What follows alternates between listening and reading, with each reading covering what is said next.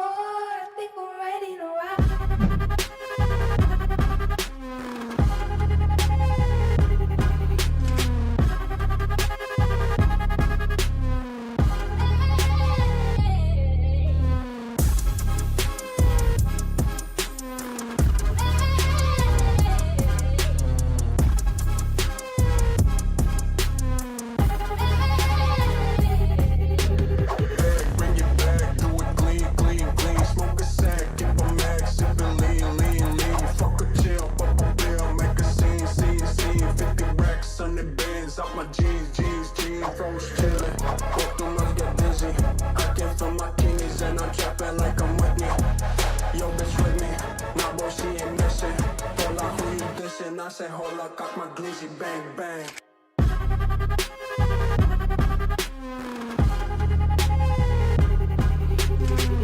I say, hold up, got my glizzy, bang, bang.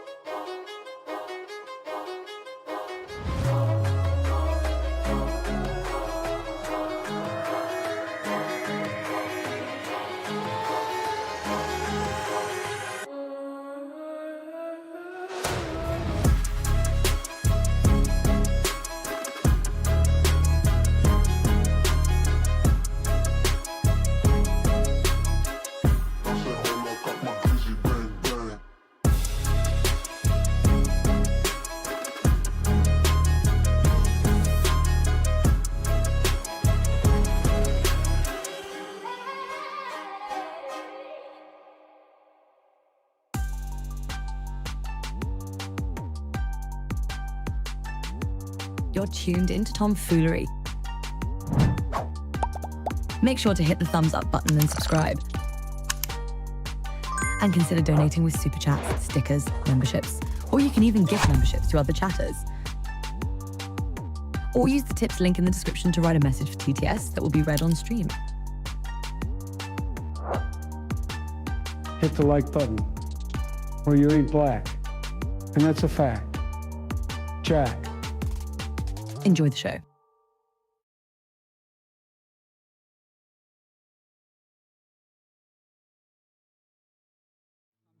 As like just a lot of Biden hate. Like they do just nonstop Biden hate and nonstop establishment Dems hate, DNC hate. So in this sense, I should have let the audience know, as applied, that I genuinely thought Biden was the best president of my lifetime, right? Yeah. Why is it the case that I ought to, in that debate, say, and by the way, guys, Biden is the best president of my lifetime. He was a good president. Why is that a prescription that makes sense? Again, because the argument is that it wasn't a successful presidency, that he wasn't a successful president.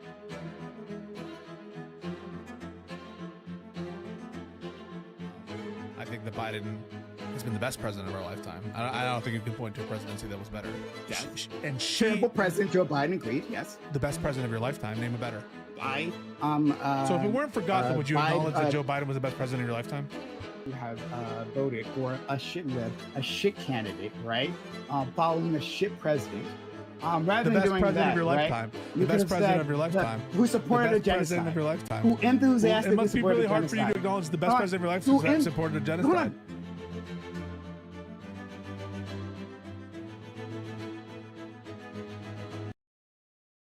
Hey, yo.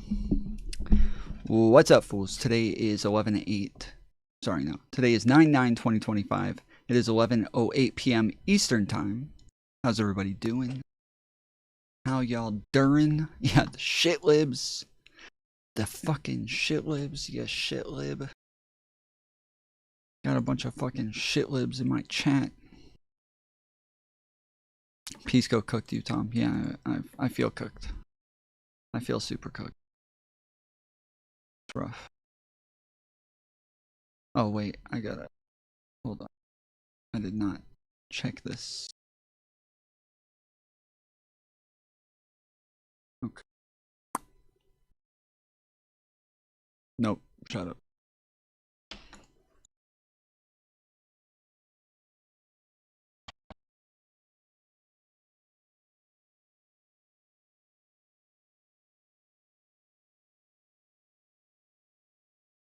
Okay.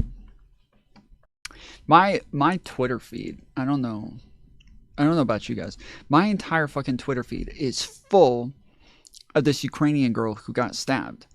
And it's all of these fucking like right-wingers, which it feels like anytime like a brown person does something wrong, they all freak out. Like it feels like every single time like a Arab person takes a bad U-turn, somebody slams into him and dies, they all freak out about that. But like all of the other truck drivers every single year who are doing the same shit and causing accidents, they don't have anything to say about it until it's a fucking Arab person. And then a black guy stabs somebody. But the crazy white people who are stabbing people, they don't ever have anything to say about it. But then they're all sitting there freaking out about the fact that CNN hasn't even talked about this story yet. CNN hasn't even said anything about this yet.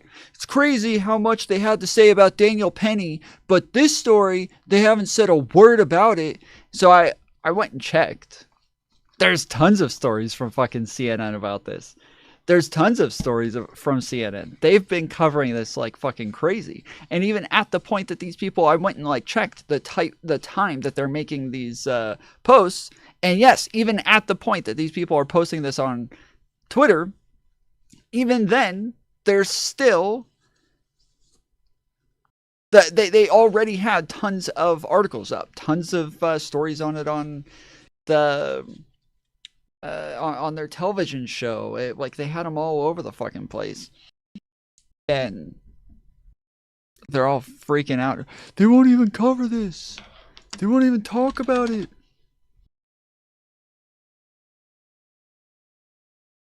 Let's see.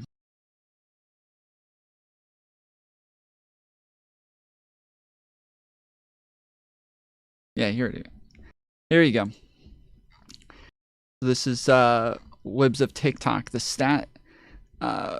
Sorry. She sat there sobbing while slowly bleeding to death before losing consciousness while bystanders just watched. This is the fucking narrative that they're all running with, okay? Is that like everybody just sat there, nobody did anything, and that's just not true. Here's BX Bullet. Like, why did you guys cut the fucking clip right when all of these people ran over to start helping her and try to stop the bleeding? And the fact that there was a group of people standing around her praying. Like, why do you guys just ignore all of that shit and then just like make sure that you fucking cut the clip right before that? And then it says here, yeah, mentioned on CNN 0 times. Top story on CNN for months, and it shows the Daniel Penny thing. And so yes, he posted this at 3:20 p.m. today, and this person posted this one, which they said this was this one apparently came out like minutes after he posted this. So I replied with like all of this, like, okay, well, this one's from 18 hours ago. This one's from a day ago. This one's from 6 hours ago, 18 hours ago, 22 hours ago, 7 hours ago. Like, how many times do they have to fucking cover it before it's good enough for you? Like, they have been covering this fucking story. The difference is, though, is that in the Daniel Penny case, this was actually controversial. There were people on both sides of this who were fighting on this, right? I was obviously very much on the Daniel Penny side. I felt like it was pretty obvious self-defense. Like, there's no question about it. I fought with people for days over this entire thing, but there were people who were fighting me on it. And so that's why it was a story. That's why everybody brought it up, because it was controversial. There's nobody running around defending this motherfucker. There's nobody who's like, yeah, well, he was acting in self-defense. He should have stabbed her in the fucking neck and slit her throat. Like, nobody's doing that. So, of course, like, it's just a very different story. But even with that said, they still are talking about it. They're still going over it. So, these people are all...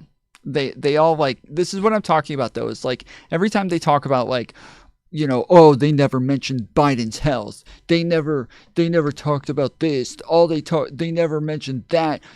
All of the mainstream media, when it came to Russiagate, all said that, blah blah blah. And every time they're fucking wrong. It's all just historical revisionism, where they just make up bullshit and then just say mainstream media at the end. But yeah, this is just not true. This is just blatantly not fucking true. So, but yeah. They don't have to be right.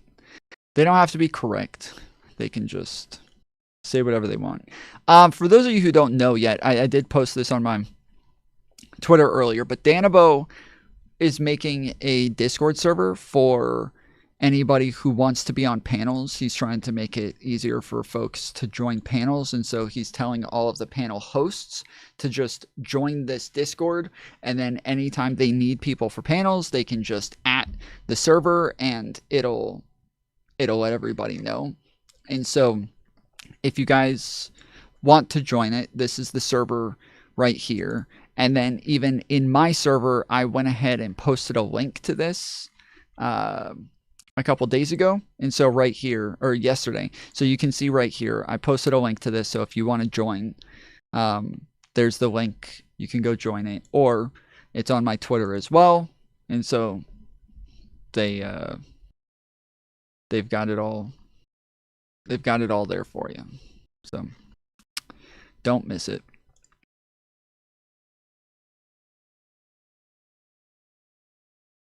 And then, yeah, I posted a plurality of my community says they don't care if I'm corrupted. Please send all offers to my email. So this was the poll that we posted the other day where I asked if anybody would care if I took money and didn't talk about it. And 45% of my community says they don't care at all, which is the plurality in this case. So yeah, if anybody... Pretty excited for it, for the corruption. Yeah, me too. I'm hoping I'm gonna make a lot of fucking money. And then look at this. This is counterpoints. I don't know what the fuck happened here, but that is pretty amazing. Well, no, the panels. Oh, fuck the panels, dude. The corruption, bro. The corruption, homie.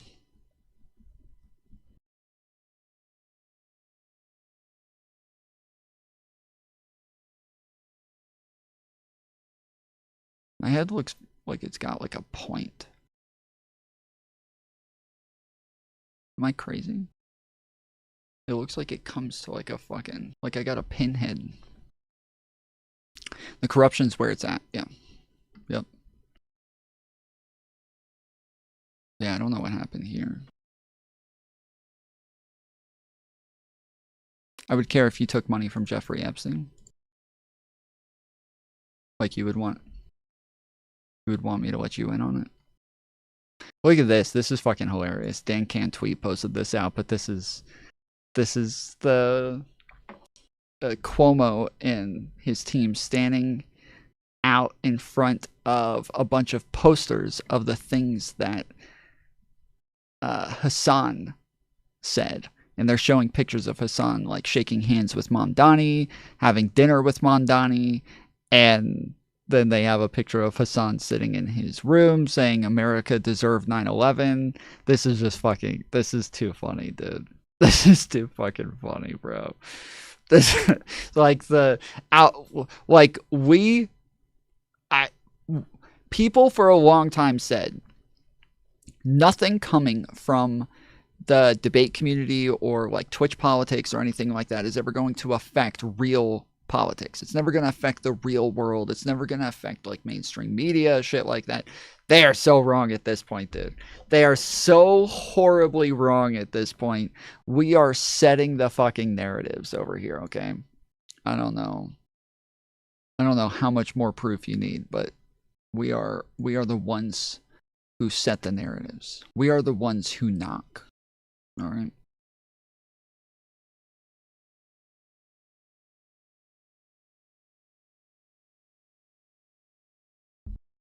And then, yeah, this post yesterday, this one's up around 400. I made this during stream last night, but it says leftists who didn't vote for Kamala helped Israel kill more Palestinians, helped Trump take away more trans rights, deport more immigrants, lock up innocent people, take away tons of financial aid, strip our institutions of their checks on the executive. They selfishly chose to help Trump and Israel so they could feel superior while throwing literally everyone else under the bus, including Gazans. You're the same as a Trumper, and we won't forget that. And so yeah, there's a lot of angry leftists in the replies down here, but it's aight. It's aight.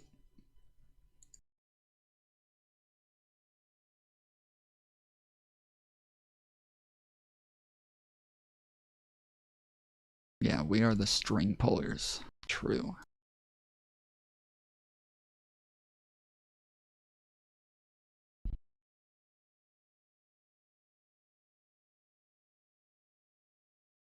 Like he's talking about this leftist propaganda and not touching on Israel bombing Hamas leadership in a third-party nation.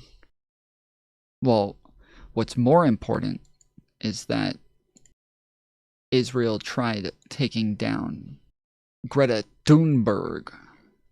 All right? Let's not forget about that.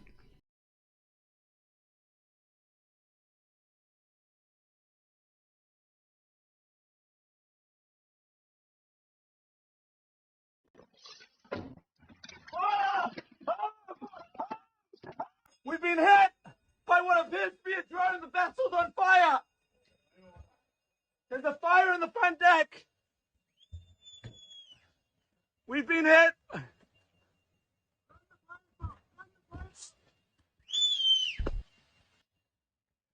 We have been hit. The vessel is on fire. We are off the coast of Tunis. It was a loud explosion. I was on the top deck. The police are arriving. Paddy, it was a massive explosion. Are we abandoning ship? Did his hat say Assad? Is that what his hat said?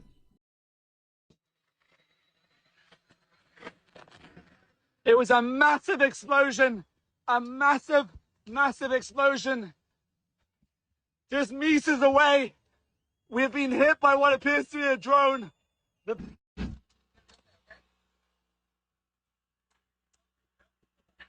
Guys, we have been attacked in what appears to be a drone attack. The vessel is on fire. I repeat, the vessel is on fire. We were on the family boat at about 11:30 p.m. A loud explosion came from the boat is on fire.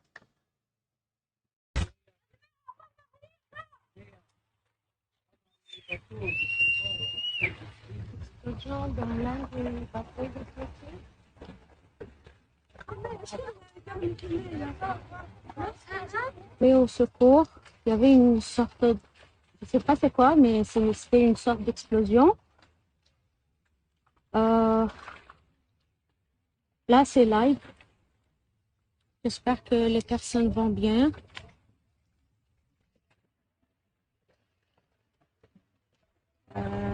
Là, je vois...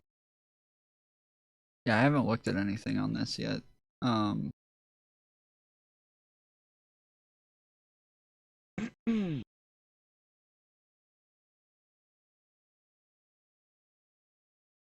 Did they actually get her?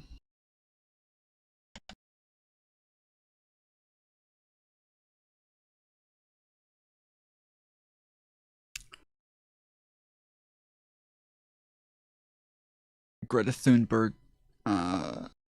Greta Thunberg's Gaza flotilla was not hit by a drone, Tunisia says. No basis in truth. Gaza aid flotilla carrying Greta Thunberg reports second drone attack on boat. Gaza said aid flotilla carrying Greta Thunberg reports second drone attack on boat at Tunisia port.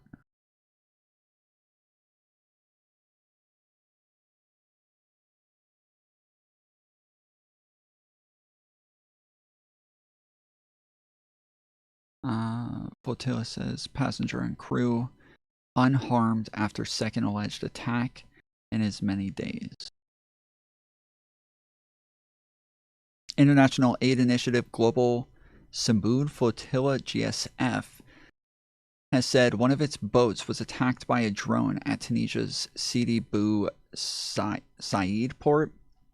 The second such reported strike in 2 days. The GSF, which is seeking to break Israel's naval blockade and deliver humanitarian aid to war-torn Gaza using civilian boats, said in a statement early on Wednesday all passengers and crew were unharmed and that no structural damage had been caused. The flotilla, which is carrying aid and pro-Palestinian activists, including Greta Thunberg, posted a video on Instagram of Wednesday's alleged attack, showing a luminous object hitting the boat and fire erupting immediately afterwards on board.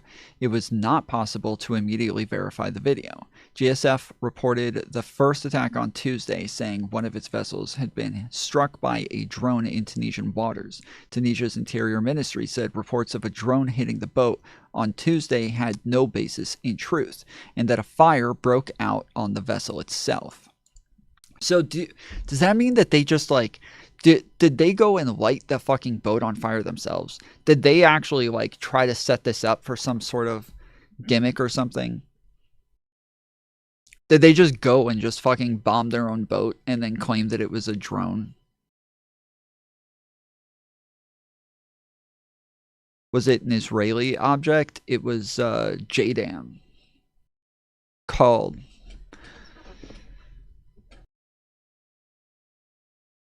Obviously a JDAM. You can tell by the sound.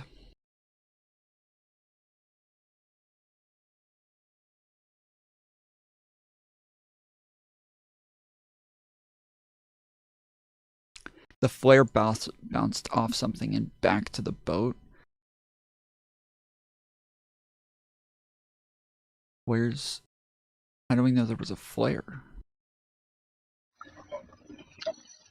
Oh! Look, I am no fucking drone expert. That just doesn't look like a fucking rocket from a drone. That just doesn't look like a rocket from a drone. It looks like something burning, falling and hitting something. It doesn't look like something with like rocket propeller behind it. It just looks like something on fire dropping and hitting it. But the fact that that explosion is a little weird. Why would it explode like that if it was a flare?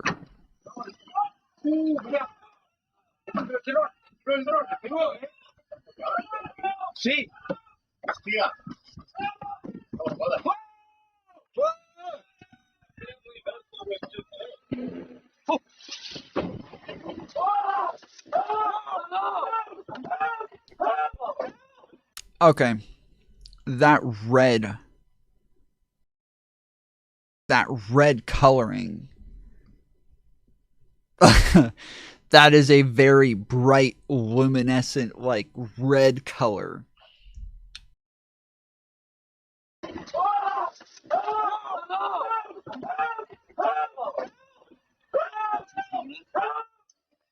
I don't think you can set a boat on fire with a flare like that, though. I don't think you can do that. That doesn't make sense.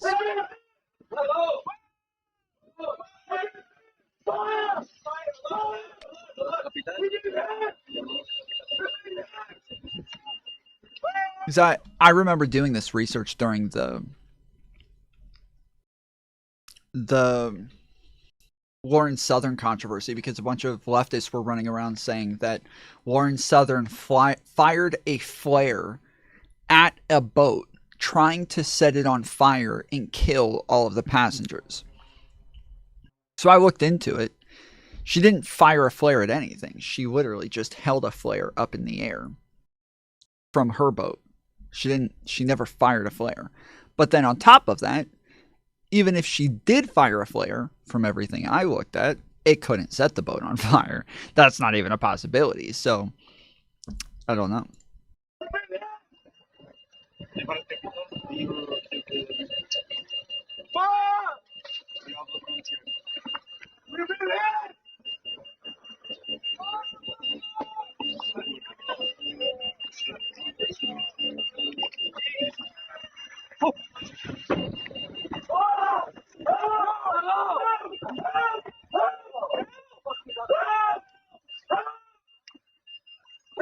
Hello.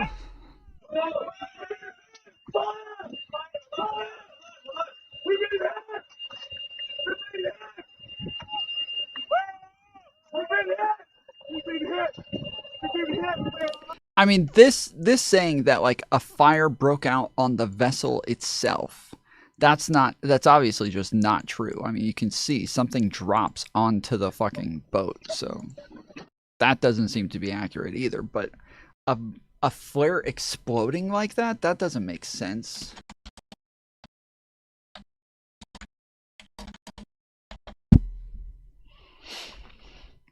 Yes, a flare can set a boat on fire, especially if it's a type of flare that drops molten slags, or if a flare is fired on an improper location or manner. There are real-world instances of flare guns setting yachts on fire, highlighting the risk of their combustible material. Okay, I mean, the molten slag thing makes sense when you see, like, this thing falling, and you see, like, all of, like, what looks like is, like, dropping off of it. It does... It just does look like that. That would make sense. Yes, like that, bro. Either that's a fucking flare with, like, yes, molten slag falling off of it, or they got hit by a fucking asteroid. Maybe they got hit by a fucking asteroid, okay? That would be a good explanation for this. Just a asteroid just coming down out of the sky. Just that, yeah, the explosion afterwards. That's wild. I don't understand that, dude. How the fuck? Why the fuck did it explode?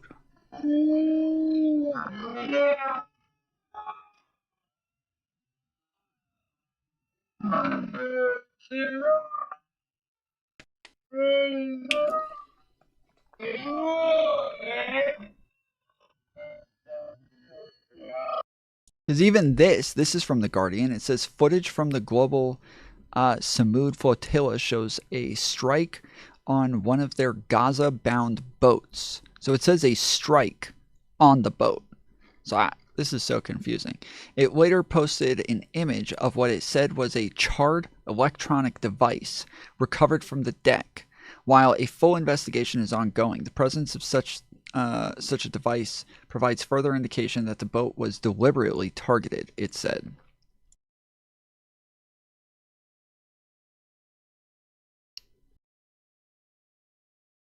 Oh, I'm not. Huh.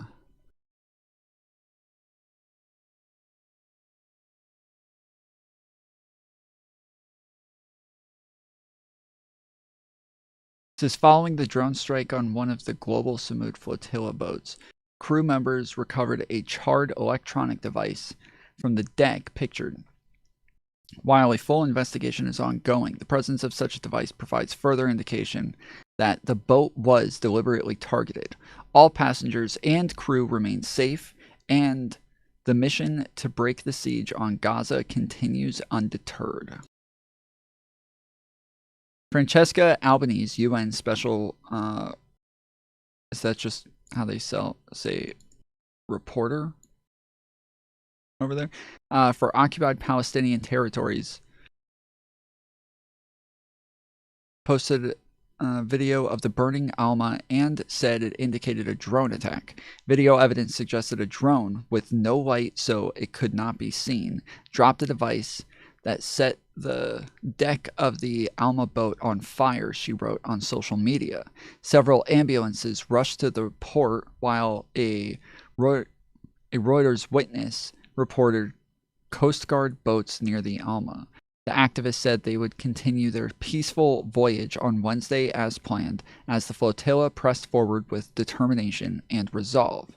The flotilla is supported by delegations from 44 countries, including Swedish activist Thunberg and Portuguese left-wing politician Mariana Martuga. Israel has maintained the blockade on the coastal territory since Hamas seized control of Gaza in 2007, saying it is needed to prevent weapons smuggling. Okay. Okay. Interesting. A couple weeks ago, Taylor Lorenz released an article going after various lefty influencers, such as David Packman, accusing them of taking dark money from a company called Chorus, with the headline saying they took, quote, $8,000 a month to push the party line, and all they have to do is keep it a secret. This resulted in the influencers involved and Chorus themselves to respond to the situation, all claiming that there is nowhere in the contract where they police any of their influencers' speech, with defenders of Chorus pointing out that various members have spoken out against Israel, Gaza, Chuck Schumer, and more. Ethan Klein and Hassan also both got involved on opposite sides, with Hassan generally siding with Taylor, saying we don't need more blue Charlie Kirks, and Ethan Klein going against Taylor, reposting a video on his page accusing Taylor of taking dark money from the same company that also funds Chorus, and then leaking DMs of Taylor responding to this video where she is threatening to sue him for defamation. Welcome to the internet versus Taylor Lorenz, Dark Money. It starts, of course, when Taylor Lorenz's article drops, and Yeet tweets it out saying Taylor Lorenz wrote an article for Wired about dark money in Democratic influencer circles. Alleges influencers were paid up to $8K a month and didn't have to disclose the relationship. And he attaches this picture of the article, where the title says, a dark money group is secretly funding high-profile Democratic influencers. An initiative aimed at boosting Democrats online offers influencers up to $8,000 a month to push the party line. All they have to do is keep it a secret and agree to restrictions on their content. Yeet continues to tweet out, so that's why Taylor Lorenz wrote this article, attaching this section of the article that says, for years, Democrats have struggled to work with influencers. In 2024, President Joe Biden's White House snubbed several prominent content creators after they lightly criticized the administration over its policies on climate change, COVID, Gaza, and the TikTok ban. Content creators who challenged Kamala Harris, including Hassan Piker, a well-known influencer on the left, were similarly unwelcome at campaign events. Michael replies, lol, no matter how hard she tries, Hassan isn't going to fuck her. Sean says, oh yeah, definitely not because Hassan glazes terrorist groups. Hutch tweets out these screenshots with the caption, Taylor Lorenz claims that creators in Chorus were, quote, paid to push the party line, end quote. Who wants to take a stab at explaining how this person was chosen for that program if that was really what was going on? He then attaches screenshots of posts from Heidi Tor, who says, let's be clear, Richie Torres and other Zionists in the Dems aren't suddenly growing a conscience. They're adjusting their tone because public opinion has turned against them. Their decades-long support for Israel's apartheid and genocide hasn't changed out of moral awakening. It's changing out of political survival. They're scared. Scared that voters now see them for what they are. Enablers of a brutal regime and defenders of crimes against humanity. And scared that their seats are no longer safe. And another post from Heidi that says, I will never understand how people can stay silent while we witness a genocide. How they can post about brunch or vacations as if children aren't being bombed on the other side of the world. How do you go about your life pretending nothing else matters but your own little bubble? Honestly, what the fuck does that even feel like? That kind of privilege is terrifying. And another post where she says, Pete Buttigieg will never be president. Why? Because he backs the genocide of Palestinians. Brags about fighting fascism at home while cheering it on abroad. And the saddest part? Israel isn't even paying him that much for his loyalty. He's cheap. And African Americans in the US saw right through him. Another white guy selling dreams. And then Hutch attaches this picture from the Chorus website saying we are Chorus. Yeah, I didn't know if anybody else got this shit. circling the woman at the bottom right there whose tweets we just read. And with this picture, he attaches the caption, or why she is featured on their website. Anyone? And Good Post Liker says, the same reason Fox News has 2 or 3 left-of-center pundits. The illusion of impartiality. And Hutch replies, what possible value would there be for an illusion of impartiality for a group Lorenz is saying had to remain secret? Let's say Lorenz is wrong. She is, lol. Even still, what is the actual value? If the goal is to gas up Dems, only bring on folks who will do that. Full send. And Sparrow Gray replies, wow, Hutch, I wonder what use there is with having a black guy in the KKK that also supports race segregation. It's almost like they are propping up something to make a faulty argument about why they aren't doing something else. You really cover politics for a Wow, dude. It's always there's some way to justify it anyways. This is what I think Cenk calls the what does he call it, the release valve, the pressure release valve, where he'll keep making a claim saying the Democrat establishments are working for big pharma companies and they're never going to let you get the medicine that you need for cheap prices. But then when somebody points out, well, Democrats actually put forward a bill to lower drug prices, and they've done it numerous times to try to make a ton of things more affordable for people who need them. And he always says, yes, but that's just the pressure release valve. They have to make it so that they're giving you something so that the people don't revolt against them. So they're always just giving you just enough so that you don't freak out and you don't rise up.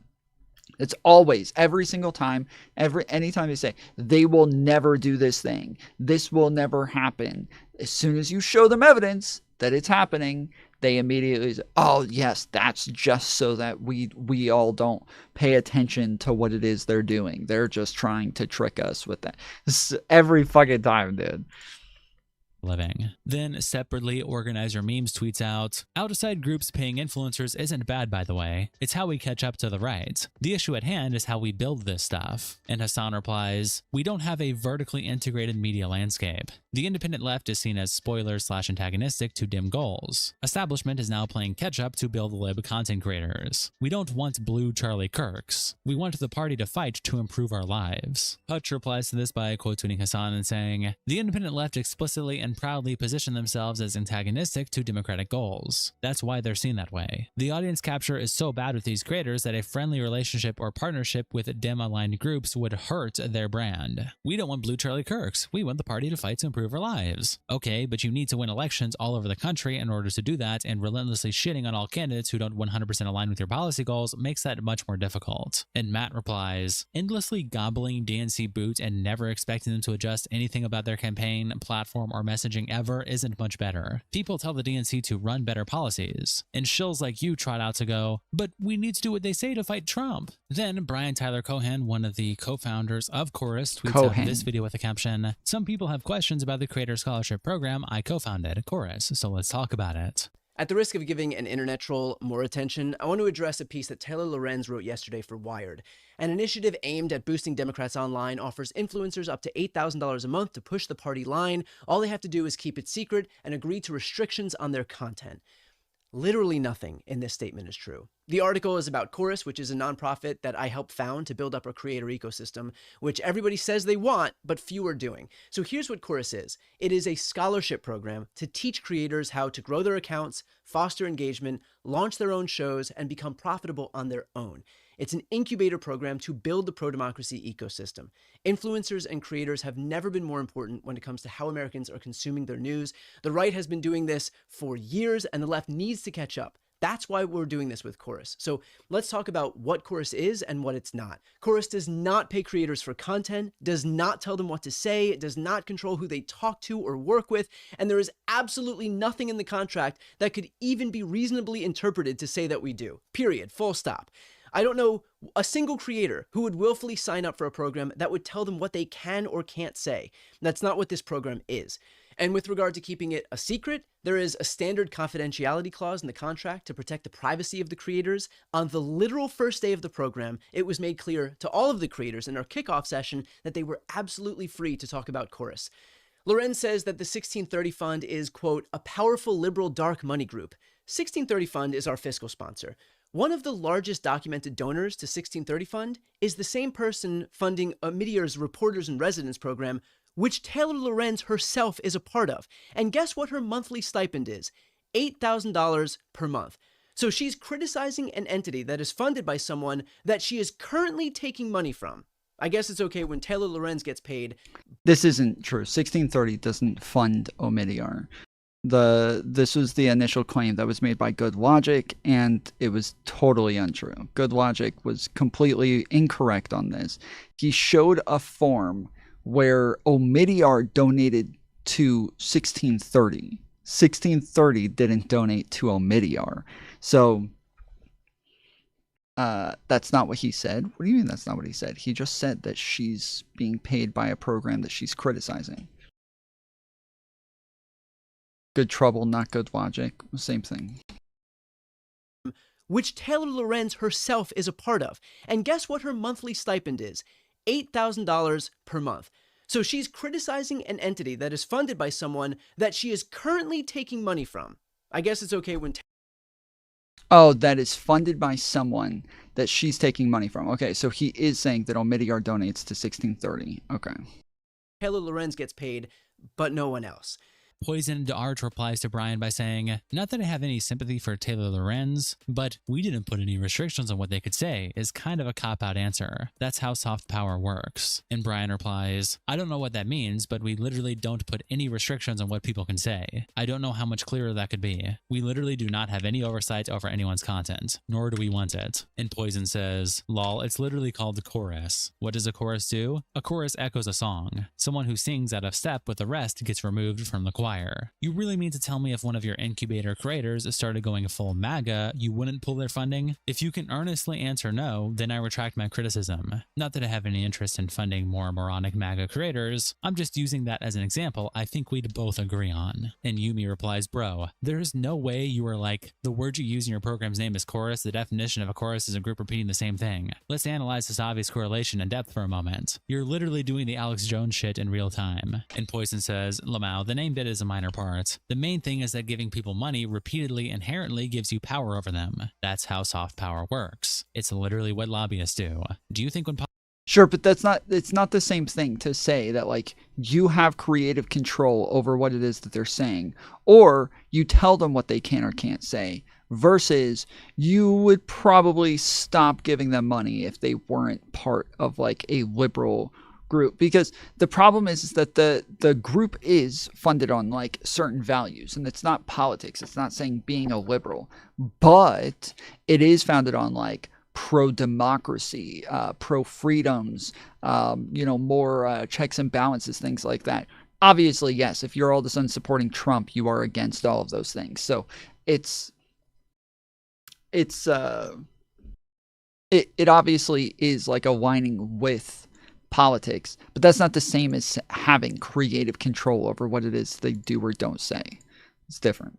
Politicians take money from corporations. The corporations explicitly tell them what they want? Of course not, because they don't need to. All they need is a politician whose entire campaign budget could collapse if you decide to stiff him next month. When you build a business on funding from someone else, the threat of losing your funding is always there. Taylor Lorenz then replies to Brian by saying, "The fact that you're willing to blatantly lie and fabricate nonsense when confronted with cold hard facts is revealing. I have never once taken money from a dark money org. I have zero ties to any dark money orgs and have never taken money from any org related to 1630. And she attaches a quote tweet she also made to Brian saying Brian is lying. "I have zero financial ties to 1630 and neither does the Omidyar Networks LLC reporting program, which is not a dark money org and is nonpartisan. Brian took dark money and failed to disclose his funding. I didn't take dark money, disclosed my funding." And Political Punk replies, Well, Brian doesn't get funding from any of them. So when she says he failed to disclose his funding, he didn't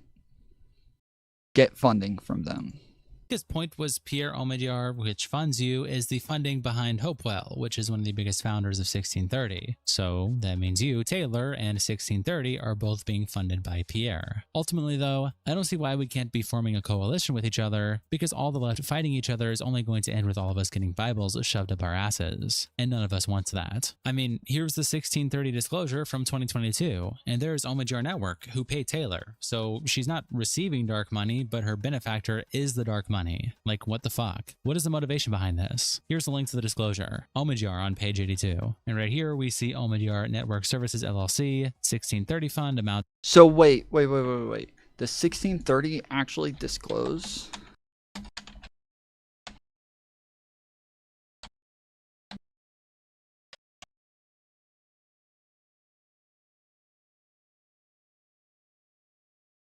I don't think that they post 990s. So this is from 2018, 2019. I don't think they've done it since then.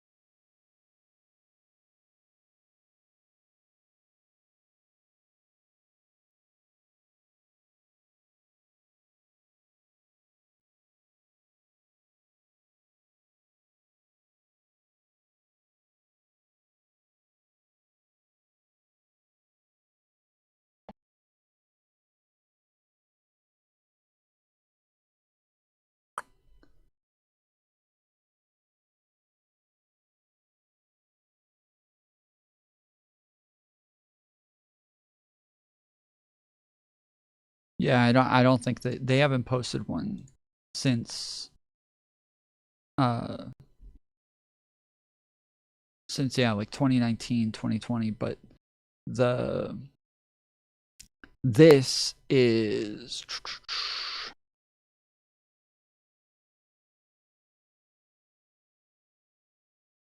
because I could have sworn this was from 2022. But it doesn't say on here.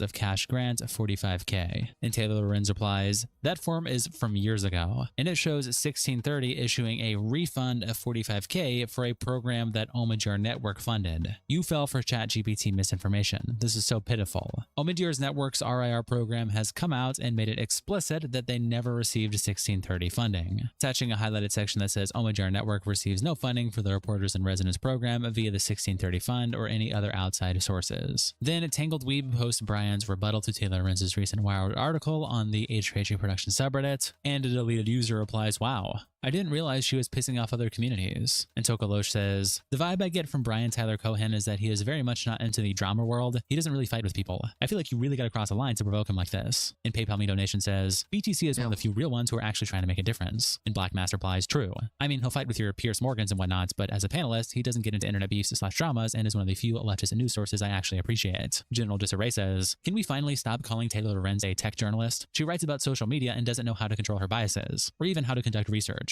And Late Night Duper replies, she also doesn't know how technology works. She thinks you need to be admitted to post on a subreddit, and thinks a moderator here let in her stalker. It's as if I, with my current knowledge of woodworking, zero knowledge, started a career company in carpentry journalism. Not to mention the place she accepted money from is owned by the grandson of a famous Iranian general. Of course they're going to pay her to disparage Jewish people. And Edward Sampson replies, random theory of mine that I don't even necessarily believe, but it just popped in my head. She thinks Reddit works like that because the only time that she uses Reddit is to go to heavily locked down snark subs, or subs like r/conservative. Not saying she goes there, just an example of a lockdown sub. David Packman, someone mentioned in the article, then tweets out, after a recent Wired hit piece, now fully debunked, false claims started circulating. And sadly, some people chose to unsubscribe from my website membership, Substack, or unfollowed on YouTube. That outcome is exactly what the author was hoping for when they put out a misleading and inaccurate article. If you want to support what I do, please consider subscribing. Then he attaches a link to his YouTube, to his website, and his Substack, and a community note gets added to his post saying, no retractions or corrections were issued for this story. It was not debunked, linking the article. Barbarism Critic replies, don't worry, you have like $8 grand a month to make up for those lost subs. this. Revolutionary Blackout says, you have zero shame. Blakely says, how is it debunked? It wasn't. And Travis replies, they all said they weren't technically paid for content and no one ever told them what to cover. They're just using technicalities to claim innocence even though the story was correct. Yeah, I wouldn't say that the story was debunked. The problem is that she claimed that 1630 was funding Chorus, but there's no evidence of that. The reason that she gave for why 1630 was funding Chorus is that the creators' checks said 1630 on them. That was her reasoning for how she knows that 1630 is funding them. But it turns out they're actually from Brian Tyler Cohen and everybody else, they've said 1630 is only a fiscal sponsor, which just means that Chorus actually pays 1630, not the other way around. Chorus pays 1630 to do all of their admin work and processing and all of that crap for donations. And so they, according to their website, take over 5,000 donors, and that, or they have over $5,000. Sorry, they have over 5,000 donors, and that's where all of their funding comes from. That is just as good of an explanation for why 1630 is on the checks, just as 1630 is the one who funds them and pays for everything. So now Taylor would have to contend with this. Like, if that's just as good of an explanation, then she needs to respond to this. And that is part of the problem with her article, is that she does a lot of this, where she says, this thing happened, this is how I know. And then other things come out, and then we're like, oh, okay, so that's actually just as likely as an explanation, if not more likely. So where's her reasoning for why her answer is correct and their answer is wrong? But then she just replies, they haven't debunked anything. They haven't demanded a retraction. They haven't sent us the contracts. So don't listen to anything they're saying. But according to them, they have demanded retractions. So I don't know. And Skysurfer says, did they just say that or actually prove this? Otherwise, it's not really a debunking. And Travis replies, they're choosing their words carefully, not debunking the story. The problem is they're being funded by dark money billionaires and not telling us they are basically doing political ads. Their defense is that no one told them what to say, which is irrelevant. And David responds to some of this, like when Ken Klippenstein posts, David Packman says he's considering a defamation lawsuit against Taylor Lorenz, attaching this clip. Well, I hate to start a show like this, but I do have to talk today about a defamation lawsuit. After Wired published a piece last week that made a number of untrue... Wait, but isn't the article debunked if she claims 1630 funds Chorus? Well, no, I'm saying that they haven't proven that 1630 doesn't fund Chorus. There hasn't been proof of that shown. So, no, it's not. We wouldn't call that debunked. That's what I'm saying, is that like this wouldn't be considered debunked. It's just true that they're giving us just as likely explanations as what she gave us. But no, not debunked. True allegations and implications about me and other creators, claiming I'm taking money in exchange for letting someone dictate the content of this show or restrict what I'm talking about, and many other claims and implications. A whole bunch of you wrote to me and said, David, are you going to sue for defamation? Suing for defamation and winning is really the way to take control back and to prove that you didn't do the things you're accused of. Now, it's a fair question, and I want to talk about that today. I didn't even plan on mentioning this entire fiasco again, but it really has taken on a life of its own. Over the last few days, I've consulted with some of the top defamation attorneys in the country, lawyers who have won some of the largest verdicts, I think, in U.S. history. And I've been advised this could take 6 figures in legal fees just to get to the end without even a guarantee of getting the money back, right? I am not litigious by nature. I think all of you know that. I've never sued anybody. It would be stressful. It would be time consuming. And Gato Fumito replies, I'm not litigious by nature. Have you ever heard a bigger lie in your entire damn life? Ken Klippenstein continues to post by saying, David Packman denounces outrageous claim. It's Gato Fumidor. He doesn't know how to pronounce it. It's fucking Gato Fumidor, bro. Suggesting that it's APAC. Embarrassing. Some creators in the first 48 hours took the Wired story and expanded it with even more outrageous claims, suggesting that it's APAC or IPAC. I don't even know how it's pronounced. IPAC, that is funding this show or other creators. Of course, not true. That the DNC is involved, not true. Full Slack quote tweets the clip by saying, "Here's David Packman pronouncing APAC over and over and over again 6 years ago while attacking Ilhan Omar. I guess he forgot how to pronounce the biggest Zionist lobbying group in the US. Probably has nothing to do with the fact that he's a rabid genocidal Zionist."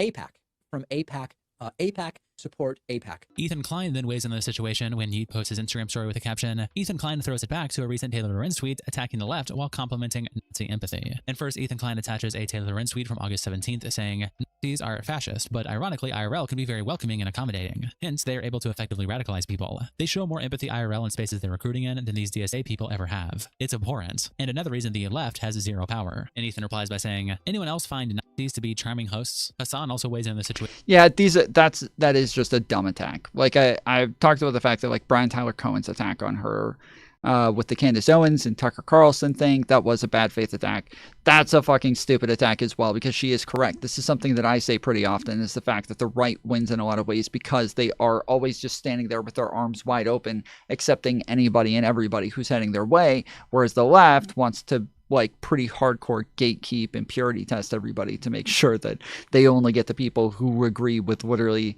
every single thing that they agree with. And so it makes it to where even when people do move over to the left, people like Mercedes Chandler, people like Hunter Avallone, people like me, all of these people all get tons and tons of shit from everybody. And so she is correct on that. She's just right. It is true that the right and neo-Nazis are just way more accommodating. Like, it's just a fact.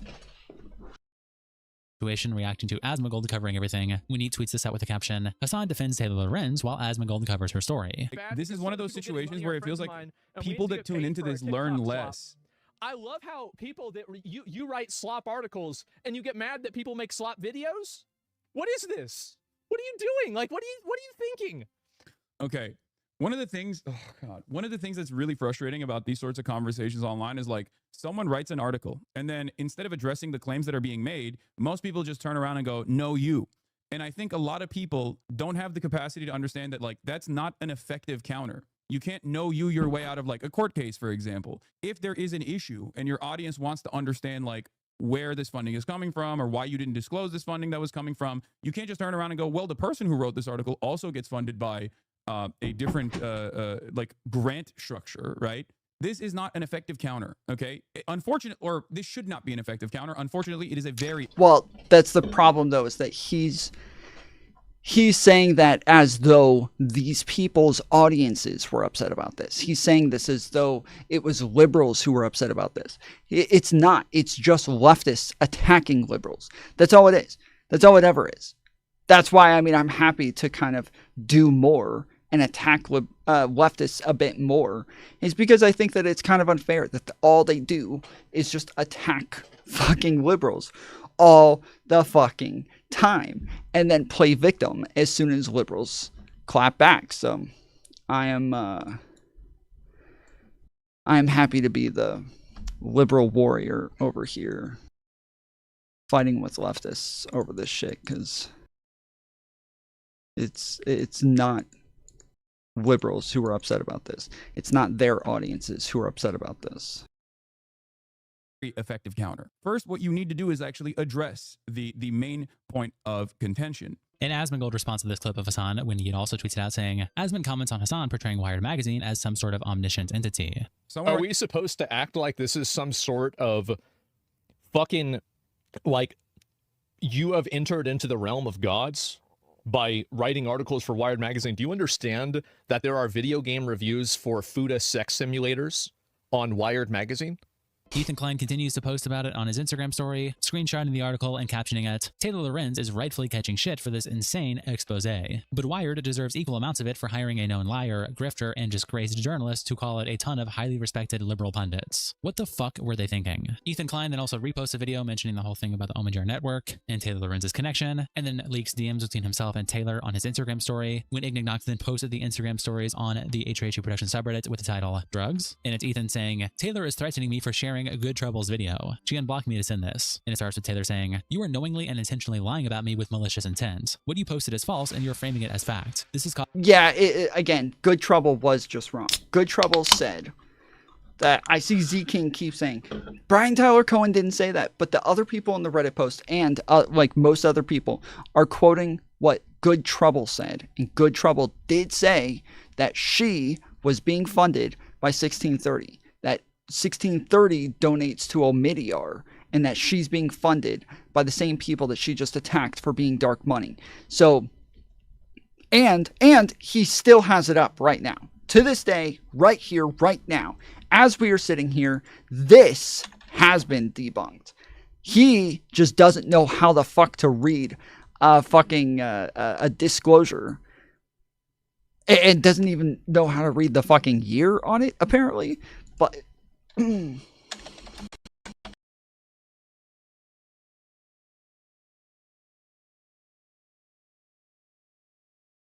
yes, this is Good Trouble's dumbass.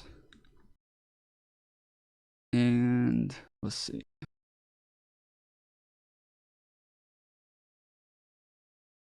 To this article. The point is that none of them disclosed that they were receiving money from a dark money group, the 1630 fund. None of them have ever disclosed, as far as I've ever seen, their relationship with the 1630 fund. And that is the crux of it. Chorus is just the middleman. They're just running the program.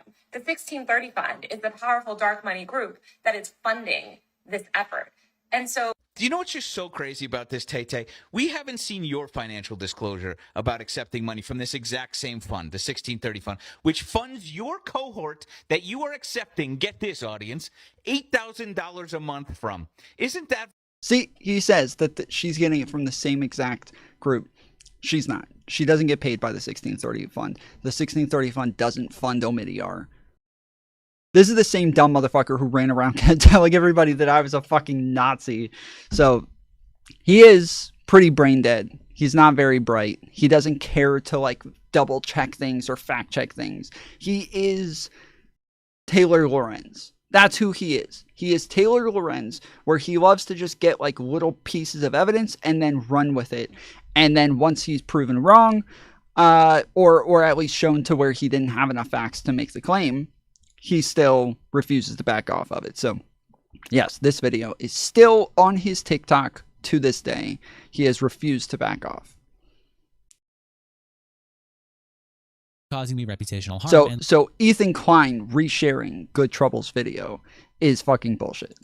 Lost income. Remove this defamatory and false post. And Ethan replies, can you show me the alleged defamatory statement? And Taylor attaches the video saying, this video you shared. This video is false and defamatory, and the Omidyar Network issued a press release debunking it, linked above. I will be reaching out to their lawyer as well to let them know that you're spreading false and defamatory conspiracy theories about their organization. And H3 replies, take it up with him, the poster. Taylor, you doing okay? I'm worried about you. And back over Reddit, OP captions this post by saying, I'm genuinely so... Take it up with the poster? That's fucking stupid, Ethan. That is fucking stupid, Ethan. That's disgusting. If you're going to reshare somebody else's claim and somebody else's information, you can't just afterwards, after you've amplified this, sit there and be like, oh, not my fault. Take it up with them. Take it up with them. This is literally what I'm criticizing Taylor for right now, is that she keeps posting other people saying that the course was getting paid by the DNC, that they weren't allowed to criticize Gaza, they're not allowed to criticize Democrats. I'm literally criticizing her for this because she's going to turn around and be like, oh, I didn't say that. They said it. Take it up with them. But she reposted them and amplified their voices, amplified their takes, and she doesn't get to just sit back afterwards and pretend like it wasn't her who was boosting them. Just the same with Ethan. If Ethan's going to repost somebody spreading bullshit like this, he has to take accountability for it.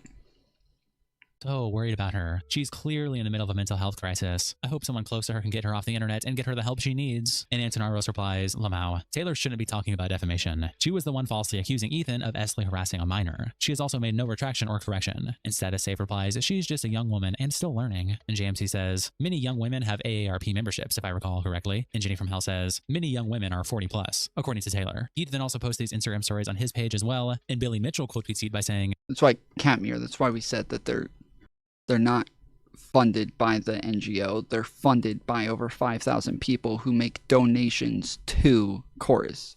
That's grassroots funding. I don't know what you thought the claim was, but it's 5,000 fucking donors, just regular people who were just giving their money to the organization. schizophrenic lolcow behavior on full display. Ethan Klein continues to post on his story about Taylor when he posts one of them with a caption, Ethan Klein is loving liberals realizing that Taylor Lorenz is a tanky, loser, liar, fraud. Hopes people come around thinking the same about Hassan. And it's Ethan saying, I'm loving... Although I will say, I do like the fact that Taylor, just a minute ago, she keeps showing a screenshot of Omidyar Network saying, we did not take funding from 1630. And for her, that is the proof that they did not take money from 1630. And she says, this has been debunked. It's debunked. It's debunked. They said they didn't take money from 1630. Debunked. Well, okay, well, what about the founder of Chorus saying that they are not funded by 1630? What about the founder of Chorus saying that 1630 was a fiscal sponsor? What about that? Is that now debunked? Is that good enough for you? Should that be enough for you to feel as though your article is debunked? This is the same logic you've used. Girls realizing Taylor Lorenz is a tanky, loser, liar, fraud. Maybe they'll realize the same about Hassan when they see that he said she's one of the best journalists alive before reading her article. And Hassan also replies to this when he posts this clip with the caption, Hassan says Taylor Lorenz is being smeared and defends Wired Magazine's editorial process. Is 100% a smear campaign on Taylor? Yeah. I mean, I don't know what to say about it. Like, you can't get mad at a journalist doing their job. Like, their job is journalism.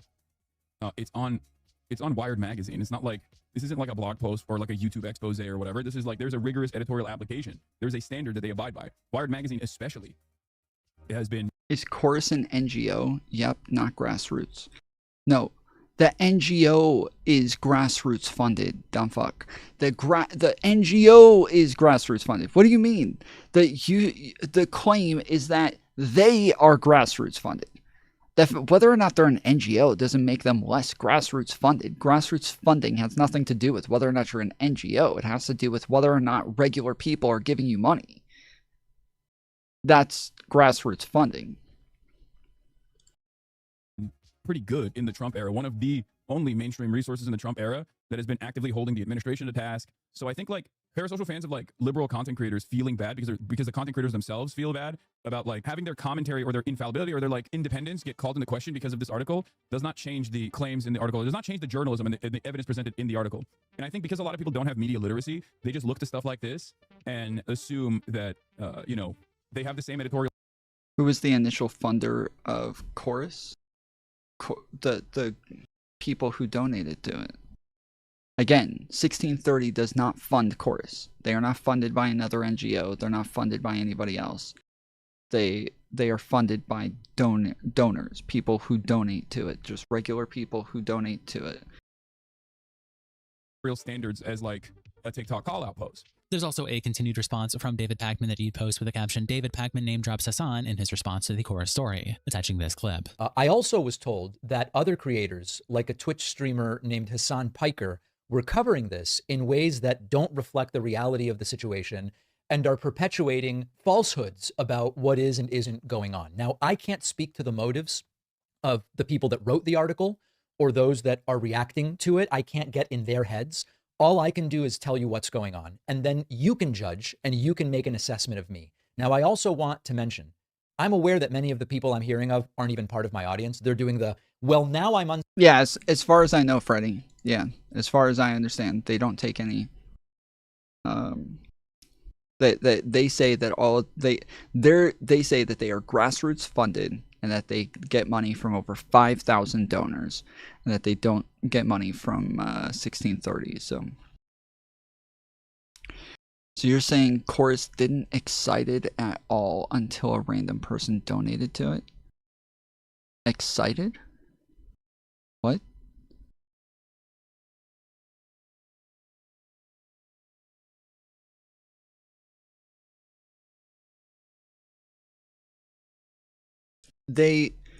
So what they did is Brian Tyler Cohen existed. So what they did is that Brian Tyler Cohen started off by going and grabbing a bunch of content creators, people like David Packman, a bunch of TikTokers, YouTubers, streamers, people like that, right? And so between all of them, they all just like announced to their audiences saying, hey, there's this new program that we're using to try to help content creators. And so everybody should go to the website to check it out. And when you go to the website, it was literally just a donation fucking tab. That's all it was. And so it was like all of those content creators are considered founders.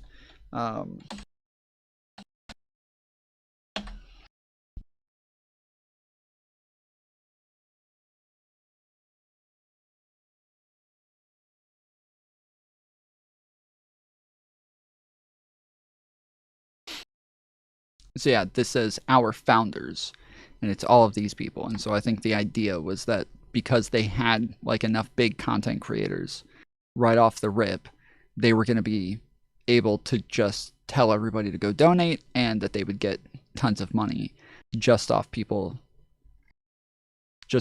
donating because they had enough people to get them. And so yeah, it's got the donate button right here at the front page. And then when you go to who funds Chorus, it says Chorus is a 501c4 nonprofit organization with grassroots support from over 5,000 individuals since launching in December of 2024. We're grateful to those who understand the importance of investing in the independent media ecosystem to make sure content creators have access to training and tools that help them grow. So, and then it says even here, will I be publicly listed as a Chorus creator? Your privacy and safety is a top priority for us, and therefore we don't list individual participants in the program. We also ask Chorus members to refrain from discussing other creators in the program without their consent for these reasons. So, yeah, it's all of this shit like has been on here, and if she had looked at this, for me at least, it would have made me question what it was that I was putting out enough to get more information before posting it. But unsubscribing, and they mostly were never subscribed. And so I'm aware of that, but it doesn't matter because I want to make sure my audience hears from me about this. Now, the most important thing to say is that the idea behind this group is exactly what I've been advocating for years. It's yes, Catmere, that's literally what they did. I don't know what you think I'm saying, but that's literally what I just said. I don't know how this is still confusing for you, or if you're just trolling me at this point, but that is literally what I just said. It's the content creators all went and announced to their audiences that there was a Chorus website where they could go donate, and then all of their audience members went to the fucking website and started donating to it. That is just regular people like you and me going and donating to the website. Until all those people donated, it doesn't seem as though they had any money to do anything with. For years, I've been saying the left needs to organize independent media in the way that the right has been doing. The left needs to fund. And then, yeah, like you said, shady hiding stuff. They didn't, as far as I know, they haven't hidden anything. They told everybody that they were allowed to talk about Chorus if they wanted to. We've seen numerous people who were part of the group say that they were part of the group. Like, it's that simple. That's not hiding anything. It's just saying that they're not allowed to go and out other people for what it is that they're doing. The whole FAQ section on the Chorus website is new. I would bet money on it. All right, let's see.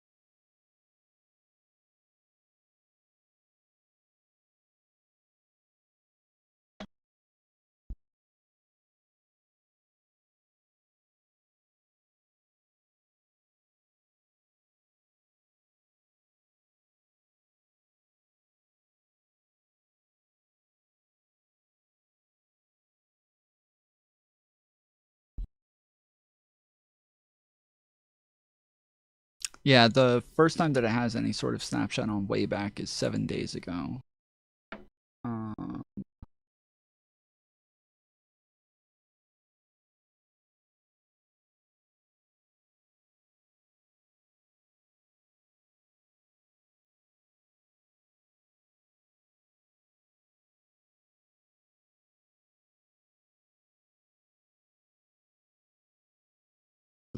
That doesn't mean that it didn't exist. It just means that nobody gave a snapshot of it until then. All right, let's try this instead.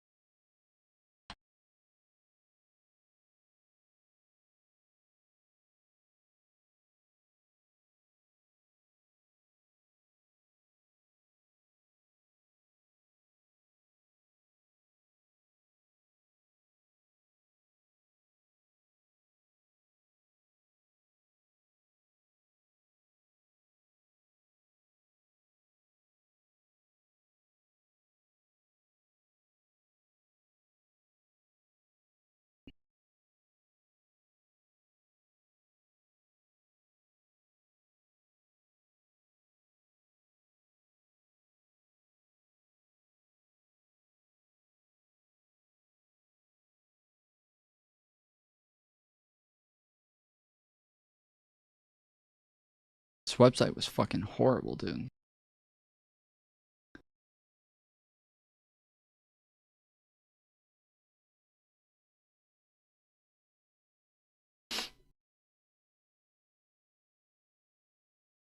Yeah, they didn't have it at that point.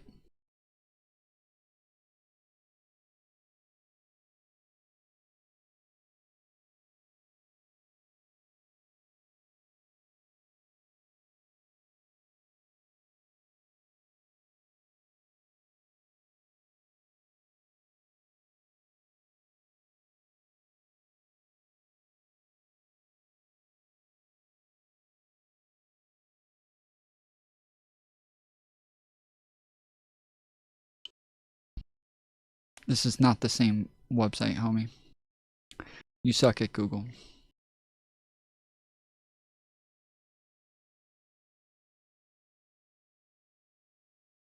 This is like aged care services, disability services, mental health services. This is not the same course.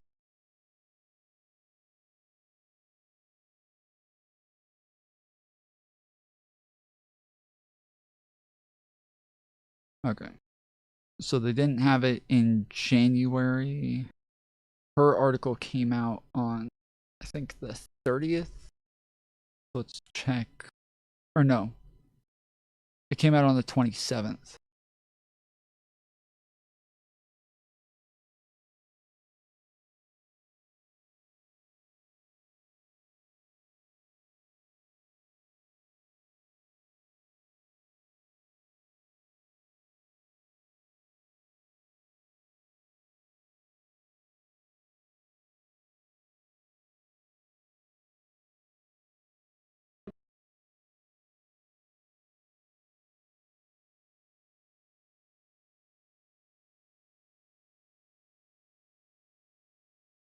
Yeah, it does look like it's new. On the 27th, it wasn't there.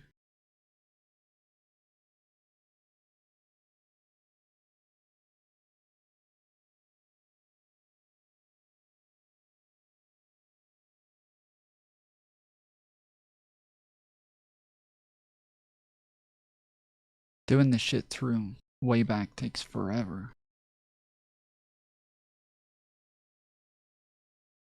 Yeah, it just says to learn more. Email them.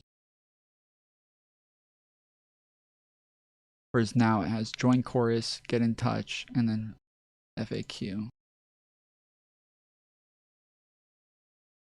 Whereas, yeah, here it just says join chorus and get in touch. Up here at the top. So, yep, it is definitely new.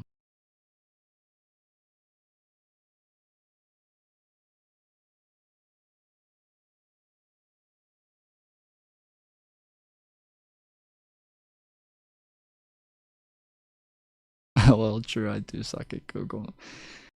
All right, so 27th, it's not there. 29th, not there.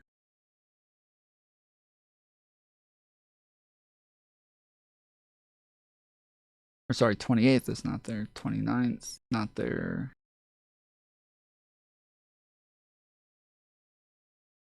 Let's go to the 30th.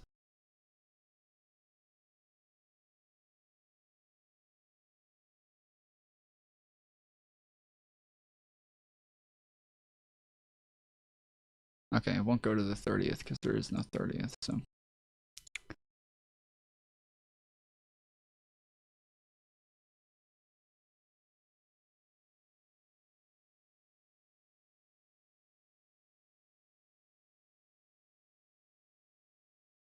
And then September 2nd, the earliest one we have here.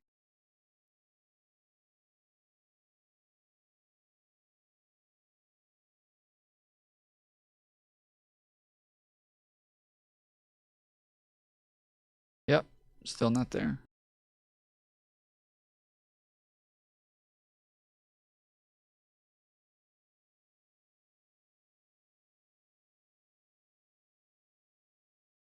And there it is on the 6th.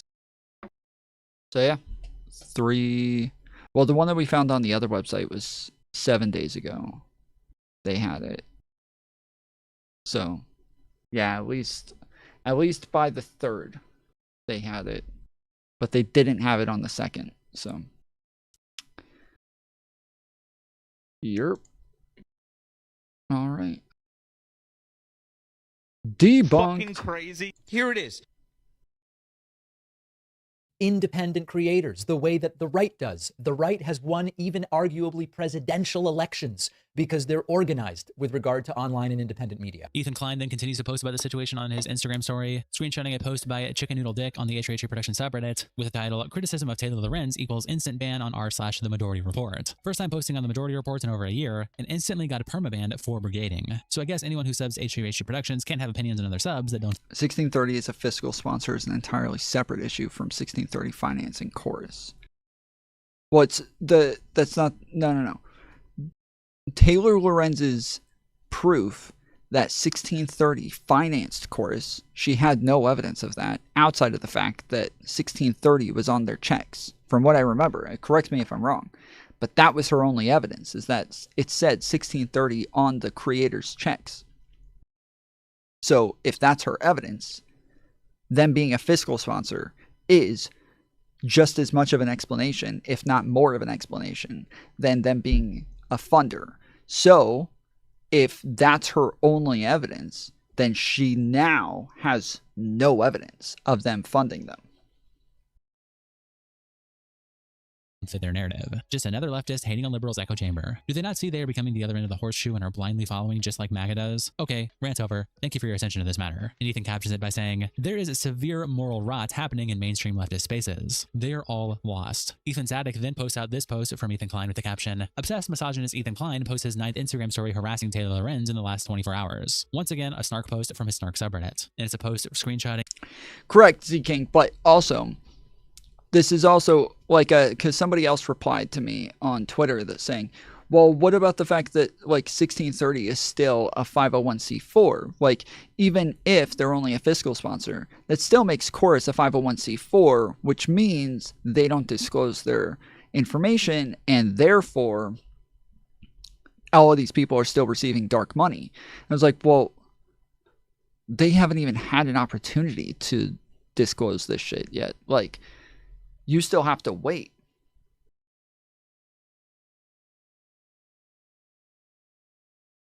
Funding and fiscal sponsor is the same thing. What? No, it's not. It is not the same thing. They are completely separate. So a fiscal sponsor does not mean that they're giving them money. A fiscal sponsor means that it means it's the other way around. Chorus pays 1630. So Chorus would pay 1630, and they in return they would receive their 501c3 status and then 1630 would do all of their admin work. Those are literally synonyms. No. In like legal terms, they're different. I understand you're saying like they sound the same. I agree with you, but legally they are different. They're different titles for what it is they're doing. One is a funder or a donor. The other one is a fiscal sponsor. And so when it comes to 501c4s, a fiscal sponsor is somebody that the organization pays for their 501c4 status, and then that org, the 1630 will then do admin work for them, process payments, cut checks, like do that sort of shit. But that doesn't mean that they're paying these people. So what would happen is if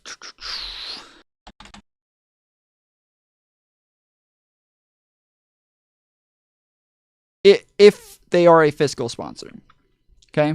If that's the case, we would have chorus right here.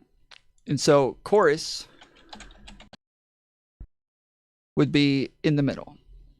Then we would have 1630 up above them, okay?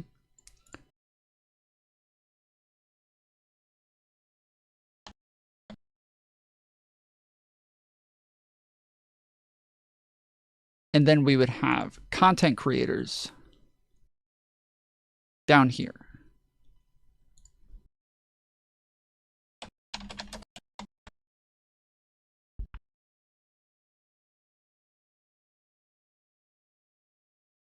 So chorus would be paying 1630 for them to take all donations and everything. So if we have a bunch of people over here, these people are going to donate to chorus by donating to 1630. 1630 is going to hold chorus's money here, and then they're going to give that money to the content creators, meaning that technically it's chorus's money, so chorus is still the one who's paying the content creators. So chorus pays 1630 and the content creators. I don't care about chorus.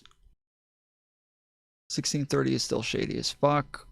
On top of them restricting what they creators can talk about. There's no evidence they restrict what they can talk about. The contract that was shown to us literally says that it's under booking on like who they can and can't talk to. And then outside of that, there was just no other evidence that they restricted what they could or couldn't talk about. There was just no evidence for this.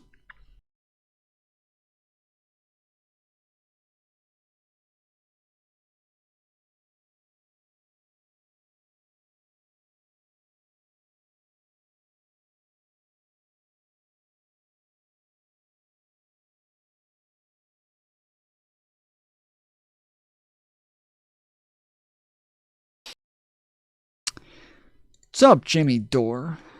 A fresh wave of digital expressions is now gracing the eternal stream of the chat, each one a tiny spark of life.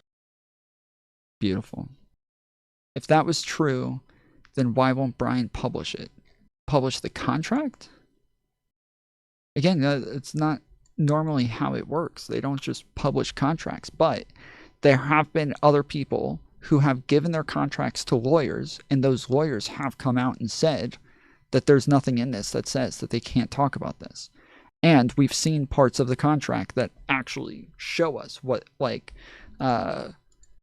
is that it does say. They've published like some sections of it.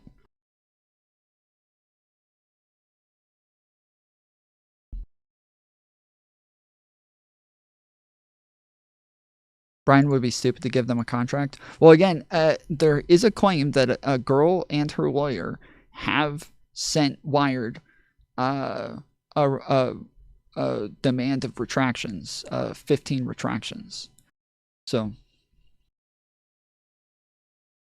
I'm currently working on a video essay that like puts all of this information into perspective, but it's going to take me a little bit. So I know that like a lot of this is kind of all over the place, but I've been working on it for a couple of days now, and been researching for it ever since the shit came out. So yeah, just be patient. I will be coming out with a full fucking fledged video essay that will be claiming that her article is debunked. But you know, till then.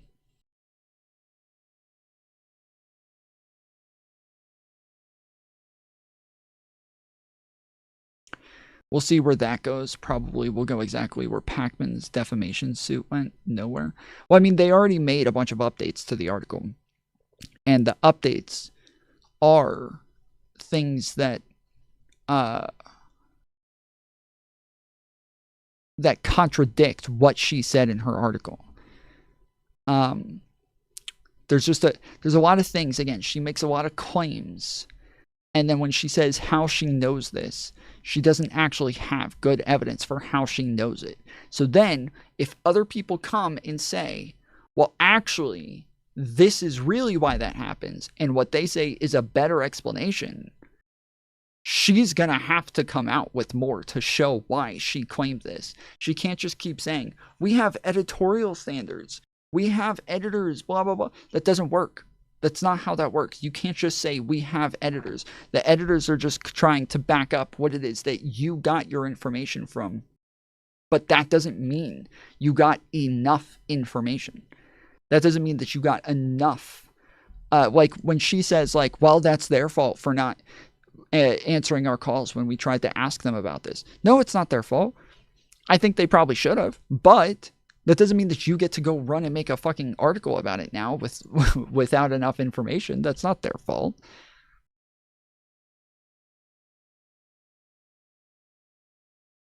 Looks like a single update to the article. When you say a single update, she updated a lot of shit. We went over this.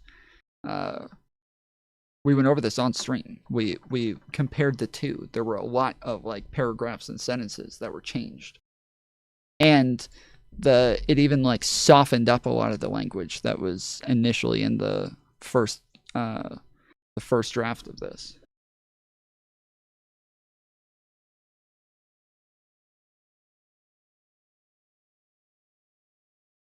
But yeah, anyway, so what is a 501c4 fiscal sponsor? So yeah, 501c4 fiscal sponsor is a social welfare organization that uses its tax-exempt status to manage the finances and administration for a project that aligns with its mission. So, you see this. Its status to manage the finances and administration for a project that aligns with its mission. This arrangement allows the project to access the sponsor's resources, but unlike with a 501c3 fiscal sponsor, donations are not tax deductible for donors. In a fiscal sponsorship arrangement, an established nonprofit serves as an administrative umbrella. So again, that's why it would make sense that they're the ones cutting the checks.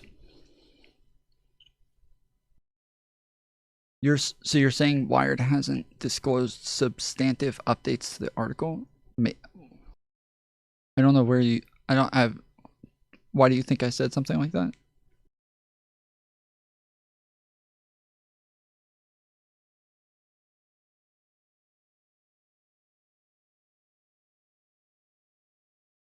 For a smaller project or a group that does not have its own tax-exempt status, the sponsor accepts and manages funds on behalf of the project and provides fiduciary oversight. For the sponsorship to be legitimate under IRS rules, the sponsor must maintain complete control and discretion over the funds, ensuring they are used for the intended purpose. In return for its services, the sponsor typically charges an administrative fee, which is a percentage of the funds it handles. So again, they charge an administrative fee, which means that Chorus pays 1630. Not the other way around.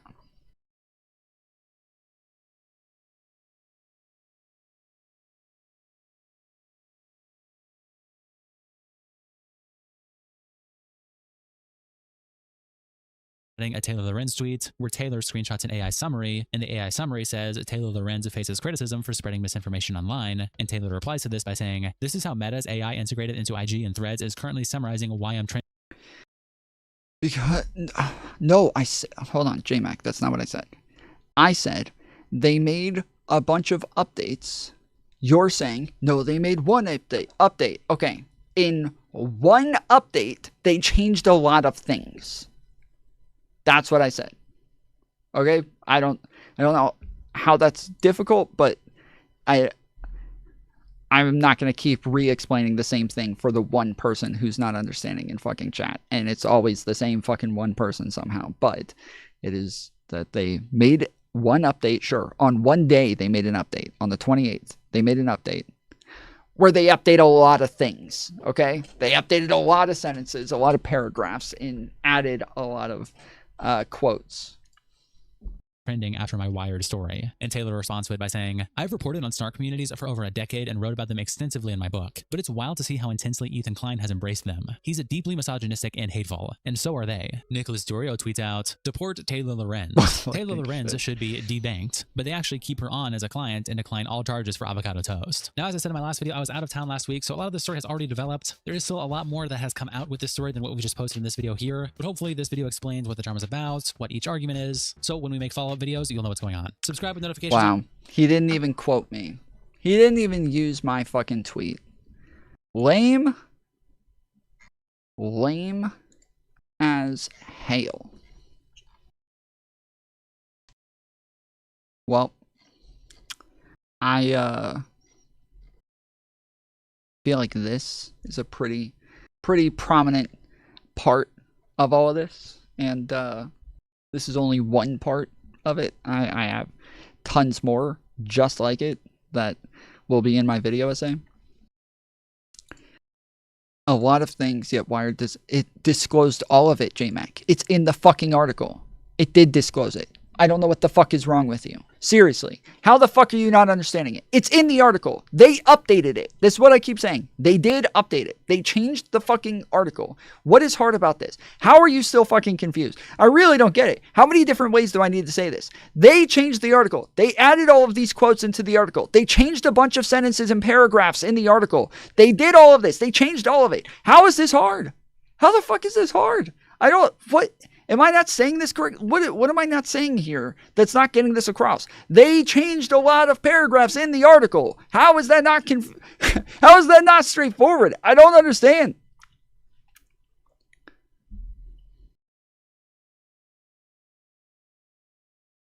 Yeah, thank you. Thank you, Sarah, though.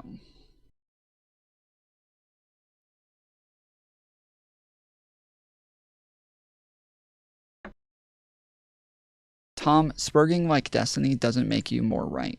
How do you know? How do you know that? Do you have a study that says that? Can you source that? Source, please. Source? Oh, you don't have a source. Okay. That's what I thought. That's what I thought.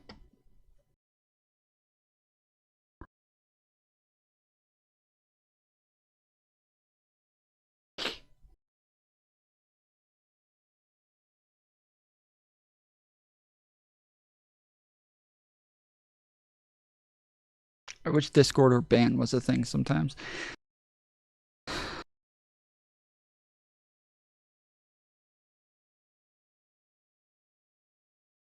Yes, JMac, those are you're naming all of the things that I'm talking about. I don't know what the fuck your issue is here. Yes, they made updates to the fucking article. They changed a lot of things in the article, and they softened some of the language in the article. I don't know what the fuck you keep saying. Oh, when Wired isn't disclosed. No, they did. They did. They changed it in the fucking article, as I said. 4 changes that don't affect the main point of the article. Okay, you guys are always gonna fucking pivot, dude. Every fucking time. Every fucking time.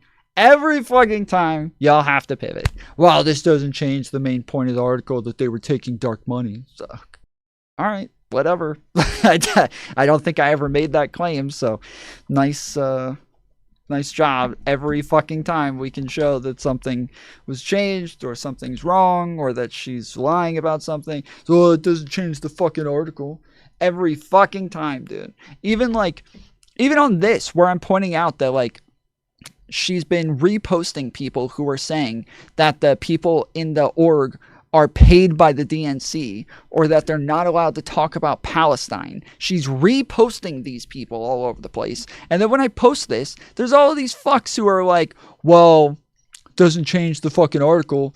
The article's not debunked. It doesn't even change anything. Okay. All right. Bad empanadas, fucking dumbass. Just no one cares about the distinction, bitch. You totally posted all the wrong thing.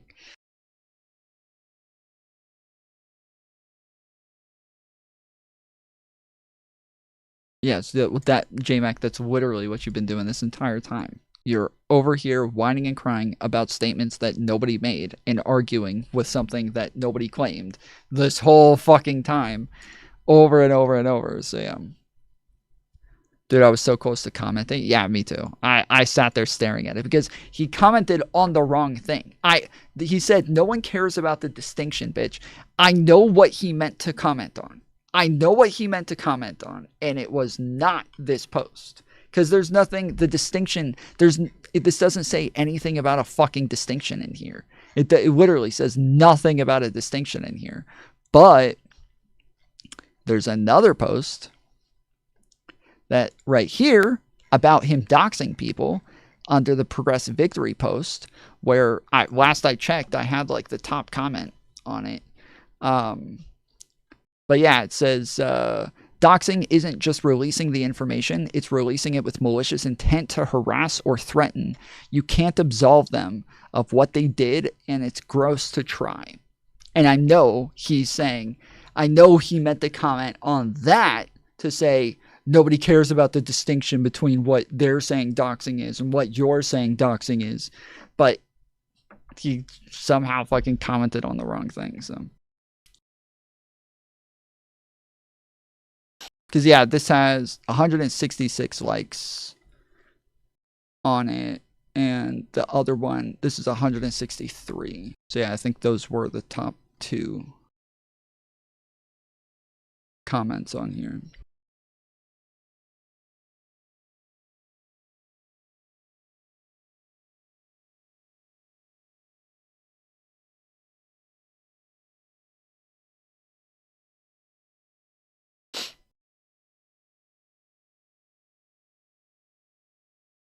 It's not enough, though. We should have ratioed them. Okay? We should have ratioed them, guys. We have to be like Keffels and go ratio. It's the ratio that matters, guys. It's not fair.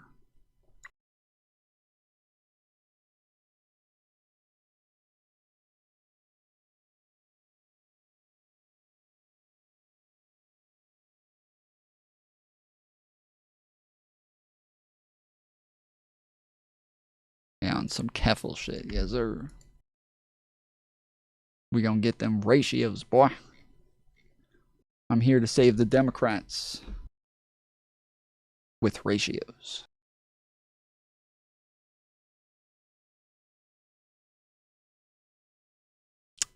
All right, well, I guess I'll play this again real quick. We played this at the beginning of stream, but yesterday we went over the Pisco versus PrimeCayes debate.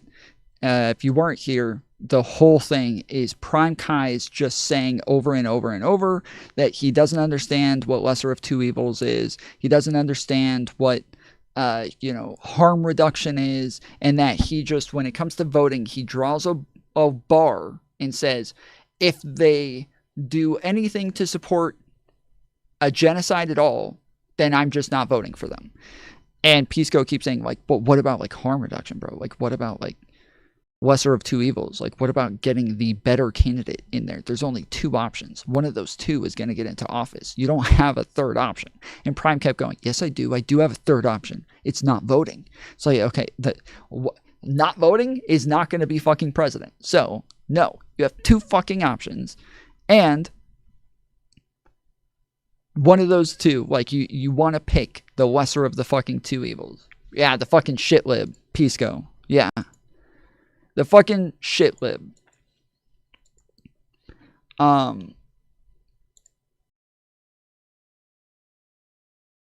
As a journalist, her work in the article is what should be critiqued. Her opinions on Twitter are moot. Who are you to tell me what I should critique? If somebody is a fucking influencer or like big name and they're out here telling people bullshit and misleading people, then why is it that I'm not allowed to criticize them if it's not in a fucking article? How about that? No, you know what? You're right. If you guys don't criticize me unless I fucking said it in an article. From now on, any of you, STV Phil, you ever want to fucking argue with me about something or tell me that I'm wrong about something, I'm going to say, sorry. I didn't say that in the article. I didn't say that in the article, so doesn't matter. It's not in the fucking article.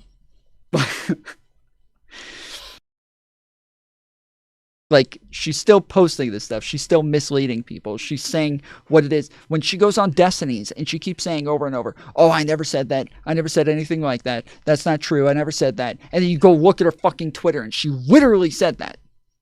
Like, what I'm saying is I'm a journalist and to critique her work is more productive. Okay. I know she is very concerned with being productive, so I am not, okay? I don't know what the fuck that means, productive. My issue is that she wrote things in the most dog-whistly way possible in her article, but didn't actually make the claims that she's trying to lead people to believe. And then you think, wow, is she really this fucking blind? Or did she really not know that she was leading people to believe these things? And then, but she keeps she just like, everybody's doing this like autistic, you know, oh, it doesn't say that. It doesn't say that. Oh, who cares if every time there's a black person on screen, I start typing 1350 in the chat. I didn't say anything about them being inherently criminals or anything. I didn't say anything racist. It's true. The facts are true. They do commit 50% of the fucking murders. So it is true. I didn't say anything incorrect. And so now when she keeps doing this, just being like, well, the facts that I said, they're just true. It is true, right? Well, then I go look at her fucking Twitter, and she's not saying the things that she said in the article. She's actually saying the things that we're saying she's dog whistling. She's actually pushing that message to the people, or she's retweeting other people who are saying those things. And so now I'm sitting here like, okay, you're saying that you don't believe those things because it's not in the article, but it is on your Twitter. And her fucking article is linked. Her article is linked to the comments being made on Twitter or on Blue Sky making these claims. That's her fucking article right there, linked to it. And so when this is behind a paywall, but people see her putting out tweets and stuff saying, oh, this is, you know, she proves that they're on the DNC payroll and that these people are paid off to not talk about Gaza, then I'm sorry, but like, I think it's pretty clear why people are coming to these conclusions that that's what's in your article when you're retweeting people saying that's what's in your article. But I don't think, I think that like, this is just a very weaselly way to lead people to a conclusion without ever actually making the conclusion with your fucking backbone. And that way, this gives you plausible deniability to just continue acting as though you didn't say the thing that everybody thinks you said. It's not hard to understand. It's all laid out in the article. Sure, and I'm saying it's not hard to understand. It's all laid out on her Twitter. Like, It's just bullshit. I'm allowed to criticize people for things that they say outside of their articles, okay?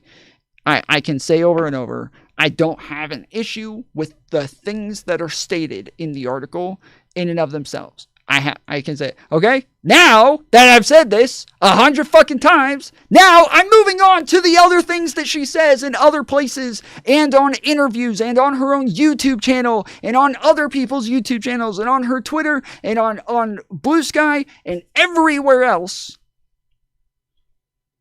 But the idea that, like, I'm just not allowed, so her Twitter habits are bad? No. No. That is not what I said. Okay, never mind. I don't care. I don't care. Anyways. PrimeCayes debated Pisco yesterday. And they debated the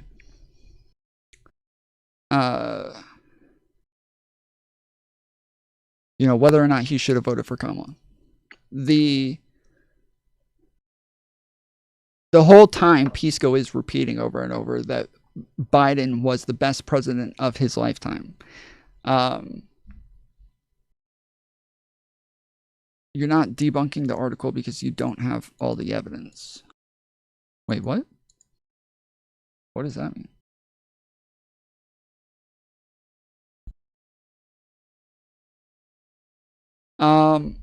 And so while they're arguing about this in there, Pisco keeps saying Joe Biden was the best president of his lifetime.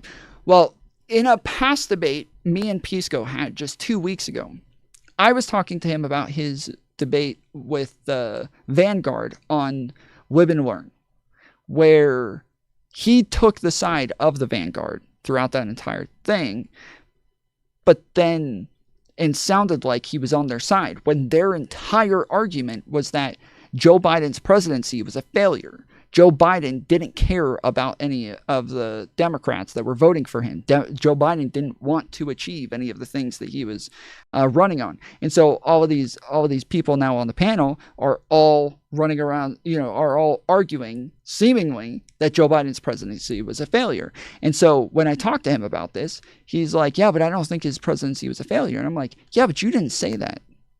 You said you argue with them about how his presidency was a failure, but you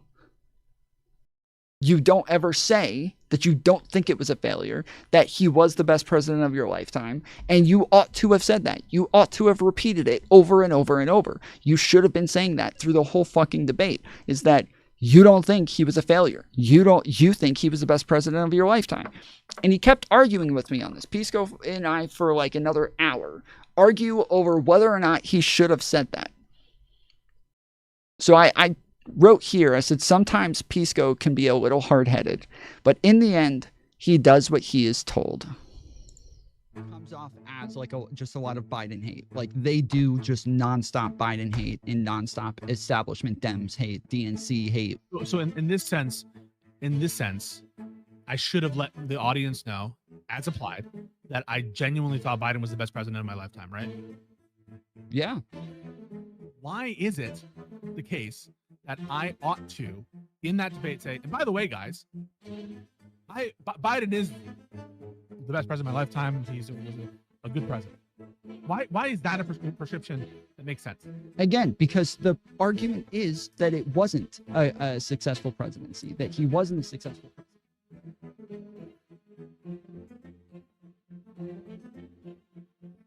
I think that Biden has been the best president of our lifetime. I don't think you can point to a presidency that was better. Yes. And terrible President Joe Biden agreed. Yes. The best president of your lifetime. Name it better. Fine. So if it weren't forgotten, would you acknowledge that Joe Biden was the best president of your lifetime? You have voted for a shit candidate, right? Following a shit president. Rather than doing that, right? The best president of your lifetime. Who supported a genocide. Of your lifetime. Who enthusiastically It must be really hard genocide. for you to acknowledge the best president of your lifetime that supported a genocide. Let's go. Let's fucking go. Reposting Dan can't stream, but anti-doxing. Did Dan dox somebody? Who did Dan dox?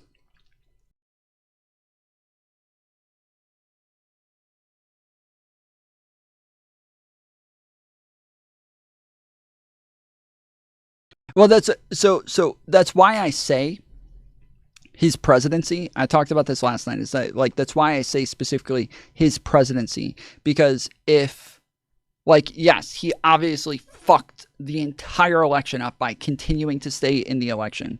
The fact that through, like he said, before he was voted in 2020, he was only trying to be a one-term president. That if he was voted president, he would only be a one-term president and that he would not try to run again. That was it. Like he said it over and over and over, and then tried running a fucking again. It was so stupid. He totally ruined our chances at winning, and I don't want to say ruined, but he hurt us pretty badly.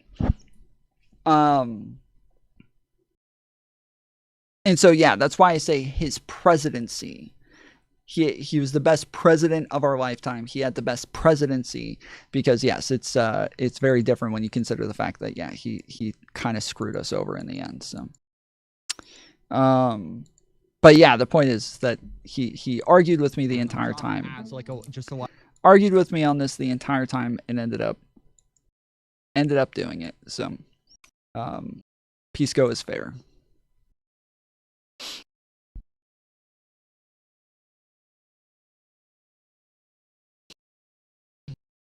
Was Tom out there in 2024 criticizing Biden's intention to run? Yeah, of course. Was Tom out there observing the obvious mental health problems Biden exhibited? Yes, of course. Yes.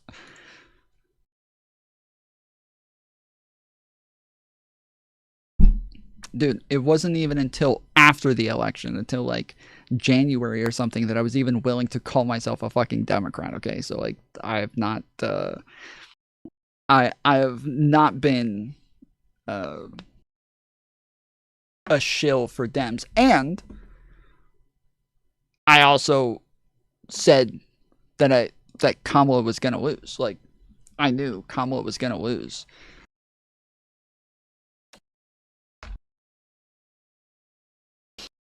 And I know that Allie gets mad every time I bring this up, but there were a lot of people who, when I was going over the election shit, and I was talking about the fact that, like, when I was going over, like, why it was pretty obvious to me that they were going to lose, everybody kept saying, this seems like a really lame reading and a really, like, shallow way of coming to conclusions, Tom. This isn't a good way of like looking at polling. And so after, when everything I said turned out to be right, I have happily continued going back to this to kind of show, no, I was correct. I was correct. But I don't know where it is. I think it's this one.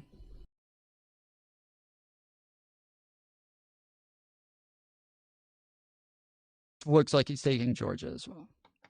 Pretty much all of the swing states look like they're going to Trump. I would say, if not all of them, at least the majority of them. I would say that it's safe enough to at least say that Trump is going to take the majority of them. I am fairly confident that I think Trump is going to win. I think that the interviews that Kamala has done have been damaging enough for her to where she didn't look good, and she didn't come across well, and she didn't answer questions well, and she was doing much better when she just wasn't doing interviews. She's not doing well. And the more people see of her, the more they don't seem to like her. This is not going well for her. Looks like, so yeah, this is, I think, 2 weeks before the election, something like that. And this was like the second or third time I went over this, because I had made the claim here, and then somebody was like, oh, how do you know that? You don't know what you're talking about, blah, blah, blah. And I was like, no, I'll show you. And so I went back and showed them again. But yes, I had already been claiming this for maybe a week or so. I get upset at what? Every time I say, like, yeah, I like, because there were, people kept going off about like, you were wrong, Tom. And I was like, wrong about what? They're like, you were wrong that Kamala was going to win. I was like, I never said Kamala was going to win. I was pretty adamant that I thought she was going to lose. Like, I was pretty clear I thought she was going to lose and that she was going to lose all of the fucking swing states. And that Trump was going to win and win all of the swing states. I don't know where the fuck you got that from. But every time I would say this, you, Allie, would be in the chat going, oh, again, here we go. Tom called it, guys. All right, here, we got to watch it. Tom called it. Tom knew it. Oh, brother. So, yeah.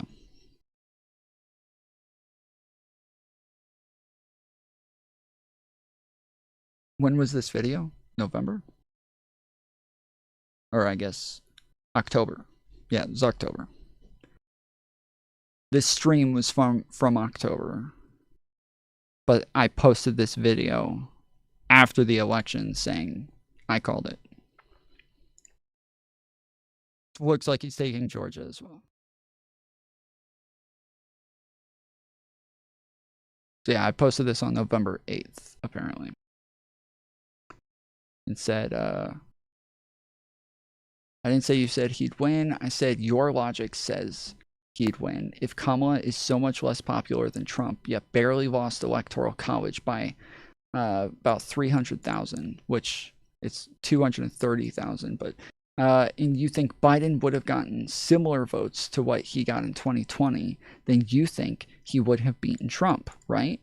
Also, you're still refusing to engage. I don't understand how polling works. Isn't an argument for why it's wrong. Again, I predicted this election super accurately based on polling weeks before the vote. The polling got the last 3 elections almost dead on. So I'd need a reason not to trust polling. So yeah. Anyways. So back to the Pisco thing. So Pisco and Erin had a conversation about this today, so I wanted to watch some of that. You are trying to exclude yourself from that or say that they haven't earned it, and like maybe she hasn't earned your vote, but neither is Donald Trump, so not voting is tacitly allowing for him to win potentially, which is why you ought to vote against him. Think of it less as like voting for that candidate and voting against Donald Trump, which is how I always thought about it. Wait, what? Saying like, whoa! No. I like Prime. Prime's not a moron. Wait, this is not where I saved this. For your voice to be deprioritized in a conference. He said that he played victim immediately. He's like, you're being petty or whatever by doing this. Yeah.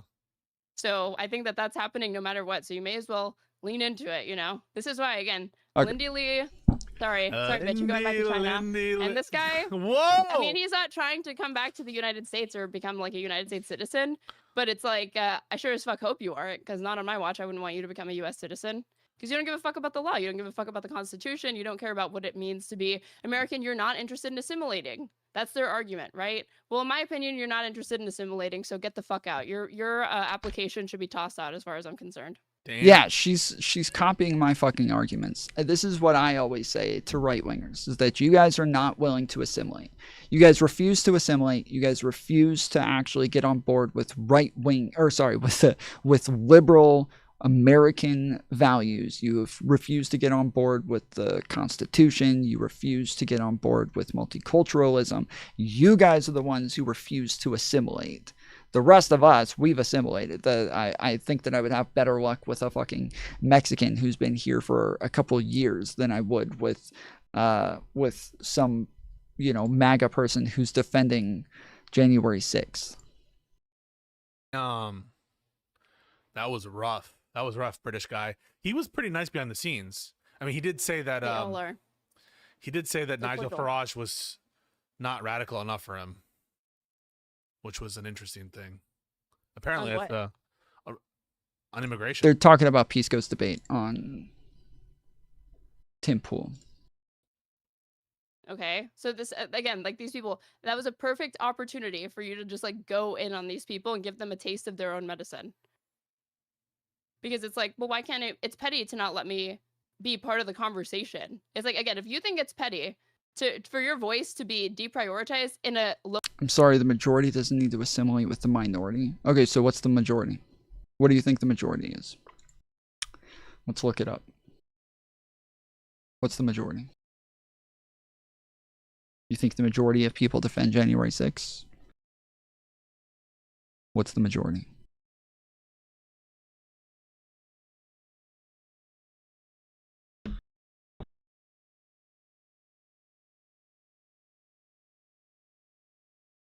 Like a conversation on the internet. Wait until I tell you how permanent residents or people with green cards and visas who've lived here for like over a decade, who have jobs here, who have friends and family in the United States feel about being uprooted, fucking detained by some masked agent who's not even giving. Good question. Maybe the people who voted for the current president. I don't think the people who voted for the current president agree with any of those things that I just mentioned. So I don't know. I don't know what the fuck you're talking about, but yeah, I don't think the people just voting for Trump means that they agreed with January 6th or any of that shit. So I have no idea what you're talking about. Them a fucking reason and getting deported with no due process. So okay, talk about Prime. What is there to say about Prime? I only caught half of it because I rated you and I like watched part of it after I rated you, but you get the sense of it after 5 minutes.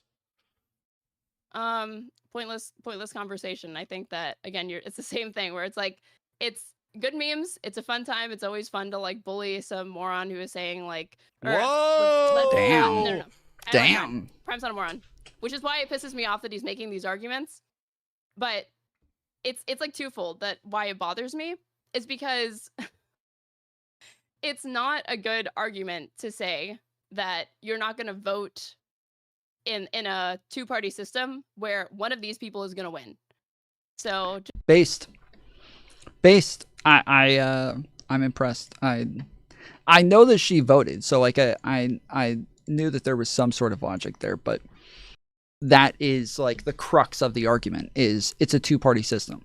So that's just the end of it. Like one of those two people is going to win. Prime kept saying there's a third. You brought up January 6th. You have no idea what you're talking about. You made clear statements that MAGA people need to assimilate to minority values. I said I would be better off with a Mexican who's been here for 2 years than a MAGA person who defends January 6th. What part of that do you disagree with? I don't think you're actually arguing with me. I think your fifis got hurt and now you're just getting defensive. But yeah, that is the crux of the argument, is that one of them's going to win. Just because you are trying to exclude yourself from that or say that they haven't earned it and like maybe she hasn't earned your vote, but neither is Donald Trump, so not voting is tacitly allowing for him to win potentially, which is why you ought to vote against him. Think of it less as like voting for that candidate and voting against Donald Trump, which is how I always thought about it. But I don't think that... I mean, you weren't taking it seriously. You're like singing in the middle of it. What's wrong Literally with singing? doing like karaoke songs. Huh? I sing a lot during our streams, during our different interactions. Did he sing? I don't remember him singing. Means that there's lots of instances where you're not really taking the conversation that seriously. Really? Why do people get that sense that when I start singing, I'm not listening, I'm not really taking anything seriously just because I sing? Because you're not just, you're interrupting to do it. You don't have a whimsical like, aspect of you. You don't have a whimsical aspect to you where you're just like, do you ever get that like... Nice little pigeonhole you created? I didn't create a pigeonhole. I just made a statement about people who defend January 6th, and you got defensive. So again, that's on you, that you got all upset about it and started pretending that that's the majority of people. But that was my statement, is that they were talking about the guy who was on Tim Pool. That's who we're talking about. That is a MAGA guy who defends January 6th. So that's what I was talking about. I don't know where you got off on like, it's all fucking, conservatives or anything like that. But that's not anything that was said here. It's mostly talking about like Nick Fuentes, Groypers, alt-right, like farther right types of people, but you got defensive over it. So I'm assuming you probably fall into that group and you're just pigeonholing yourself. It's just building up and building up, and you just need to let it out and sing? Ever? No. No? Not on streams, and certainly not on stream. If there's something I can't stand, it was like people in high school that would sing. That would just go around singing. You just like hate joy and merriment and... No, is that what I said? I mean, you're equating people just fucking singing out loud whenever they fucking want with joy or whatever, but that doesn't bring me joy. I want them to shut the fuck up. I find it very, very irritating and very, very obnoxious. And it's like, I think I need a lot of attention, and then I would see people in my high school that were like singing. You sound defensive. I am defensive. I'm defending the position that I actually have. I chose to ignore your pigeonhole and go for the guts of what you were saying. You're saying you purposely strawmanned me. That's interesting. I don't often see you guys as actually admitting that that's what you're doing, but props. W easy. Singing at lunch, and I'm like, well, at least I'm not that person. I don't need that much attention. Yikes. Do you have anything positive to say about either Prime or Tim? I mean, I don't think that like liberals have the ability to be that smug with Prime's position, I'll be real, because there's a lot of dissatisfaction even among registered Democrats with the party right now. So this whole like leftists are so crazy. I do like the shades. She looks like a wine mom that just got too drunk last night and is hungover today. They have no electoral strategy. It's like, yeah, well, Democrats lost to one of the most unpopular presidents of all time somehow. So I don't really think that they're in a position to be like gloating about any of those things either. I also just don't think it's like compelling for you to be like Kamala, like he's talking about like, why can't, like, she's spineless and not calling out that there's a genocide. She's not really even like, drawing attention to just the suffering, even if she doesn't want to call it a genocide. And you're like, she's in a rough spot. That was a bit of a meme. That was a bit of a meme. That was a meme. When I'm like, she's in a tough spot, you needed to help her out. Okay, so then don't fight me when I say you're not taking it seriously because you're fucking singing out loud. Yeah, I did. Okay, I didn't know that was a meme. I kept saying, I was like, that's a really bad argument. I wish he would stop saying that. That sounds ridiculous. I don't know why the fuck he keeps repeating this. Like, bro, she was in a tough spot. You should have helped her out. Because the fact that he says it's a meme, like he was literally pushing it and arguing it over and over. So I don't know. It's I had no idea that it was a meme. It's not just you singing, it's actually some of your argumentation because you kept repeating that point. Listen, you did. And earlier in the conversation, I swear you were like, it's not really about the personalities of the Democratic Party. And then you kept taking it back to like, you abandoned her. She needed you. She's your girl. Like about her specifically. So part of that was Mimi because it was just funny to keep being like. But that was the annoying part of it. He was obviously being cheeky, but it was annoying because Prime was saying, I don't owe her my vote. And so the whole point was that like he should not have allowed this dichotomy to be the argument where it's about owing her the vote or not owing her your vote. It has nothing to do with that. And it's fucking obnoxious because somebody literally made that argument to me on Twitter today when I put out that tweet saying that the left has helped Israel, they helped take away trans rights, they helped lock up immigrants, they like all these things because they didn't vote for Kamala. And one of the first comments is this person saying, I don't know, dog. The leftists don't owe Democrats their vote.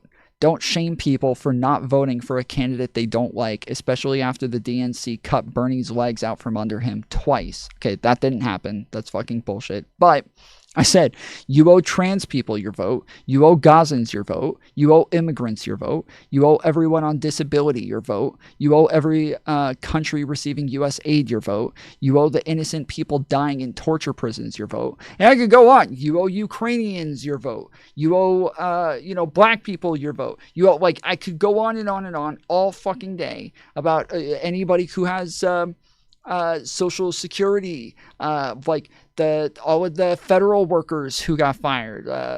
There's just tons and tons of people that I can keep going on and on about, on all the people that you owe your vote to. And then I finished it off by saying, but I suppose all the extra millions of people who will die won't be due to genocide, so you can sleep well at night. So as long as you can help a ton of people die, just as long as they didn't die from genocide, you're okay. You're all right. Just don't call it genocide, and you can feel good about yourself. She was in a tough spot. You wouldn't help her out. You refused to help her out. Like, but the fundamental point underneath that is she was winking that she would be different than Biden. If you were looking at all. Citation for that? Because that is true, but you didn't have a citation, so that's not impressive to you just saying that. She was, and we all know that she was. We all She know that. was. You can't think of an example. I can think of an example. She was in a tough spot, and Prime didn't help her out and didn't give her the benefit of the doubt. Okay, so can you be serious for like 2 seconds? I am being about this? serious. Serious. How did she? Is it a She serious winked. argument or not? Then so now it's Yeah, like see, you didn't help her. yeah, see, when he says I am being serious, okay, well then it's a serious fucking argument. Stop saying that it's a meme. And she's in a tough spot. What's the tough spot? The tough spot is that she needs to walk a fine line in being the sitting vice president for an unpopular administration Mhm. and having to like coordinate what her policy platform is going to be in a way that doesn't completely undermine the notion that she is a part of the team. And But that's why I said last night, for any like normal, uninformed voter, that like they could be tricked by that. That would make sense. And so that's why I was saying last night is Pisco should be saying, yes, Prime, for uninformed voters, I totally understand how they could come to that conclusion. But you and me, we're not uninformed voters, right? So we're not going to come to that conclusion. You and I, we know better. We're actually going to look at the policy positions. We're actually going to look at what her website says. We're actually going to look at what she says at her rallies, not just like the random things she says in an interview, or whether or not she's standing next to Liz Cheney in a picture. part of the team. Unfortunately, when it's a sitting vice president, like if you're not part of a team, it looks like you're very disorganized and you should have resigned or something. That's the problem. Is it's a kind of very difficult, untenable position, and especially on a conflict that's so divisive. That's the kind of like she was in a rough spot and you didn't help her. You didn't give her a shot. Forms though. Huh? There was not actually a rule preventing her from breaking with the party more, with Biden more on certain policies and articulating a different vision forward for That's the a different country. thing. You're doing the same thing That Prime was is doing. something You're- that Sorry. That is a different question. Whether she should have done something differently, whether she had a different obligation, is different than what did you being Prime, have as an obligation given what Like you your had. argument. Your argument was she's in a rough spot, and then you just appealed to like norms. Yeah, it's not about your obligation. It's just about whether or not you can recognize that she was trying to walk a fucking tightrope, where on one side she's got a bunch of people protesting outside of all of her rallies and outside the DNC saying that she's genocidal and that she's not pro-Palestinian and blah, blah, blah. And then on the other side, you got a bunch of people who are pro-Israel and want her to denounce the terrorism and denounce the pro-terrorists and all of this other shit. You've got and both of these are big chunks of the party. Both of these are sides that matter. And so she's trying her best to like do and say what it is she can to make sure that she's not losing either side while trying to win the election. But it was obvious that she was just going to be better than Biden or Trump on Israel. You didn't appeal to rules. Sorry. I just want to make sure that you acknowledge what you just did there was a different question, right? What she could have done is different than taking a candidate as given and what you should do in response to what she's signaling. Do you agree those are different things? Yep. Okay, so when you say My point is that it's not compelling to phrase it that way at all. It sounds like she can't really like, even though she's the candidate, like she can't do anything. Well, she was in a rough spot and Prime didn't help her out.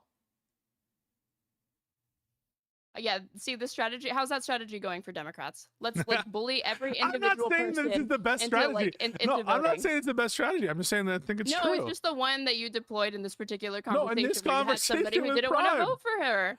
No, there was you nothing. abandoned Wait, her and stop. So Prime was never going to be convinced. He's not going to be convinced. I'm not going to convince Prime. You're never going to convince the person that you're talking to. It's always for the audience. So you know that. You acknowledge that? Yeah, she is totally right here. Like that's a bad argument from him to say I'm not going to convince Prime. Because if that's your argument, why are you having the conversation with him? If your argument is that you're not going to convince him, why have the conversation? Why dig into it at all? Well, because you know that there's tons of other people that are listening, that either it's people who you can arm with these sorts of arguments in case they know other leftists and they know other people who say these sorts of things, and they're starting to think, okay, maybe I shouldn't have voted for Kamala, maybe I voted for genocide. Or you can convince somebody who's already taken that position and didn't vote and get them to understand that maybe that they were wrong for going the route that they went. But you're not trying to convince Prime. Yes. You acknowledge that? Okay, thank you. So I am emphasizing. We got 36 minutes left on the clock, guys. We got 0 out of $25 on the donos. Consider donating to the channel. There's a link pinned to the top of chat if you'd like to donate to the channel. We use tips towards the goal instead of super chats, because super chats, YouTube takes a third out of every single donation, whereas tips, I get all of that money and I get to avoid taxes. So please consider donoing with the tips link at the top. And we have about 60 people watching right now. If each and every single one of you donated $5 right now, we would hit the $25 mark, okay? 5 times 60 is about 25. So if each and every single one of you just take a second and just donate $5. Not a whole lot. Not asking for the whole world. Not asking for $1,000 or anything, okay? $5. That's it. You just take a second. You hit the donate button. Or else I'm going to go and I'm going to sign a chorus contract and I'm not going to tell you guys about it. I'm going to take dark money. Because what am I supposed to do if you guys won't even pay for the fucking content that I'm providing? What am I supposed to? I gotta go get some fucking dark money myself, okay? So consider hitting the tip button. The link is pinned at the top of chat. We got 35 minutes left. Emphasizing the fact that she had a difficult job and she had to do certain things to be aligned with the administration, otherwise risk being seen as like some kind of rebel of the administration and undermining her whole credibility. God forbid she separate herself from this really, really unpopular administration. Say it. Say it. Say it. Best president of your lifetime. Say it. Best president of your lifetime. Are you acknowledging it was a tough? Even though this is lefties propaganda. Thank you, Catmere, for the $3 dono. Let's go.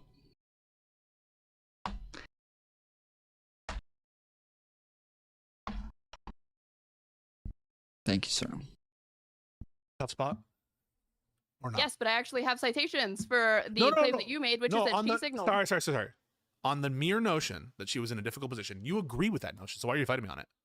I shouldn't have said but. I said yes and. I should have said yes and. But yes. Yeah, I agree. So she was in a very difficult spot, and people should have given her the benefit of the doubt that she would be. No, different. see, here's the thing. What she did from there, I can absolutely hold her accountable for. She's the fucking vice president of the United States, and she's the Democratic candidate in the child to separate Trump. issue. The issue about what she should have done is separate from what I the know. voters Did I should say have it was done. part of the same issue? No, That's but it's what just not I'm responsive saying to that, what I'm like, saying. it's So you one agree thing- with me completely? No, it is responsive because No, I'm it's not. saying, yes, she's in a difficult spot, but separate point, introducing separate point, pay attention to the separate point that I'm fucking making, which is I'm saying it's totally valid to criticize her for her electoral strategy. Yes, but I'm not even considering all of the other things that were stacked against her. Yes, but when I'm talking to Prime about what he should have done, I can't Kamala should have made different choices. Prime should have made a different choice. And then what I'm saying when I'm talking to Prime, wow, thank you so much for the Raiders from the Majority Report. Welcome, the Majority Report. We really appreciate the Majority Report. Big fans of the show. And right now we're doing a little bit of a decompress after my debates with. Did they really rate him, or was that a fake Majority Report that rated him? Tim Pool. And yeah, we're just talking about that in a different conversation I had with someone about the election in 2024. So thank you so much for the raid. Shout out Majority Report. Very much appreciate y'all and what you're Nice. doing. So yeah, listen, I can understand and even appreciate that Kamala should have made different choices. I agree with that. And I even agree fundamentally that Biden should have made huge different choices vis-a-vis Israel and Gaza, especially after, Netanyahu was showing his hand that he wasn't taking these ceasefires seriously, 100%. Yeah, maybe not do the genocide. Yeah, but I just view that as a separate question from what your responsibility is as an individual in like the voting situation. That's all I'm Okay, saying. but you know that I voted for Kamala Harris. I voted against know. Trump. And you know that I agree with you that, yeah, she's Yeah. on the easiest position because if she breaks from the party too much, it's like what you said. But if she doesn't do it enough, which she didn't do it enough, you're not going to be able to inspire and reach voters that are dissatisfied with the current status quo. And unfortunately, voters look up, they see what party's in charge, and they blame them. They're not going to factor in like Totally. Other okay. So we agree on both of those points. I Yeah. just feel like there is, especially in this conversation of Prime, I think that is the show of good faith on your part should be explaining what your issues with the campaign were instead of making excuses. Well, I That's think how it comes off. Listen, I'm happy to say that there were mistakes made, and What were some? Name just okay, like I'll two. name some mistakes. I do Awesome. think that even though I enjoy the unity because I'm very anti-Jan 6 pilled, and so I appreciate that we're acknowledging the bravery of some Republicans to stand up against that. I think cozying up to Liz Cheney, Dick Cheney was probably, I don't think it mattered that much in retrospect, to be honest with you. I fucking swear, dude. Holy shit.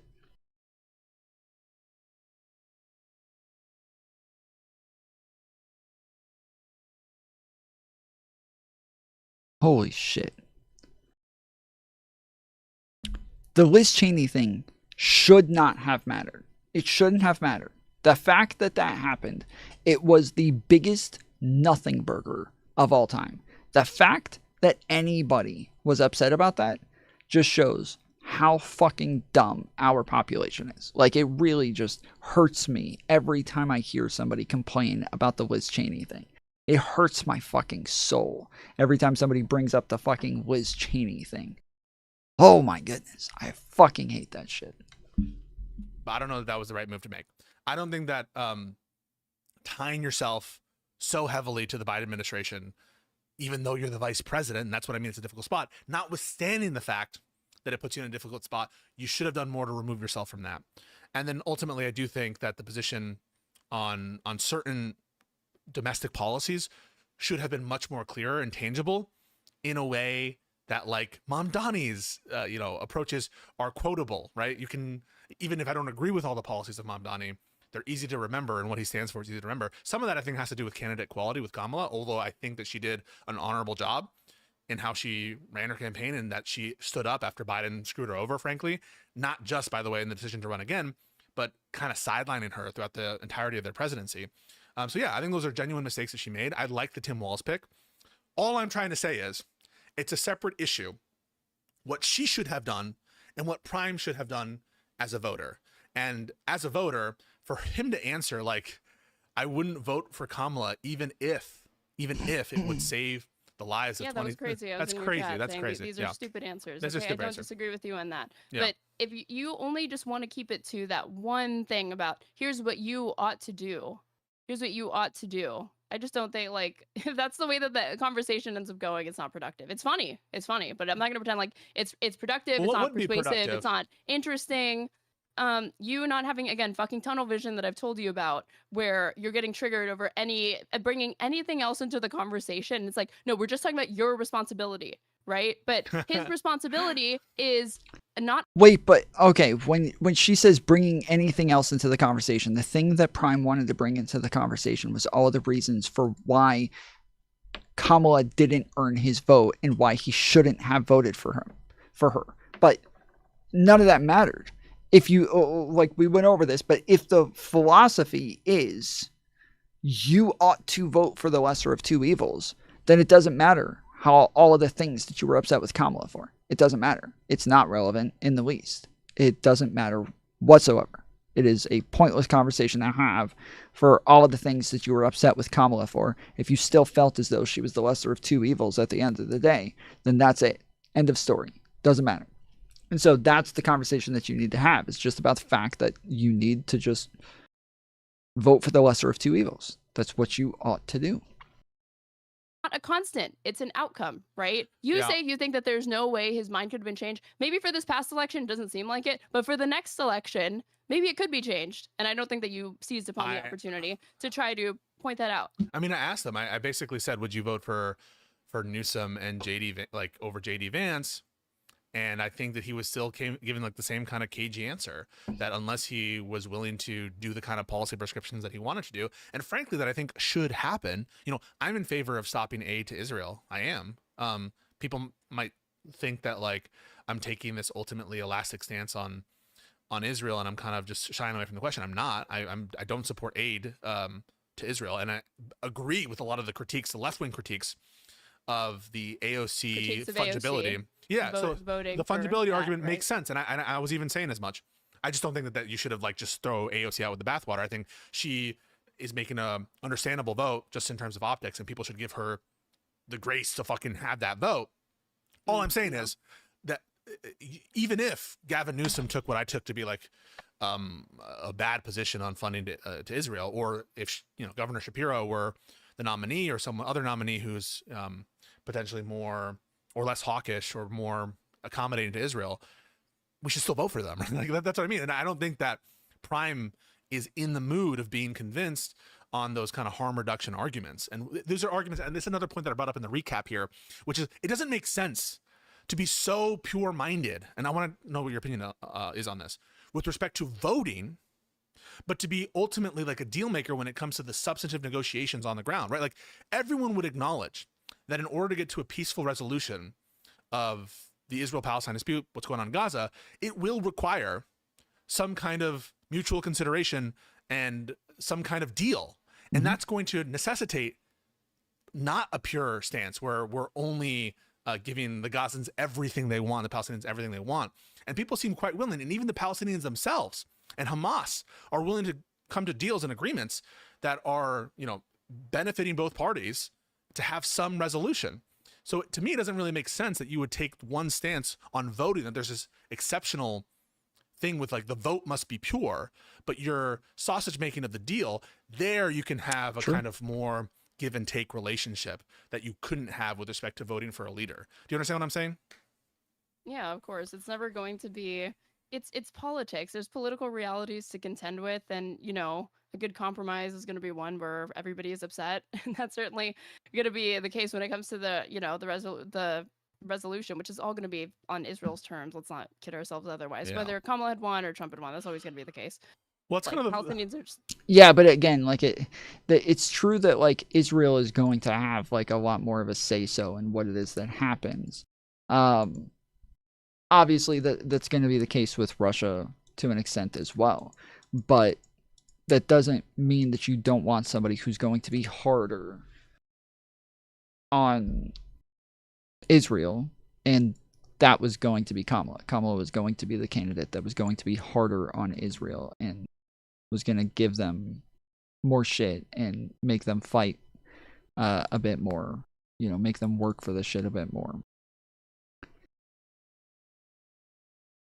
I didn't put it in the topics that we're going to discuss today, but I'm curious what your thoughts are on the strike in Doha, because it just really does seem that the Israelis, in coordination with the Americans, are setting up these negotiations to be completely impossible, and to put up deals and then use the deals and the offer. No way. Is Israel sabotaging? No way. No, I'm not saying this like it's a big confusion for you, but like at this point, it seems like even the capacity for making a potential deal that is a target for the Israeli government, both in terms of how they approach Iran and what they're doing with the strikes in Doha. So what's your reaction to that?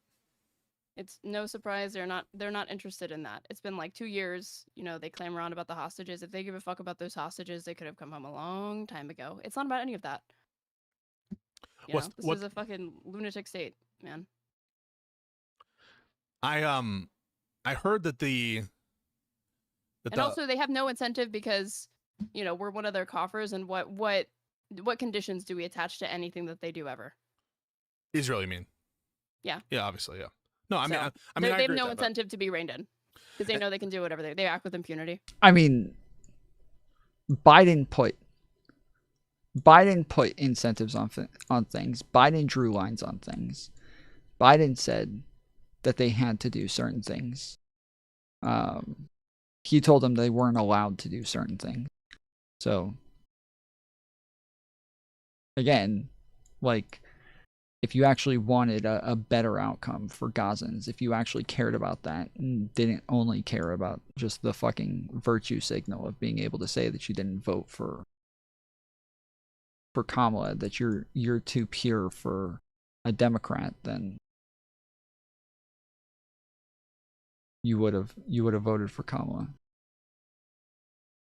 And it's kind of undermining, like Qatar has kind of tried to act here. And listen, I think that we're no friends of these oil Gulf states. At least I'm not. But they were trying to act as a mediator here. It's undermining the potential for them to act as a mediator as well. So yeah, I don't see, this is one of the reasons why I get so frustrated with Prime's position is this is the kind of shit that Trump is encouraging and allowing for. Like, I think that he was well aware that when he made these entreaties to Hamas, because he was saying this is the last deal, take it or leave it. And he sent some kind of ambiguous set of requests to Hamas vis-a-vis their, I think even on Truth Social, he was saying some shit like that. But that kind of shit, I don't think would happen with the Democratic president, that we'd have this level of involvement and culpability in specifically undermining the negotiation. I do believe in the sincerity of the Democrats when they were trying to get to a ceasefire. You might not believe that they were doing the most effective thing, and I would agree with that, but I don't think that they were actively scuttling the talks like Trump is now. I mean, let's say you were having this exact same conversation, not with like, if you could just be part of a focus group, okay? No, you're not part of the focus group.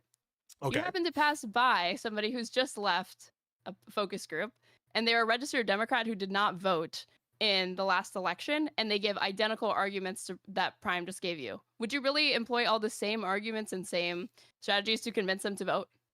No, I wouldn't use the same strategies to convince a lib as I would a lefty. Is that your question? You don't know that you don't even know if they're a lib. You just the information I provided to you is the only thing that you Repeat know. that information again. I'm sorry. Yeah. You happen to be walking by a convention center, and out walks these people that have just participated in a Democratic focus group. And these people are registered Democrats and independents, I'll add independents in there, who voted in the previous election for Joe Biden but did not vote this time in 2024. And they make the same arguments to you that Prime made. Would you use the same lines of argumentation that you made against Prime to convince them to vote? That they ought to have voted for Kamala Harris in 2024, and then they should vote again against whoever Republican candidate there is. I think I would stress the harm being done to Gazans under the current administration and what I view would be the difference. But if you're someone like Prime who doesn't take into consideration the amount of harm and the disparity between those two, that's literally what he's saying, is that you can put infinite amount of harm on one side of the ledger. Yeah, it was weird when Prime started saying, like, okay, so if there's like pedophiles that are running, but one of them's just gonna rape less kids, are you gonna vote for a pedophile? And Prime's like, or Pisco's like, yeah, of course. Like, what? Like, what kind of piece of shit do you have to be like, nah, I don't care to like help less kids get raped. Like, I'm okay with all of these kids getting raped. But I guess, like, yeah, if you're okay with, like, more people being genocided, then why would you give a fuck about more kids getting raped? Like, what is the... At what point, I guess, would you give a fuck? And it won't change how I act. Those people can't be convinced, Erin. And that's what, like, we've had a lot of public spats and disagreements with the live and learn, hutch type mentality. We've taken some differences of opinion in terms of like the coalition building, like eject all the left and these people are cancer, whatever. Oh yeah, Mr. We don't, if we lose or if we win in November, it'll prove we don't need these fucking people. And now the same people that were saying they're fucking irrelevant, they're on Twitter, they don't do anything, they don't fucking vote, man. All they do is whine about genocide. Now they're turning around scolding all of these people as though if they had voted, it would have had some difference on the outcome. No, not that it would have had a difference on the outcome. I do not have to think that it had a difference on the outcome to be capable of calling out a bunch of losers who pretend to give a fuck about Palestine, who pretend to give a fuck about Gazans, who pretend to give a fuck about a genocide, but then when they actually have a chance to do something about it, they do literally nothing. And they sat at home and let the liberals try to do it for them. And then they sat there, and they didn't just sit at home, right? They didn't just sit it out, but they constantly talk about the fact that genocide was not bad enough for liberals, that genocide was not too far for liberals, that they were still willing to vote for Kamala Harris even when there was a genocide. So these people haven't shut the fuck up. It's not like they're sitting there just like, oh, I'm just minding my own business. I just didn't vote for Kamala, but you know, I understand why. Nope. Not happening. These people will not shut the fuck up. Okay? They have not been willing to shut the fuck up since the election. So what are we supposed to do? We're supposed to just like keep listening to them whine and cry about everything that we do. But in the meantime, they're fuck you.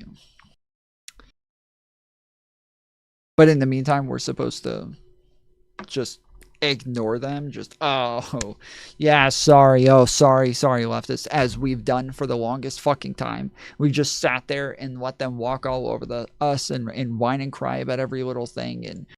And we just ignore, oh, you know, we don't want to fight them. We want to make sure we have their votes. We want to make sure that they're on our side when it comes time for the election. So we don't want to say anything. We don't want to hurt our chances of winning. So we just need to leave this alone. Nah, fuck that shit, dude. That's what we've always done. Not again. Not again. Never again. We will remember. All right, we got 15 minutes left, guys. 15 minutes left on the clock. We got $3 on the goal. $3. We got 22 left. I got a lot to do on the video essay. So if we hit that fucking 0, I will be fucking gone with the wind. Just FYIs. Don't want anybody getting mad when all of a sudden I'm like, oh, 0, I'm out. Like, I will be gone pretty quick. Snake aside. Tom hates us. No, I love you guys, which is why I am working on video essays behind the scenes right now. But I'm not rich enough to just take like a week off and just work on a video essay, okay? I still have to make money, so I am streaming and working on the video essay, which means that I'm working like 15-hour days sometimes. Working about 8 hours before stream and then streaming for 8 hours afterwards. So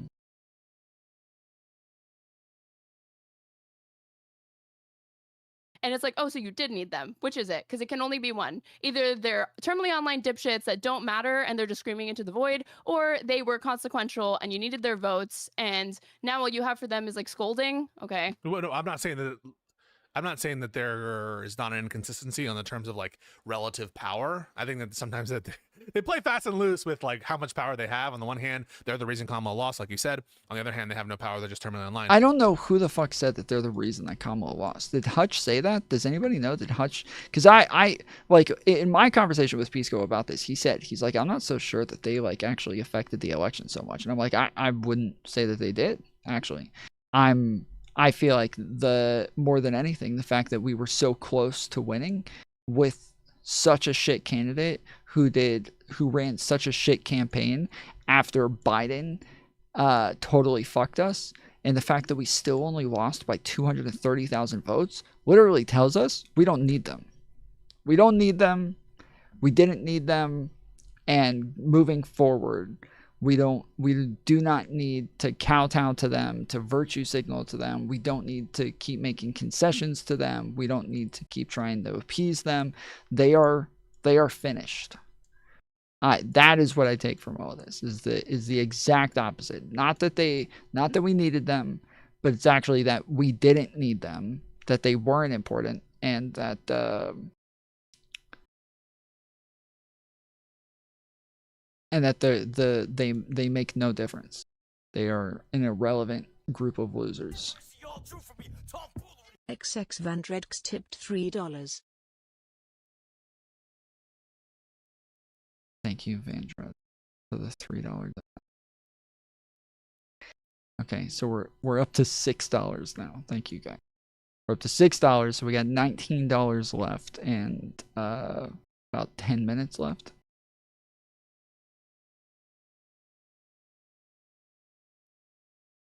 So we should ignore them and cut them out. Right. So I'm not disagreeing with you there. What I'm just saying is, like, exclusive. there is a subset of people who can't be convinced. There is a subset of people where they're criticizing Mamdani as, in principle, being a stooge of the Democrats, at the same time as they're criticizing the Democrats for not rallying around him, which I do, by the way. I criticize the Democrats for not rallying around Mamdani in the context of the New York City mayoral election, especially people like Schumer and Hakeem Jeffries. But there are people like Prime, I think, who I'm never going to convince him because he doesn't care about consequences. And how do you convince someone by appealing to consequences for someone who... Again, this is the way that Democrats have always done things, though. They don't ever back incumbents, but once they win, they do immediately accept them. Generally, from what I know, from what I understand, like right after AOC won, she was on CNN. She was like Mantis tipped $5. Thank you, Mantis, for the $5 dono. Let's go.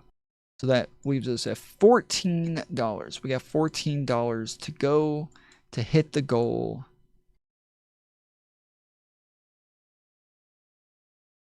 $14. $5. I got a fucking rash in my gooch, bro. It's so annoying. I don't know what the fuck it's from. I should probably put some sort of like cream or something on it, but damn, it is. It's been like a week, so I probably should have put something on it by now. I just kept thinking like, I'll just take a shower and it'll be gone.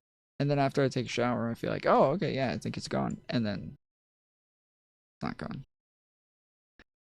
Not fucking gone.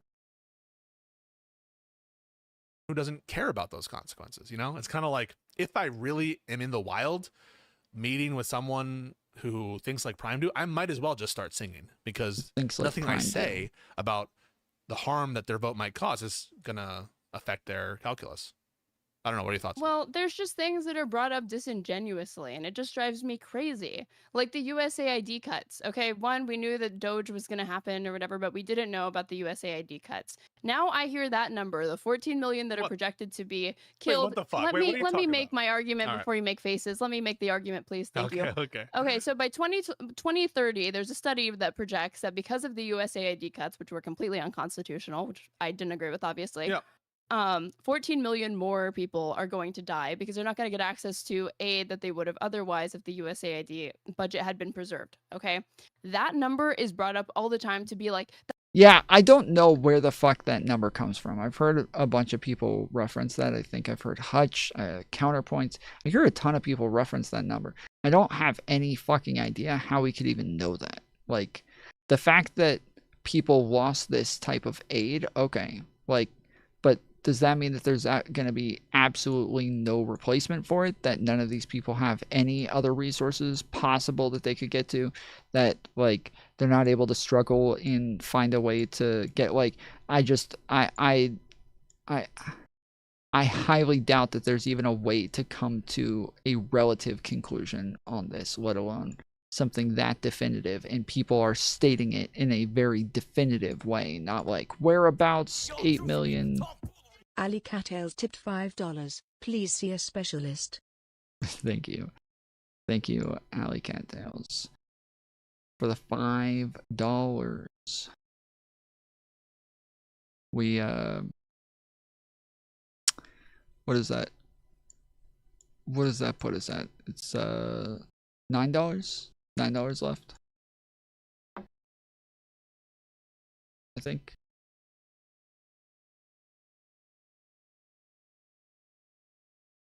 I think it's about $9. So we'll go with that.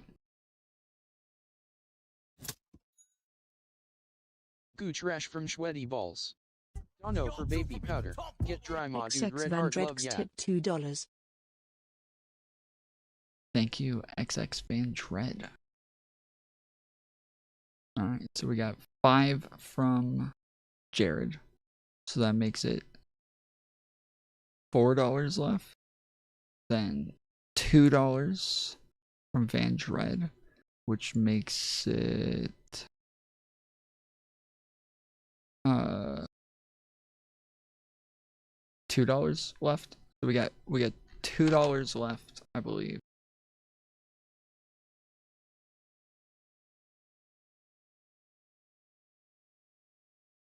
On the goal. Thank you guys. W's in chat for all the donors. $2 left. $2 and 6 minutes left. That's 14 million people that could have been saved if you'd voted against Trump, voted for a Democrat, and prevented USAID and Doge from, like, these cuts from happening and from Doge happening, right? Let's pretend, all else being equal, MAGA, the Republican Party is the exact same, Democrats are the exact same, except they also support the USAID cuts. Would you then say that, and MAGA doesn't support the USAID cuts? Okay? Would you then say, oh, we ought to vote for MAGA then? So you're saying, would you? There's 14 million people. So if Democrats supported the USAID cuts, Republicans didn't. Would and you? They didn't. No, but I don't think that. Yeah, no, I would still vote for the Democrat in that context. But I know, and everybody who brings up these stats also would. I also would. So why are we bringing it up? Like, it's this thing that really, really matters. No, It's being cynically invoked, and it's so it's not cynical. Transparent Hang that on, it's cynically invoked. Wait, it's not cynical. It's not cynical to like appeal to someone else's values, right? Like, if what I take the position that like we need to save ourselves first, and so sort of like the. I don't understand. She said that the Republican wants the USAID cuts and the Democrat doesn't support it. I don't understand what.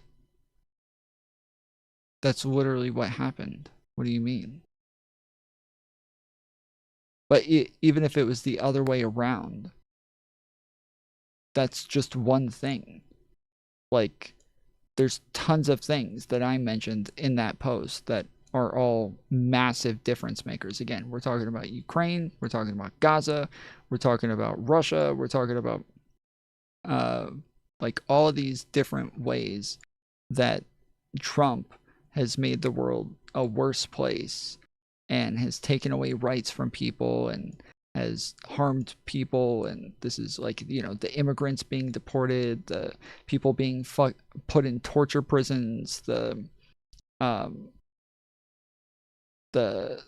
people losing their visa status, the people losing their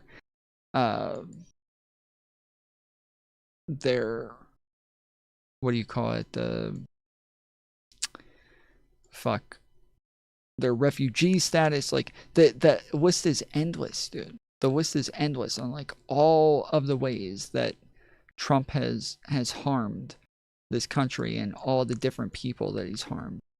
And so for people to like think any one thing is going to make the difference is it's just very reductive and very ridiculous. Like, why even? It's not any one thing, but to point out that yes, like if you're super worried about like a genocide, but then you're okay with the fact that all of these extra people are going to die from something like USAID, well then what the fuck is like, that we just don't call it a genocide, but there's tons of people who we know are going to die now because of Trump winning, and you're okay with just sitting that one out and helping him win? Like, it's just, yeah, it's ridiculous. It's obviously a relevant argument to the issue. The structure of our country and preventing us from falling into an authoritarian state, that if the Democrat, like, I'll fight against this. Mantis tip $2. Thank you, Mantis, for the $2 donut. All right. All right, with 2 minutes left on the clock. W's in chat for Mantis. Let's get some cheers. Let's get some cheers in chat for all the dono words. I will reset the clock as soon as I die over here. Specific USAID cuts, and I'll be in court or helping or assisting or signal boosting the people in court fighting against the USAID cuts or whatever.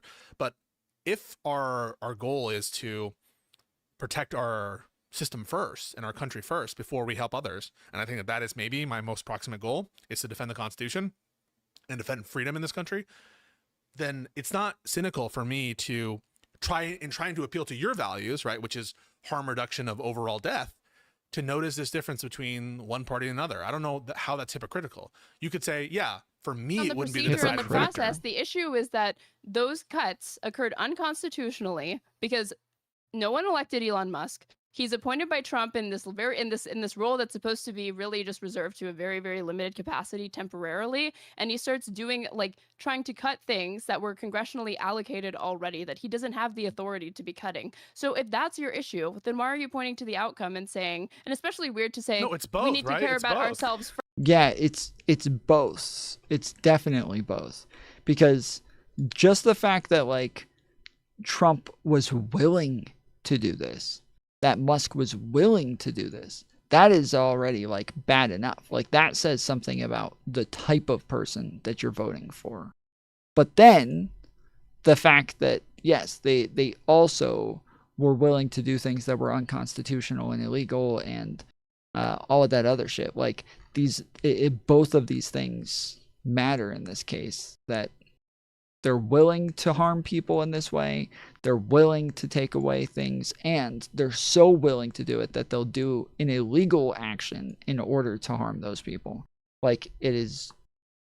All of that is relevant. First, but you're talking about 14 million people globally are going to die. There's no inconsistency not here, in the United Erin. States. Erin, there's no inconsistency. On the one hand, you're appealing to things that you care about and saying, well, how would I determine the vote? And on the other hand, you're saying, listen, if what you care about are lives, you should also agree with me, because in addition to the things that I care about, what you most care about, and I'm saying I don't care about the loss of life overseas. I'm just saying in terms of what you value more or less, and you're giving a hypothetical of a version of Trump that really does care about not cutting aid to foreign countries, and I'm happy to accept that hypothetical. I would still the Republican Party, not like the current Republican Party. In that situation, in this hypothetical, yeah, you could have a different preference matrix, which you would still vote for the Democrat. In other words, it's overdetermined that you're going to vote for the Democrat. But in appealing to someone else who doesn't care as much about the institutions, doesn't care much about the rule of law and the structure of the country, and cares just about the raw outcomes for individuals in terms of their, them living or dying, then it's not inconsistent to say, hey, if what you care about is harm reduction for people abroad, look at this harm. I don't think that's disingenuous at all. What's disingenuous about that? But it's not just the raw outcomes. There have been conflicts that have killed far more than the Gaza genocide. The reason why it's significant is because the intentionality going in this genocide. It's not because of just the number of people dying alone. No, I don't think it's just because of that, for sure. And I think that you would agree that this is not something else I said in my discussion in the video that I had of the recap, where there is this kind of, I think, genocide exceptionalism, which I'm not trying to sound crass. I think that you would acknowledge that we care about things, and I agree most pro-Palestinian people would care about things other than just genocide. You care about crimes against humanities and war crimes and genocide and poverty and starvation, whether intentional or not. And I agree that there's a special harm being done by the intentionality, the special intent of genocide. But given the choice between two options, right? If there's a genocide of a 40,000 population person versus if you assume that the metrics or the estimations are correct, it's 12 million people are dying. It's not so intuitive to me, which is the worst outcome there. And it's not so intuitive to me that we should discount, not saying that we should consider them exactly the same or that they're not apples and oranges. In some respect, they're apples and oranges, but yeah, I've thought a lot about this as well, because when you're considering the Russia-Ukraine issue, and the fact that more people are dying from a unlawful invasion where they're killing a bunch of people, but it's not exactly a genocide, it probably constitutes a genocide as well. But even if I just like assume it's not a genocide and that all these people are gonna die, it doesn't really matter all that much that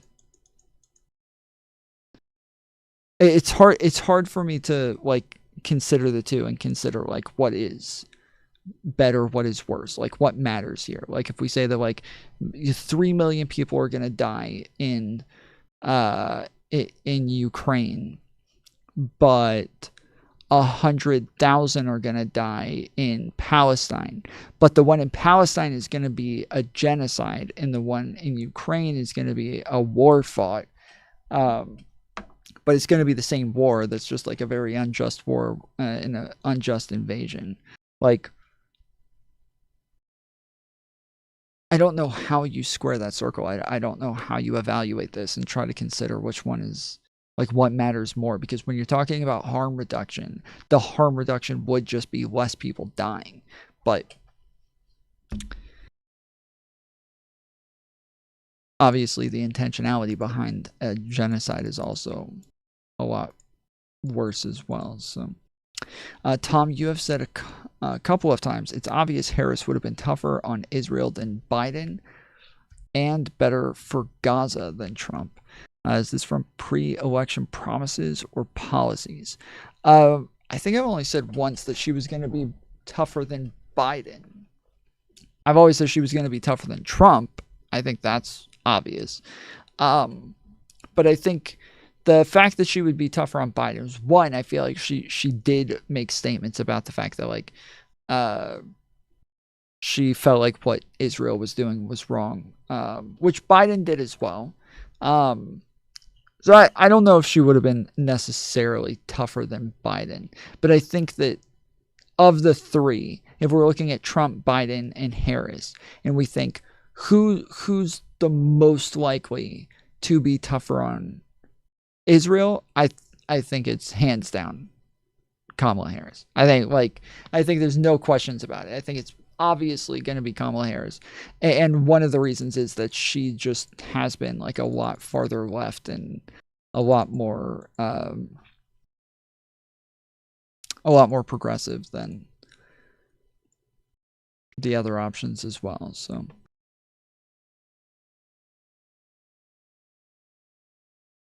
like again, this is the person who said that they wanted to ban fracking.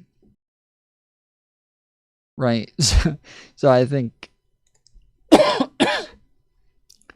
that it's pretty obvious like she was going to be the one out of all of those options that would have been the most likely, at least.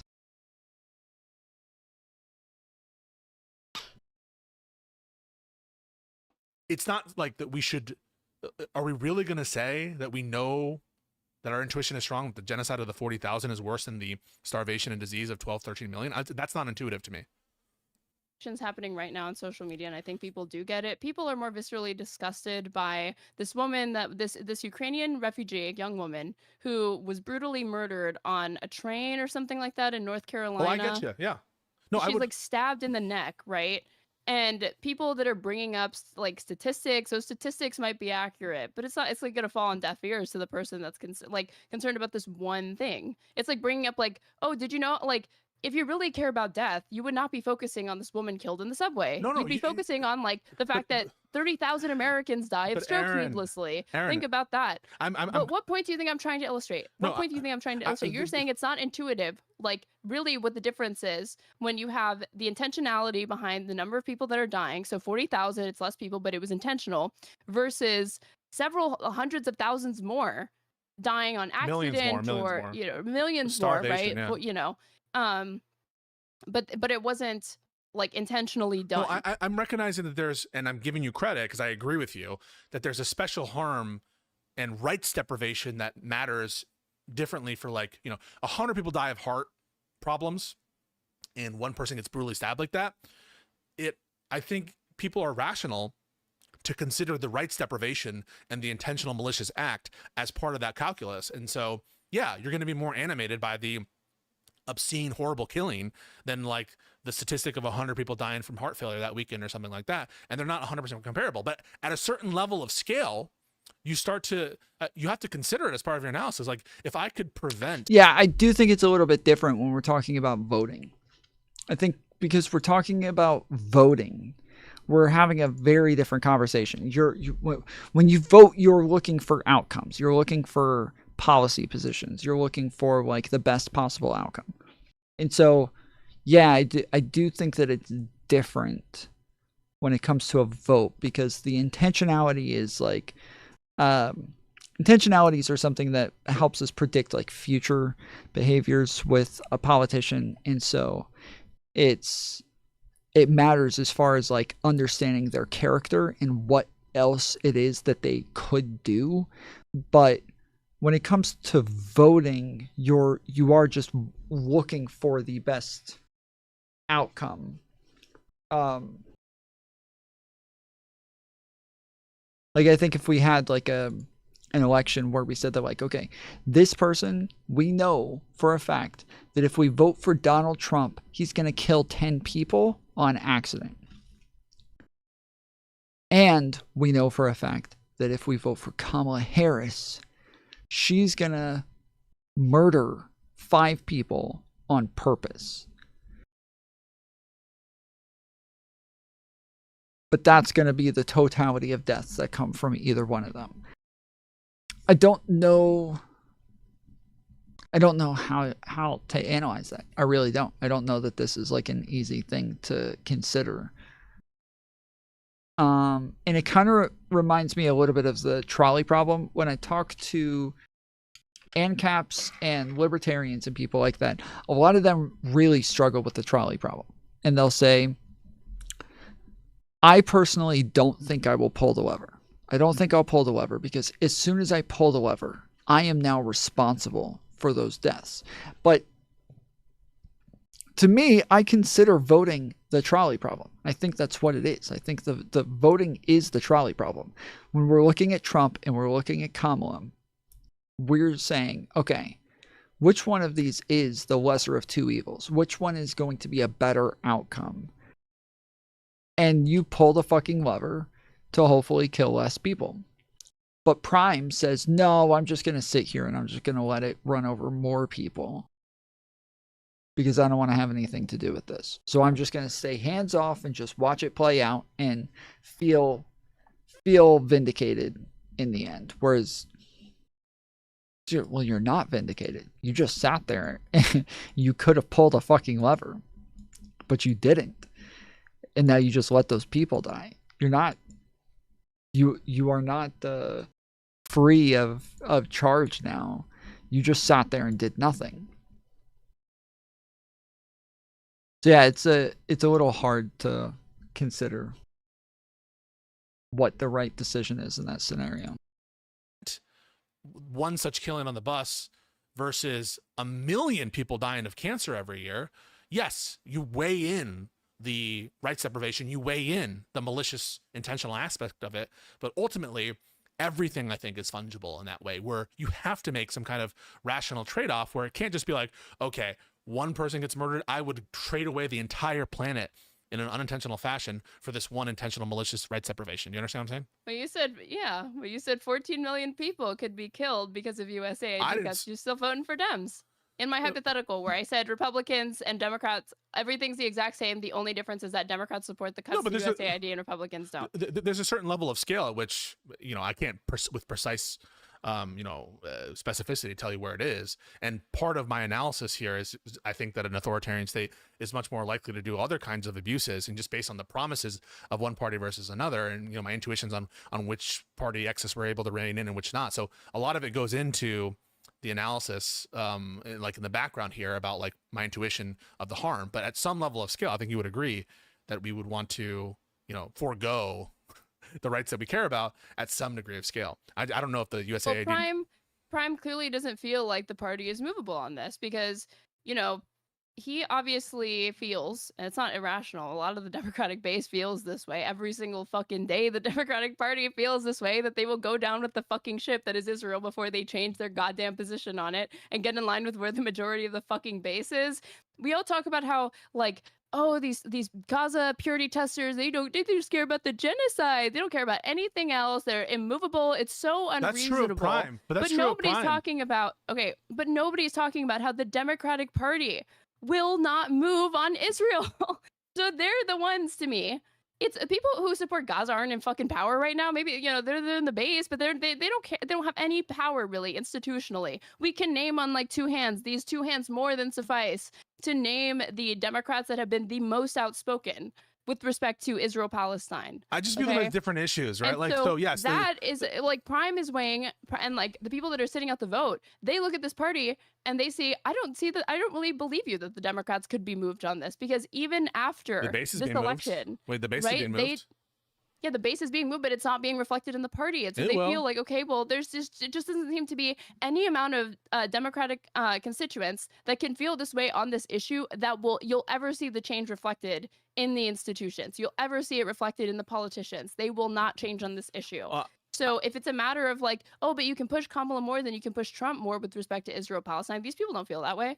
I happen to agree with you that I do think that that's true, but I'm not surprised that they feel that way, given how resistant Democrats are that are currently in office to changing on Israel. I kind of view them, again, we're going to loop on this. They're separate issues about like whether or not Democrats You can't are see it, but I'm movable. rolling my eyes right now. I understand, but like whether or not Democrats are movable is a separate issue from whether individuals are movable. Like I just don't see them as the same. And so regardless of whether or not Democrats are movable or whatever, just like in the existence where like we have the candidates that we have, not saying that we shouldn't try to move them, not saying that we shouldn't try to replace them. Hell, I'm on the front line saying that Schumer should step down as minority leader. I'm on the front line saying that we need a primary Fetterman, we need a primary all these people. So 100% agree with you that the Democratic Party needs to move, including on Israel.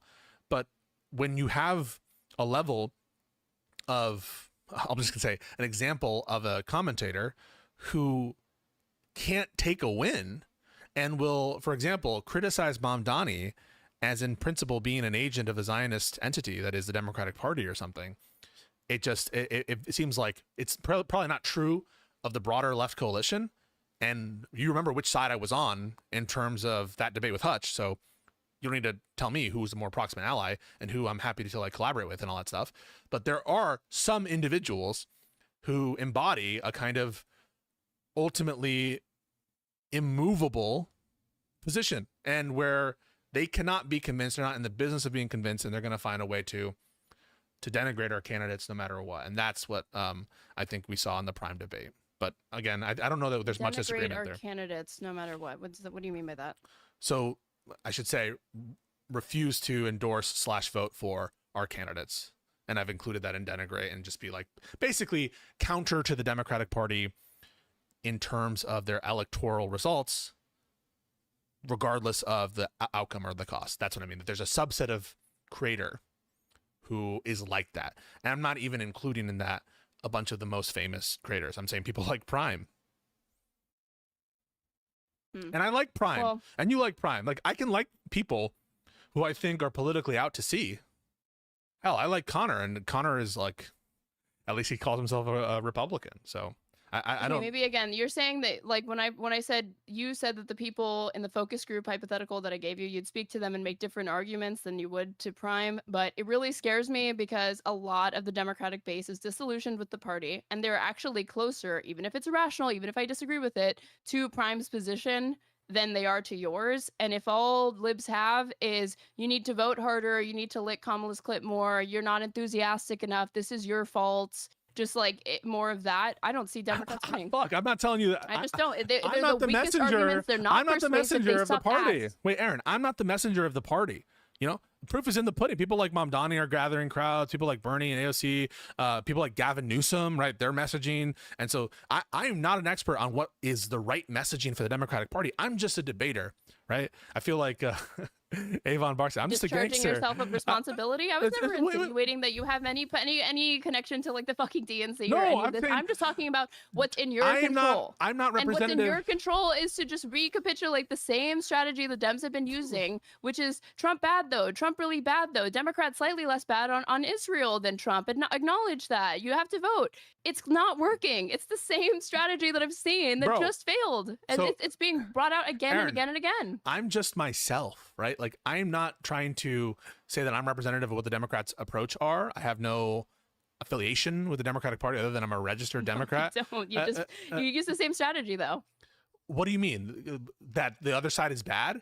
We're not supposed to use the strategy of the other side is bad. I mean, that's what your No, position that's is right not now. the only. That's not the only strategy, and it's clearly not the most persuasive because Trump bad was what Democrats used in 2024 to try to get Harris elected. How'd that go? It's clearly Can you not stop enough. with this? Can you stop with this? So I'm not That's saying that it I don't agree with this like whole all they did was just say Trump bad. Like I don't agree with this at all. I think this is insane. I think this is such a fucking insane thing to say.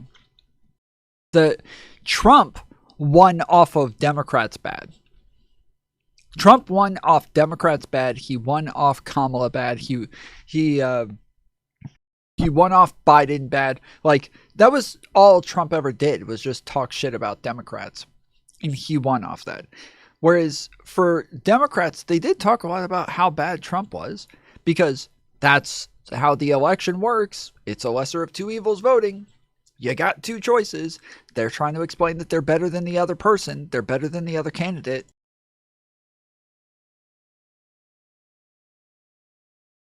But she talked about like reproductive health and that she wanted to get that back. She talked about the fact that she wanted to stop wage or price gouging.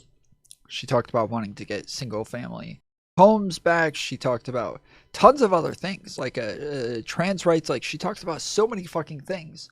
And the fact that people just keep doing this, like, oh, she just did Trump bad. That's just, it's so fucking stupid. It's the same fucking talking points every time. I don't know why people do this. Why do they just like eliminate everything else and just act like it was one thing? I don't understand it. I don't get it. Like, when it comes to campaign commercials, yeah, sure. Campaign commercials, that's the point of them. They're supposed to be like a hit piece on the other person to make them look bad. And then at the end, you talk about all the things that you're going to do that's different from them. That's what all of them are. That's what all of them have always been. But when it comes to her rallies, when it comes to her interviews, when it comes to her statements, when it comes to her website, when it comes to her policy prescriptions, like she had so much other shit besides just Trump bad. It's enough. But you're saying like Okay, well, I wasn't saying don't do it. You're the one saying, oh, so we shouldn't bring it up. That's not what I was fucking saying. So what I are was you saying saying? that it cannot be the kind of silver bullet that you think it is. It's clearly not persuasive to enough people that Trump really sucks. Did I say that I thought it was a silver bullet? No, I wasn't saying that. You said that that I was a think it silver is. bullet. No, you said I think it is. Saying, wait, you just said wait. I just want to be. I just want to be. Wait, we didn't agree on what you just said. Okay. You just said it's Here. clearly not the silver bullet that you think it is. You did say that, didn't you? Here's the thing. Did you though. say that? You will say. Wait, Erin. Did you say that? Yeah, I said that. Okay. So here's what you'll do. You'll say you don't really think that, but when I look at your actions, when I look at the argumentation that you use and what time you spend on what arguments, it's clearly like the majority of your arguments. I spend the time on stuff that interests me and the conversation. And though I do not represent that those are going to be silver bullets, I do not represent that that's what the Democrats, the strategy the Democrats need to take. I think a positive message is more accommodating and welcoming, like, by the way, Mamdani is doing. Did you hear Mamdani?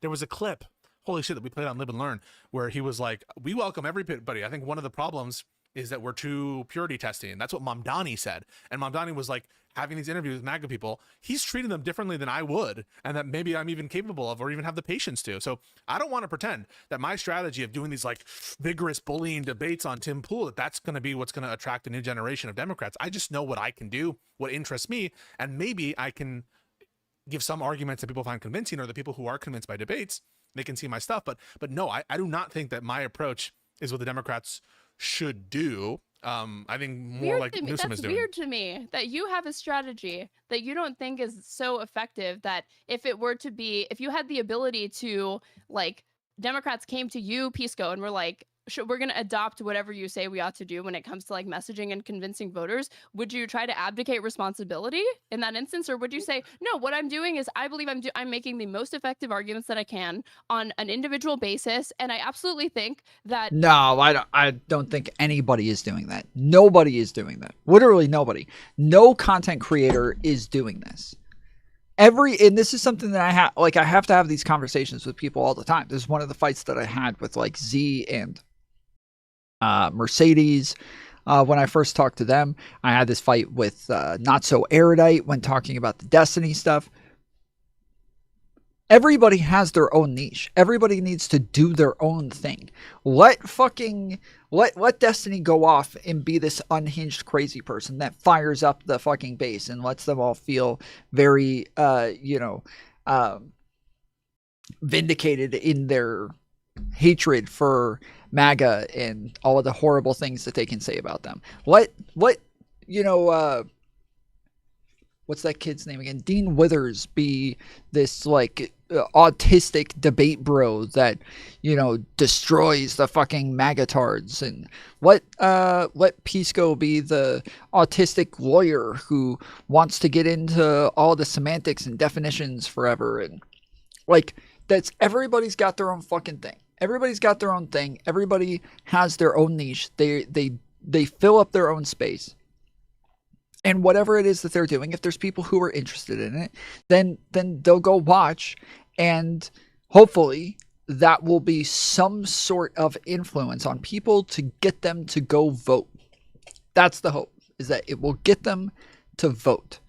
And when they are active in a community that is at least talking about these things, they are more likely to be activated in that way. That's like, that is pretty simple. And I feel the same way for somebody like Straighterade. Straighterade is this dumb fucking woman who just says woman shit all the time and is always crying about her fucking period and everything. That's fine. If a bunch of people want to watch that, and then at the end of the day, she's telling everybody to go vote for Kamala, then fucking base, dude. Do your fucking thing. I'm not going to sit over here and be like, oh no, having periods is bad for the fucking Democrats. Like, no, I'll let you have your fucking periods, okay? Do your thing all day, whatever. But I'm not going to do the same thing as you. I'm going to do my thing. But I'm also not sitting here trying to figure out the best possible route to victory, the one that's going to get the most people. Like, no, I'm just going to get online. I'm going to say what I think. I'm going to talk about what I want to talk about. I'm going to review what I want to review. And I'm going to have fun doing it. And hopefully other people are going to have fun watching it. But I hate it when people make it all this like, big meta analysis that's supposed to be super zoomed out. And does she really? No, she doesn't talk about her period. I'm just fucking around. I'm just kidding. If you extrapolated it and made this like the main way that the Dems tried to change their messaging to get back old voters and to attract independents, that it would work. I'm not a fucking that it would pollster, work in a majority of time. I'm not a pollster. Wait, how am I supposed to know what will best attract cross section of voters to come this way? You don't have to be a pollster. I'm just myself. I'm just myself, and I have to be myself because I can't be otherwise. And if I'm inauthentic, right, like I can't be the one. Bless my father. He was a bridge builder. Yeah, for those of you who have been around a long time, you guys know I've had these arguments a million times where I've had a bunch of people come on and they're initially like, Tom, do you really think this is the best way to get people active? I'm like, I don't know what the fuck. I have no fucking idea. Who knows? I have no fucking idea. Why would I know?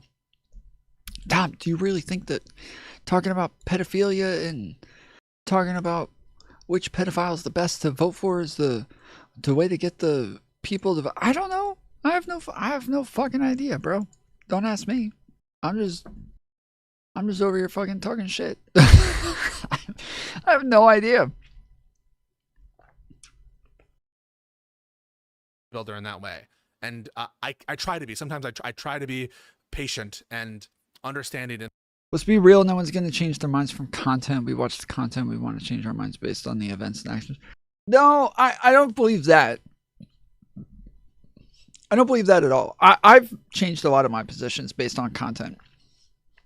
Changed like my entire fucking ideology based on a lot of content. Like the content that and this is something I've said as well, is that like a lot of people are like, oh, debate content doesn't change anybody's mind. Okay, first off, even if that was true, that doesn't change the fact that it might fire people up and get them excited about the candidates that are on the Democratic side. But more importantly, it does change people's minds. I know tons of people who have had their minds changed based on debates, based on debate content. And it is...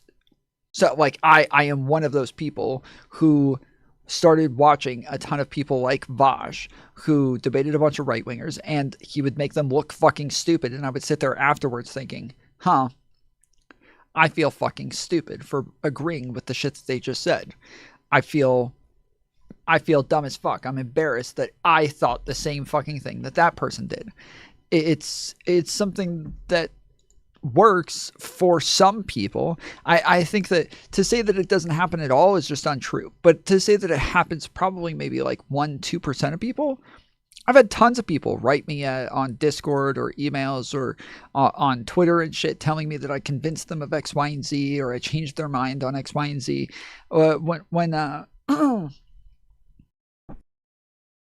Did you change your mind from watching or participating in conversations? Both.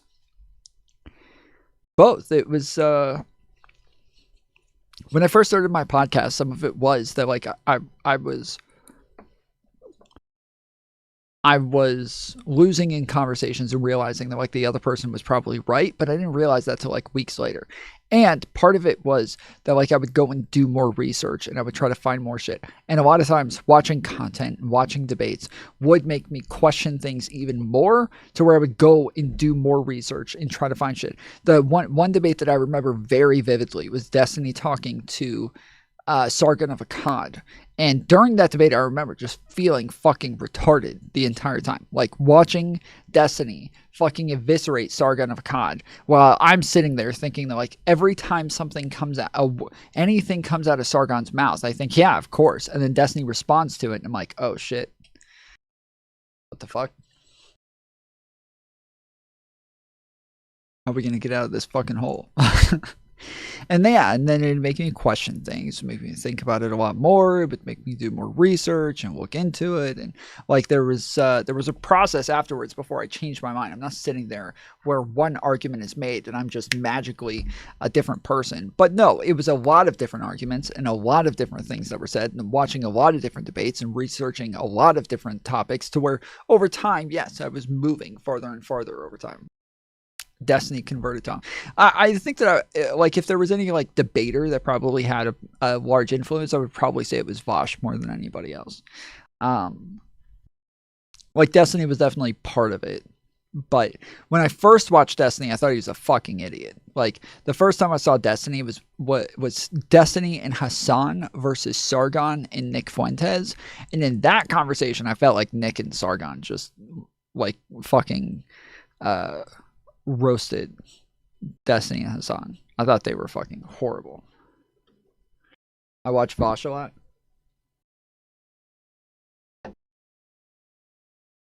Yeah, I used to.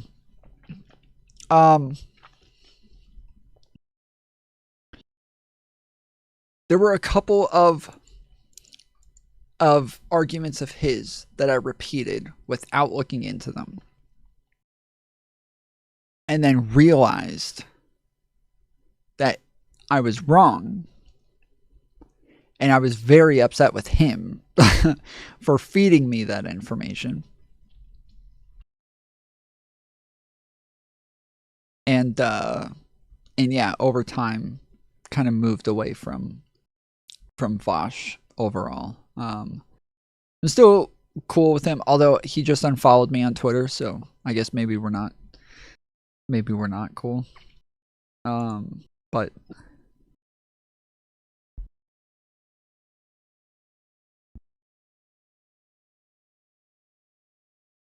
yeah, he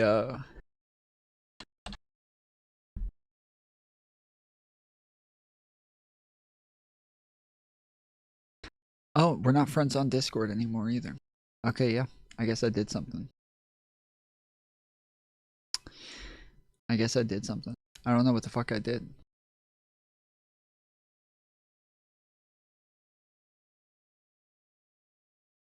Damn.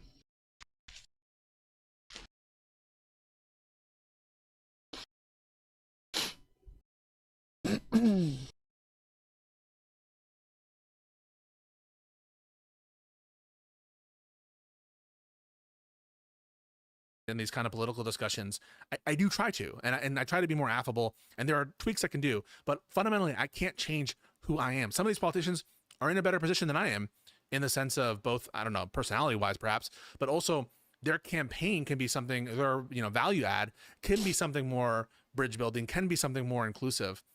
And maybe You don't have to have done anything.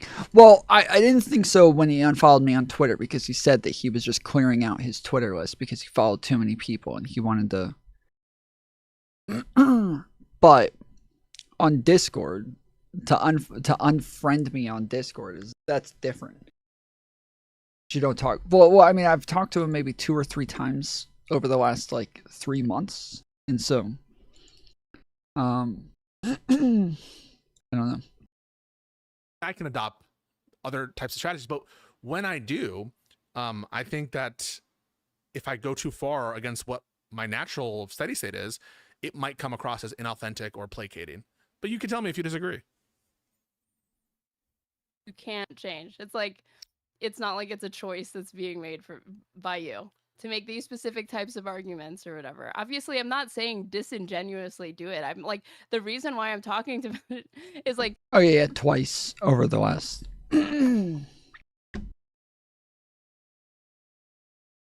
6 months. But yeah.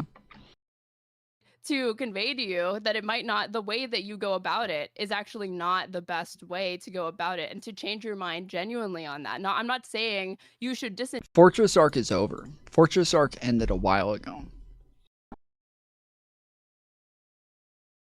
disingenuously wield these arguments. I'm trying to say that there are better arguments to consider. So what do you say to Prime? I mean, really put yourself in that position. What could you possibly say to Prime? I would There's not nothing. do. Yeah. I would not do. Do you want an answer or not? I do want an answer. Yeah, tell me. Okay, because you say like there's nothing. What people say is their priority. But people, when they give nonsensical answers, I don't usually think that that's indicative of what they always really believe, or that they're really in touch with what could change them. I mean, why are you laughing? No, because the whole notion, like, you're not taking Prime at face value that he actually believes this stuff. It's because you think that there's some kind of like that he is insane and that he is just irrational. He actually believes this. Yeah, well, so she's not wrong that like a lot of times people don't know what it is that can convince them. Lots of times they are willing to like take something out on a group that where they don't actually know what the real thing is that they're upset about. Like, the majority of conservatives are not actually truly upset about like the what do you call it? The culture war stuff. Okay. Not that they're not upset about it, but that's not the thing. That's not the thing that they're upset about. The thing they're upset about is religion. The thing is religion. That is like the essential thing that if you were to convince them, they would have to be less religious. They would have to be convinced that, Jesus didn't die on the cross and that the Bible isn't real and blah, blah, blah. That is the main thing that most of them are upset about. Everything else is downstream from that. And I think for a lot of leftists, the thing that they're upset about is they feel like they're being ignored and that they're not actually part of the party. They're not valued, which is true. This is definitely true. Like, they're not wrong. While they, Prime will say like, oh, well, leftists are the ones who made like all the biggest and most important changes to the Democratic Party, they were, you know, leftists convinced the Democrats of like all of the best things, all the best things. He repeated that numerous times, all of the best things. But it's like they didn't convince us of capitalism. Like they just didn't. Okay, sorry, but leftists were not the ones who convinced us of capitalism. So they didn't convince us of the best things. And I think that when it comes to something like Palestine, the fact that the Democrats were not like staunchly pro-Palestine and staunchly anti-Israel was not enough. Like that was I don't think that was the problem. I think that was the straw that broke the camel's back. And when Prime keeps like screaming, shit libs, you guys are shit libs, and Pisco's a shit lib, Kamala's a shit lib, and they're all fucking shit libs. Like it's the entire Democrat Party that he has a problem with. It's all of the liberals that he has an issue with, and it's the fact that they are not leftists. It's the fact that liberals are not leftists and that they don't hold the same values as them. And so the Gaza thing was just a good way to voice that frustration with the Democrats. That's all it is. It's not the thing. Shit.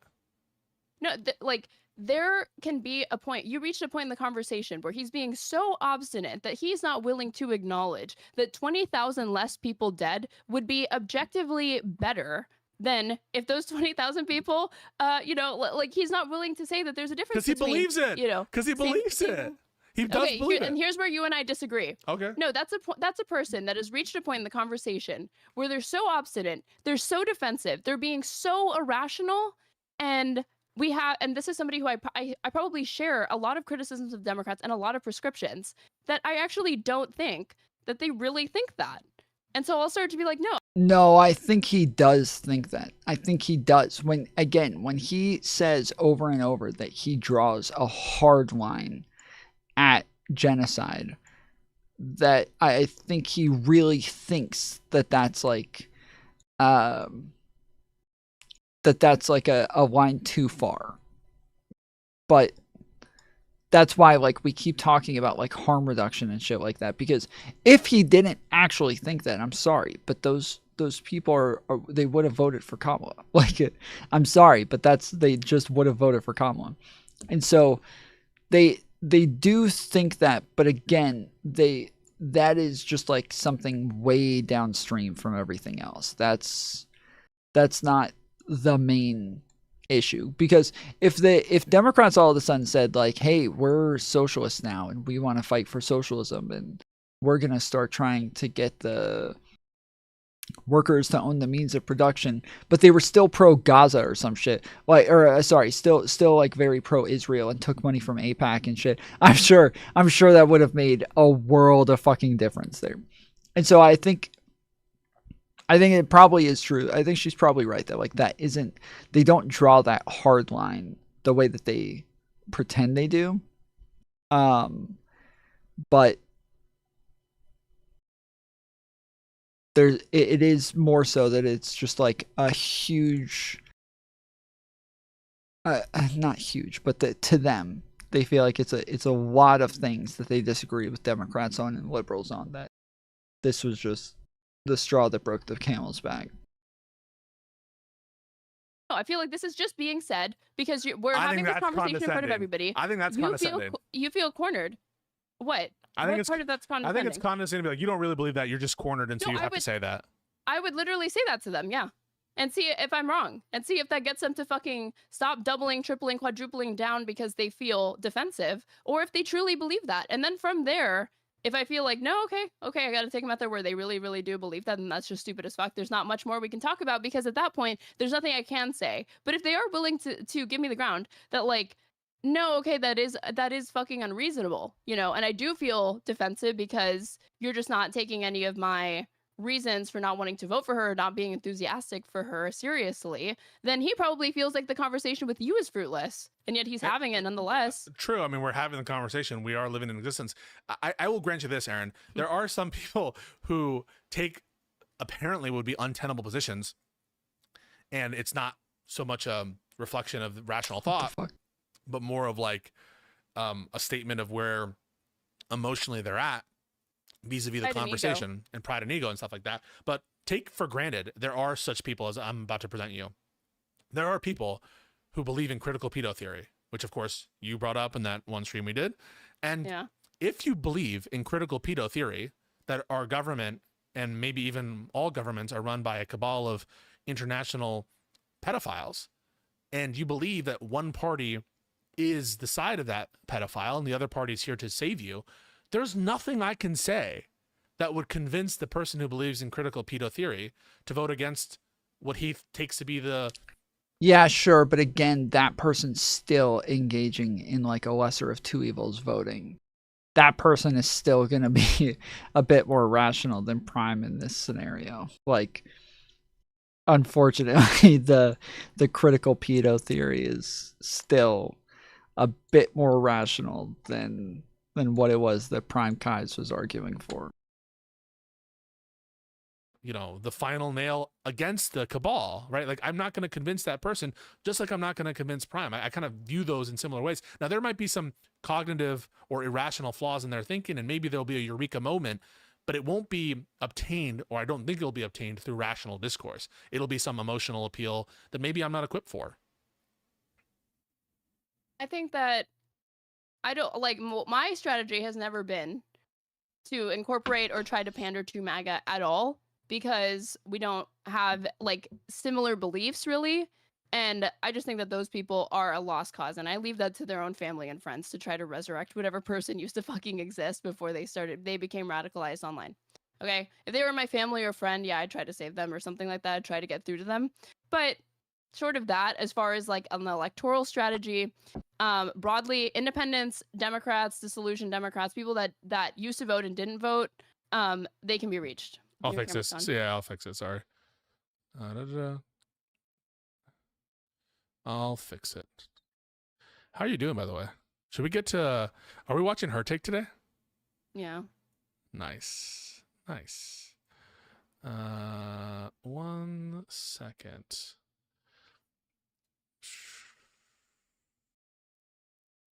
He voted for Biden and... There we go. Loisimos. We So, did it. Prime, I think, did he tell you he voted for Biden in 2020? He did, yes. Okay, so clearly this is somebody who at one point was willing to vote for a Democrat. That was a lot of people because Democrats had like 14 million or something. Yeah, so what happened? Like 9 million people. But you're saying you're like, you're interacting with one of those people and you're like, well, I don't fucking know. You're basically asking me to not be myself. I have to be a useless cuck. I have to be a useless cuck, and I can't change my arguments What or the my approach to fuck? these people So because they're you fucking are being crazy judgmental. Wait. and there's nothing that can be said. That's to what you reach said. them. You're saying No, they're that's what crazy. you said. You're saying that it's No, all that's what you ego. said. It's all like cognitive problems. No, And it's not crazy. I'm the one saying that it's not their crazy actual position. to be somebody who's being momentarily egotistical or prideful or feeling defensive and doubling down on a position that they probably don't really hold. Long-held position, though. I think you're being condescending, and you're kind of being infantilizing to Prime. Prime, who is a content creator. Prime, who has these big debate panels where he debates. It's not like it's baby's first debate on this issue. And so I think that you're being a little condescending and infantilizing to Prime, who's thought about this stuff, and he comes to a different conclusion. Now, is it possible that this is just all a virtue signal? What? No, I shouldn't interrupt you. Continue. Is it all just like possible? This is some cognitive flaw in Prime? I haven't seen Prime's panels in a while, and I haven't been invited on one in even longer.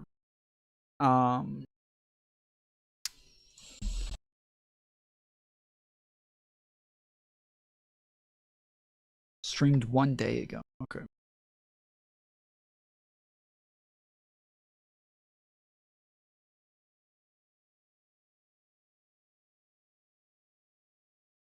Yeah, this one got 42,000 views. This was him talking to Dylan Burns.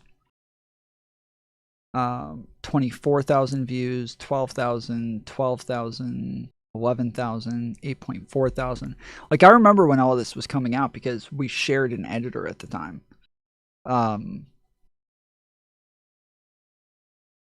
So yeah, there's Pisco. This probability. There's Pisco. Sitting with all his fucking books behind him. There's counterpoints. Gappy V. Is Gappy still around? Does anybody know? Does Gappy still stream? I haven't seen Gappy in forever. Or like heard of Gappy. Hi.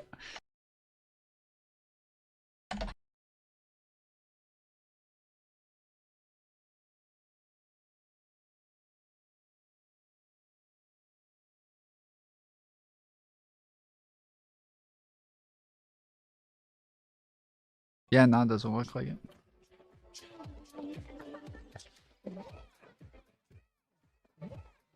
Three months, 4 months.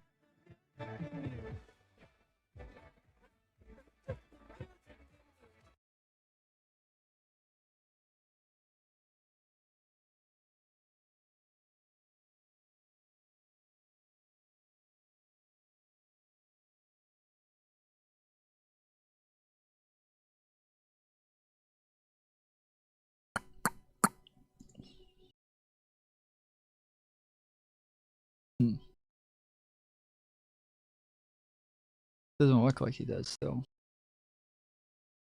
But yeah, Prime had PrimeCayes versus Destiny's Forehead.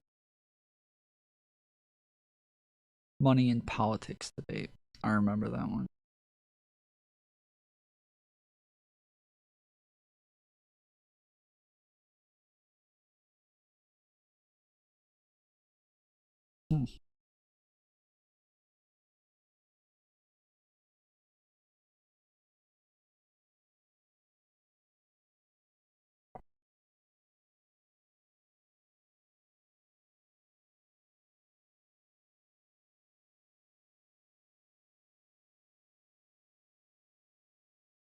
Is that Wick?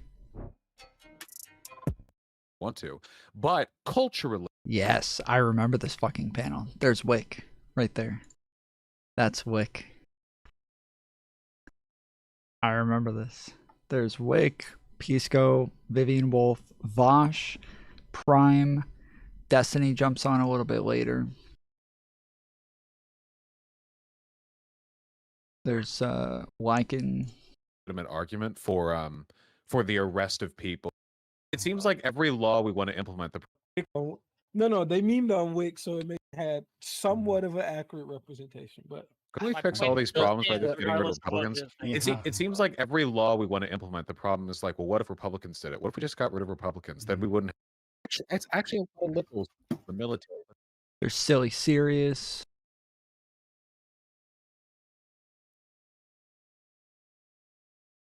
Still using it in a conversation with the I remember this chick, dude. I remember this chick.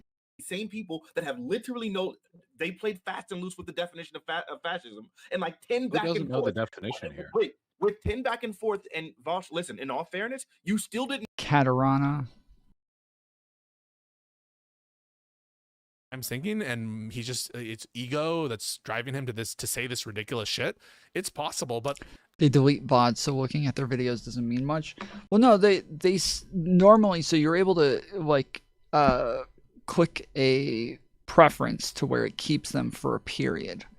Oh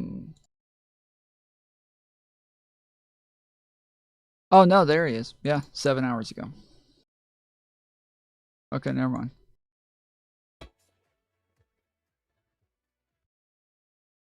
But yeah, they keep VODs.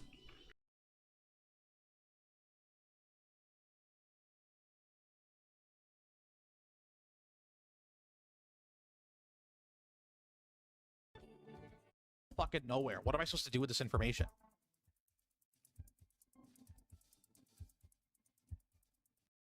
Just so stupid. We need to play these games to win the coins that you can then use to, like, you know, get more poke.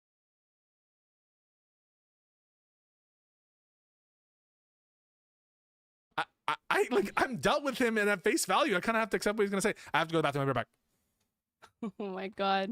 Sorry. You're back. Oh my god, you guys. What to lose? I don't know. I don't know if it's like focus on all the polarizing. No. Your stance being about, I don't know, or face to lose. I don't know. I don't know if it's like every public conversation turns into like win or lose or whatever, and that's what ends up being that's what it ends up being about. I don't know. But here's what I almost interrupted you because I'm so triggered.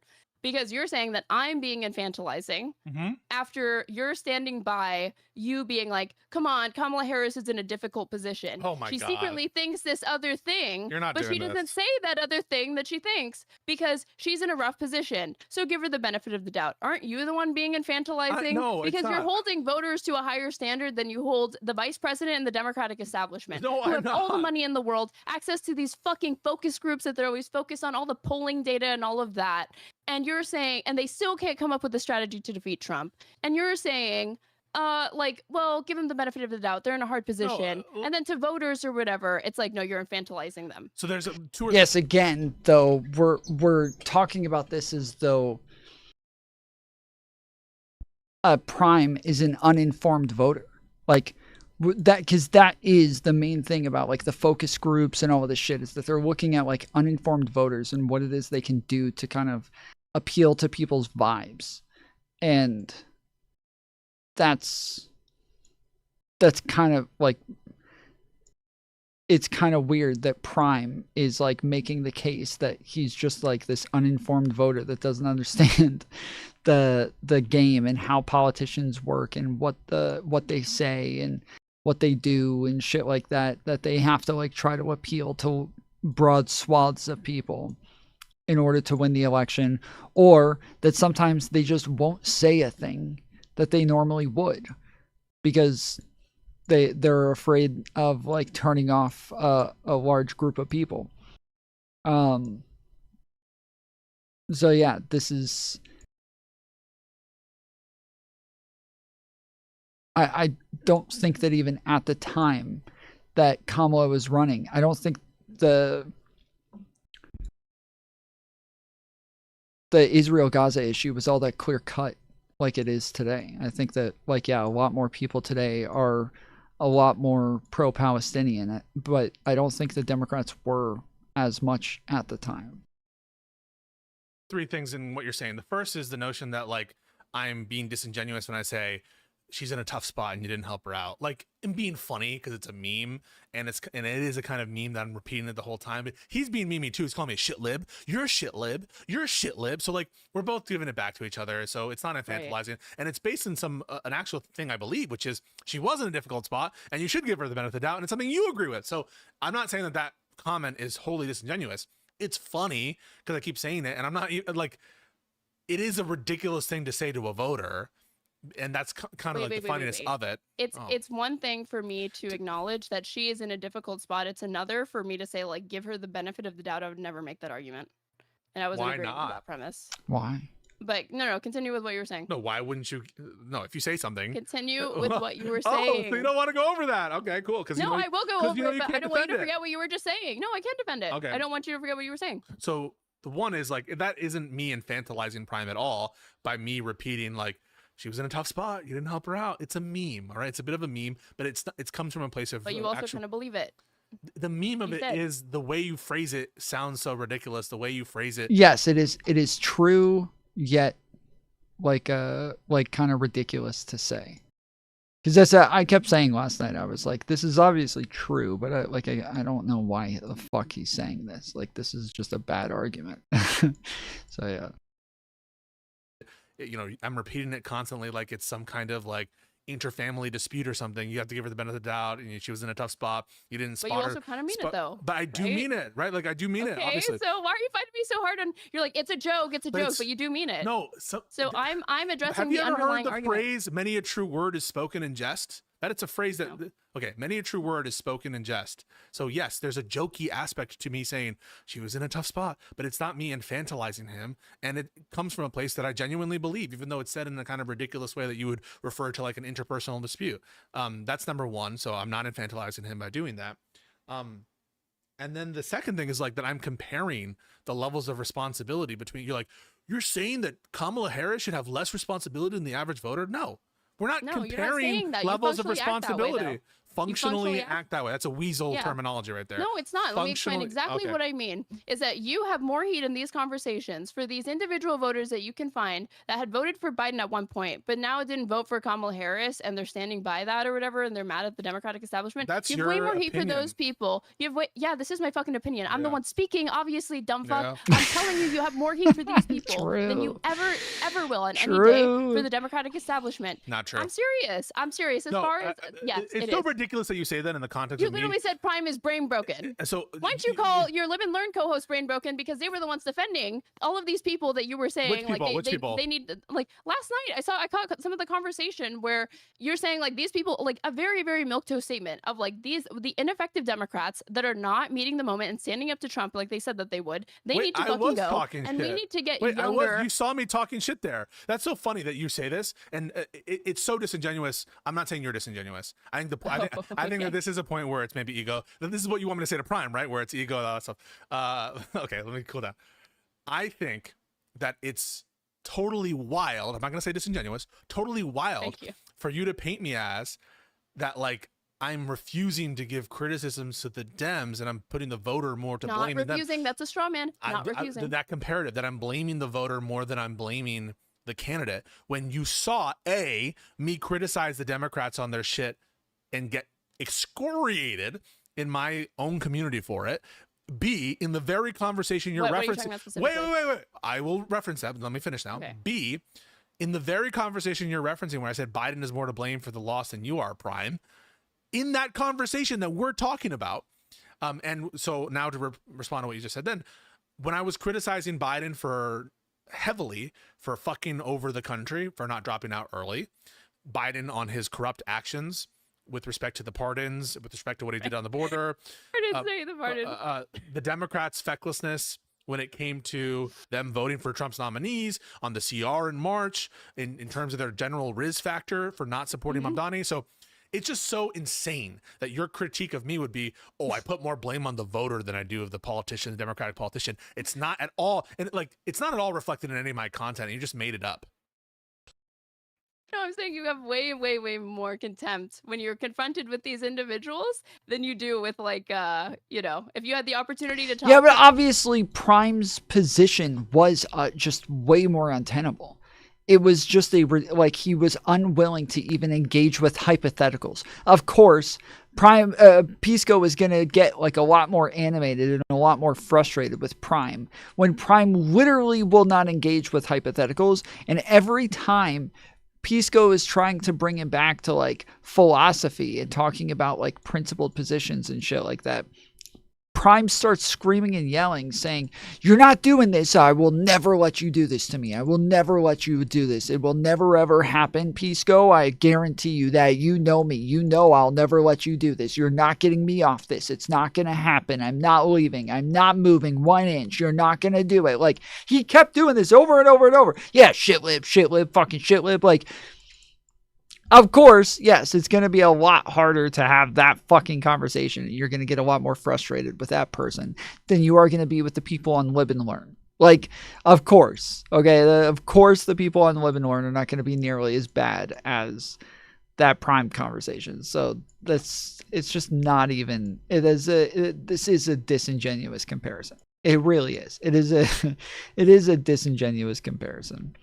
to like a Democrat or like the Democratic establishment, but I don't know, maybe you'd say to their fucking face or behind their back not long after that they're brain broken. The Democrat that you spoke to, if it was just some like centrist moderate who you didn't feel was meeting the moment, if you could talk to Chuck Schumer and you're like making like the strongest case to Chuck Schumer about why he really needs to go harder against Trump, he's not taking it seriously, like Democrats resent him for all of this. If he was still obstinate and still like you felt like he wasn't really listening or internalizing it, and you say that you turn around and be like, Schumer is fucking brain broken. That's insane that he couldn't even concede that to me. Because I feel like if he didn't concede it to you in the conversation, you'd be like, well, you have to understand Chuck Schumer's in a difficult spot. But that's my own feeling. You can't disprove it. It's just you're not like even a responding to what I'm right? saying. For one. Like what I'm saying is, in the course of that conversation with Prime, we were not generally comparing the levels of responsibility, and I was resisting attempts to do so. No, but I am as the viewer. But to the extent that we did compare levels of responsibility, I said Biden bears more responsibility than someone like Prime. I did say that, and yet you were happy just now to say that I have more heat for the voter than I do for Joe Biden when it's not true. So are you going to rescind your comment or not? Rescind. No, I'm not going to rescind my comment because that's how I genuinely feel. And you say it's important to be authentic and genuine and never say something that we don't really feel or believe. So I agree with you. So no, I don't really fucking feel that. And I don't think that example is dispositive for one. And the other thing is that I'm laughing my ass off at you being like, I have heat for the Hunter Biden pardon. A thing that no one really gives a fuck for except for you. And I just think it's so funny because you have so much heat for Biden on that. What did I start with? I don't care what you started with. You brought it up. And I'm saying that it reminded me how you've probably had far more heat for Biden over that one action that is really like, yeah, it's corrupt, but like it doesn't, no one's thinking about that now except you. And like, then you have for his policy towards Israel. My audience. You call it a genocide, but I think you're always like, you like calmly say it's a genocide. Are you seriously doing this right now? Yeah, I am seriously doing this. I'm giving you my thoughts. Yeah. So now the virtue signal, now the purity test. I'm not being paternalistic to you. I'm telling you what I really feel. Yeah. You call it a genocide. Did you say it? Call it a genocide softly. And if you didn't call it a genocide loudly enough, if you weren't. This is okay. So people misuse the term tone policing all the time. Everybody uses the term tone policing completely incorrectly. This is tone policing. This is what tone policing is. This is a great example of tone policing. If you want to straw man it that way, then I can understand how that's how you feel. That's what you think. That's what. Okay. How did you not say that just now? Explain it. Explain what you just said. I know that I've watched enough of your content that I can know when an issue really, really matters to you, it personally bothers you, and it motivates you to speak up, say something, and that's reflected on how I think spirited and robust the arguments that you can provide with respect to like the Hunter Biden pardon being corrupt or J6. Like you love talking about these things. You're very, very passionate about them. That's my bread and butter because I understand them. Through. I'm not an international lawyer and I am just now learning the legal standards of genocide. That's why I'm applying it and I'm reading more about genocide. But that is not my area of knowledge or domain expertise or any kind of like. There is nothing so not that everyone, you're not going to find. Not everyone has to be a subject matter expert on Gaza and the legal standards of war crimes, crimes against humanity, and genocide. I'm not arguing for that. I don't fucking want that. Like, most people are willing to call it a fucking genocide. They're not international scholars. But what you just said, you didn't say it loud enough. That's going to justify the deaths of these fucking people, and I don't think the people are missing. I don't know that most people are willing to call it a genocide. I think that most scholars are, but I don't think most people are. Some context to be horrified by that. It's like you're talking and I'm like not going to ever say, why are you calling it a genocide? You're not a fucking international law scholar. You don't actually know why you're calling it a genocide. No. He's saying that he's just more recently starting to learn about this and starting to learn that it's a genocide and starting to like understand these things, but he doesn't still have like a full understanding of it. And so yes, he is like tentatively calling it that because he is convinced of it, but that he doesn't feel like he has like a great understanding of like the entire conflict. That's at least my understanding of what it is he just said. I'm not demanding that. You're questioning like, why are you spending more time on this or that? Why do you have more heat in this capacity? And maybe it's because I'm more confident in those issues because I'm steeped in those issues in a way that I'm not steeped in the issues of international relations in Gaza. And what you're kind of arguing for is like, oh, Stephen A. Smith, he speaks on sports. He should be just as confident on Gaza and Israel situations as he is on like, who's going to win the NBA this year. It's like I'm acknowledging that it's a genocide under my view of what the legal standard is, which again is a limited, it's not an expert understanding at all of what it is. And I'm just now trying to involve myself in those issues. And what you said, and I want to go back to it, was you didn't like say it loud enough, or you didn't say it with your chest. That really is your standard now for why I'm like not as harsh on Biden, is because even though I acknowledge it's a genocide, I don't say it with enough oomph for you. That is kind of what you, not just kind of, that is what you were doing and saying, right? I didn't, on like the most, not bizarre or inconsequential, but things that are just very, very particular to you. Okay, I don't relate to being so upset about Biden over the Hunter Biden pardon. It's like, yeah, it's like flagrantly corrupt or whatever, but like, yeah, okay. No, I was giving you examples. So I started by saying I gave Biden a bunch of heat for not dropping out. I gave Biden a bunch of heat for his corrupt pardons, for his corrupt thing with the wall. I was giving you a list of things. You picked one out and said, no one gives a shit about that. When I'm providing you all these examples, it's to show you that I'm willing to be harsh with the Democrats. You might say it's particular to your own thing. It doesn't cut against the point that I'm willing to be super harsh against Democrats. You might say it's in your own way. What is a dynamic border semaphore?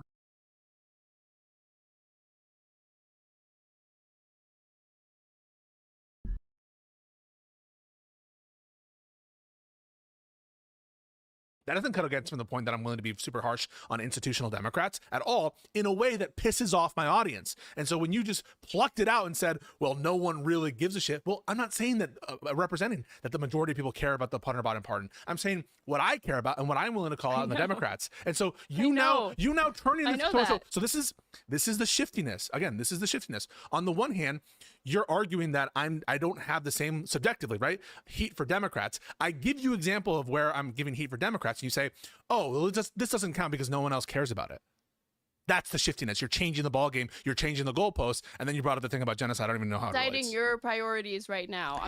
I'm trying to change, like when I zoom way out, sometimes it's a little frustrating because when I get really, really big, sometimes I literally take up the entire fucking like area that my body is in. And sometimes I can zoom all the way out and I still can't even see like what's at the edge of my tail, because while I can see the map, it doesn't show me who's there or what's around me or anything like that.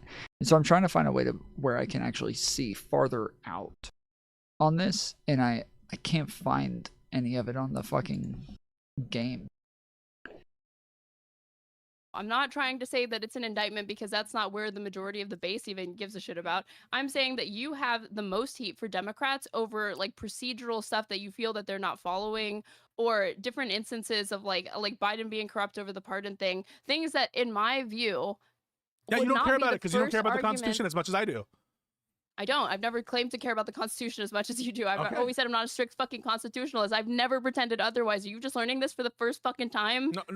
No, I'm just saying, yeah, you don't care as much. Are you as just I do. learning and to this your for the audience, first that's like time? the worst thing in the world. To What? Are you just learning this for the first time? No, he's stating that, like, of course, you aren't going to care about the things that he cares about. He's just making a point. Like, what do you mean? Are you just learning this for the first time? What the fuck? How the fuck do you say something like that at this point? Like, this, what the fuck? I know. No, listen, I am not saying that you're a bad person because you don't have the same, like, whatever, values that I do. I'm not saying that. All I'm saying is they were examples that were trying to show you that I am willing to be harsh against Democrats. And I wasn't representing that all the population thinks the way I do. In fact, the opposite. What I'm saying is, I'm willing to go and cut against the Democratic consensus in a way that's probably particular or idiosyncratic. So at no point was I trying to represent that my views are shared by large amounts of people, and yet you took it there to try to like discount Well, you that it's a asked me criticism. my thoughts on your conversation with Tim Pool and with Pisco, and with PrimeCayes, between yourself and PrimeCayes. I'm giving you my thoughts, and now you're like, these are ridiculous standards. What the fuck are these types of answers? We're past yeah, that well, they're my conversation. standards. They're my answers. No, we're not past that conversation. Yeah, This we is still are. part of it, dumbass. I don't understand why you think they're unrelated. We're only talking about this because we started talking about those things. You What asked does me that about my have to do with opinion Tim on those Pool? fucking things. Well, we were on the Prime conversation, so we were on the Prime conversation, not on Tim Pool. But no, listen, I appreciate your feedback. You said I want to get your thoughts on both of these conversations. I did, and I do, and I still, Okay. and I value your okay. feedback. I'm just saying This that's where is- it started. I'm not this saying is this is great directly feedback. related to the temple. I'm saying that this is where it's no, it's not great feedback. I know you don't fucking like it. I don't give a shit that you don't fucking like it because I'm telling you what I really, really think. Oh which my is the most important thing goodness, to you, right? Being authentic and being genuine and saying what we really believe and not trying to maximally optimize our message for the person that we're talking to. Trying to be I didn't say authentic. that's what Well, I I'm trying most to be care authentic, about. bitch. And you know what? It's completely fine with me if you want to like scream at me and say that like you're like like call me disingenuous or whatever. Like this is not my real opinion of you or your I priorities. took which are that back. completely Wait, out of wait, I whack took at that back. times. Wait, I took that back, and I said I took that back. It just feels crazy that you would accuse me of not being harsh on Democrats when I've been excoriated for the same. Yeah, like he's literally been getting like a lot of shit for being too like rhetorically hard on Democrats. Okay, who the fuck is Erin? This girl?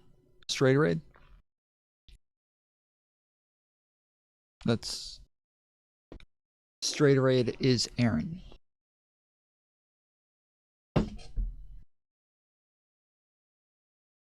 But in thing your by own liberals. special way, and they are the most bizarre ways. Sometimes. Okay, but you didn't qualify okay? that way. And it's I'm not doing it now. It's I'm doing it now, it's so not, you can understand. It's Okay. not, and Erin, it's not that idiosyncratic when I And say also, like. is your issue with the pardon that you think it's unconstitutional? Because Biden can constitutionally do it. It was wrong because he said he wouldn't fucking do it, and because then he did it. It's an abuse of power, and I view that to be an impeachable act under the Constitution. Okay. Yeah. Anyway, wow, what a great back and forth. That was that was harsh. I mean, you say you like again. If you want me to infantilize you, you know, I can like take the I can take the tone down. I cannot accuse you of the like. I'll abstain from accusing you. Am of I these saying things, that? Am I saying that I want you to take the tone no, down? No, I'm asking. I'm saying if you want that, just let me know, and I will calm No, down. Okay. Listen, I think that this was all great. I think we got a lot of the issues on the table. It doesn't really help me. Like, how would you recommend? Here's the recommendation aspect. Tom Floyd Show, can you confirm that the last time Wilson was said to debate Pisco, he declined? He said he's not going to debate Pisco until Pisco gets 100,000 followers. Of it. When I'm confronted with a Prime type person, what do you think I should have done in that context different than what I did? Because I acknowledge that sometimes Well, I don't no have one's mind can be changed. Prime's mind can't be changed because he's brain broken. He's irrational. And, you know, for me to ask you to do anything other than what you've already done, that would be me asking you. That would be an assault on your character and you as a human being, Erin, Pisco. stop. Because apparently trying to make arguments for why what you're saying is really not compelling, effective, is stupid, is like irrelevant, is not really understanding where the other person is coming from. That's me actually asking you to be someone other that you're not. No, and I would never want to ask you to do that. So I'm not going to tell you what my prescriptions are. Okay? Wait a second. So Just do you, Pisco. I'm not saying that I think that your feedback is invaluable. What I'm suggesting, I think, is that I think that there are certain people who genuinely hold the belief that Prime does, where it's not just a figment of their, you know, emotional mind. I think that they've actually thought about it. And I'm not saying that you're infantilizing me. I think you're potentially infantilizing Prime because I think You Prime said was brain broken and his mind can't be Well, changed. don't you, but maybe I'm wrong. Do you think that he's brain broken? No. So how would you? I don't. How do you think that I should proceed? Okay, she said earlier that she thought that his positions were so ridiculous that there's no way anybody would actually believe those in reality. What the fuck?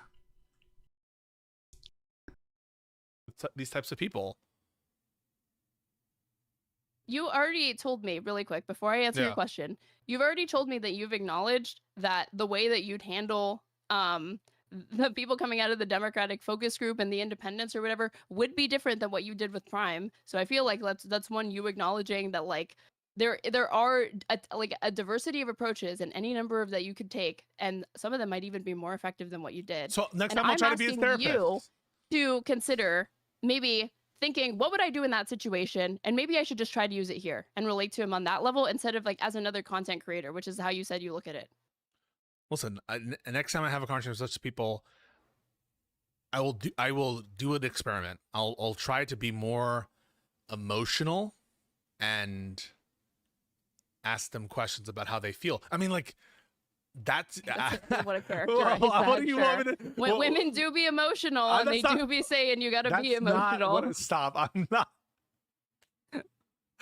I'm not saying that that's what you're saying. I'm saying I don't. Like, okay, so where did you get that then? Well, I don't know how to act. So you're doing it right now. Just say that's where you're coming from with it. You think I'm highly emotional, and I am highly emotional. I'm fucking screaming at you right now because it's ridiculous that you won't just admit that you think that's what I'm arguing. Wait. I'm genuinely trying to understand. Okay, hang on. I'm trying. Yeah. You've already made up your mind that certain people are brain broken, but you're genuinely trying to understand. I think. Wait. I have the opinion that Prime is brain broken on this. Help me get away from that. Help me, because I love Prime. I really like Prime. You know what? Prime is the reason I'm doing this right now. Because Prime, so help me believe that he's not brain broken. Okay, I told you that I don't think that you already conceded that people sometimes commit themselves positions in the heat of the moment in public conversations because they feel cornered, defensive, ego, pride, whatever. But it's not indicative of where they're really at. Yes. And sometimes people do need the space to be able to kind of back off of something that they committed to without feeling totally fucking humiliated. And I'm saying that that could have aided you in this conversation instead of just taking him at his word, quote unquote, and going in on him, even though you're acknowledging there's a possibility that maybe he's being egotistical. And I wasn't saying that no matter what he says, no matter how many times he doubles down, just always like never believe him. I was saying like, see if he really, really thinks that. And then if he continues to double down after you feel that you've given him the space to back off of the position without like trying to leverage it as some gotcha or whatever, and he still doubles down, then from there, by all means, have at it. Do fucking meme away. Like treat them like they're brain broken. Just treat it like an unserious conversation or whatever, because they are literally telling you that there's nothing that you could tell, that they're not open to reason, right? So at that point, treat them that way. But I think that you reach that way too quickly for too many people, for one, and you kind of fall back on this excuse of, I'm taking people at their word. I'm the one that's not infantilizing them. You're actually the one that's infantilizing them by being skeptical of things that people say in conversations where, yeah, people are prone to lying and saying things that they don't really think or believe because they get caught up in the moment. And I'm saying interrogate that a little bit. And if you think that there's a chance that it really isn't a function of what they truly, truly believe, then pursue that line. And if they actually continue to quadruple and be obstinate and stubborn, then I feel like I gave him plenty of space. Is that unreasonable? No, I don't think it's unreasonable. I don't think what you just said there is unreasonable. But well, that's what I was saying. I think that I gave him plenty of space. And so on the specific person here, Prime, love him. I think that the evidence is in, the verdict is same way, because if he told me after I gave him the space to be like, hey, that what you just said was really fucking stupid, so I'm gonna give you a minute to like back off of that if you want. You want to take that? Okay. If they're willing to follow me, how do you think he would respond to that? That would be he would be that like, would be awesome. And if he I'm not gonna back down. I won't back down. He's gonna say, "You're a shit lib. Yeah. You're a From shit there, lib." I'd be okay. Well, that's insane because you just said you would rather let 20,000 Palestinian kids die than vote for Harris. Your ideology is all sorts of scrambled. I don't even know where to begin to fucking address it because that is an insane statement. And from there, I would go hard. Okay. But I think you just kind of take any opportunity to go hard because these conversations are just big virtue signaled, like I felt like I was That's very, it. I felt They're like, first of all, huge virtue signal I didn't go, conversations no, this is that you're unfair. going to scold This is some so voter unfair. and scold some online leftist creator like Prime who What can't are get you through a fucking talking sentence about? without stuttering because he's stuttering. That's what they're there to have the fucking conversation about. I don't understand. If Prime wants to come and have the conversation, what is Pisco supposed to do? Be like, no, I'm not gonna. Sorry, I'm not gonna have this conversation with you because you're a fucking leftist. I'm not gonna have this debate with a leftist. stutters really, really fucking badly. So now I'm And ableist. I like Prime. You're calling me ableist. If that's ableist to acknowledge that Prime stutters a lot, which he frequently acknowledges, then yeah, I'm ableist, sure, dude. Okay, I'm ableist against Prime because I'm pointing out that yeah, he's terrible I'm rhetorically. being mean to the kid with the stutter is what you're implying.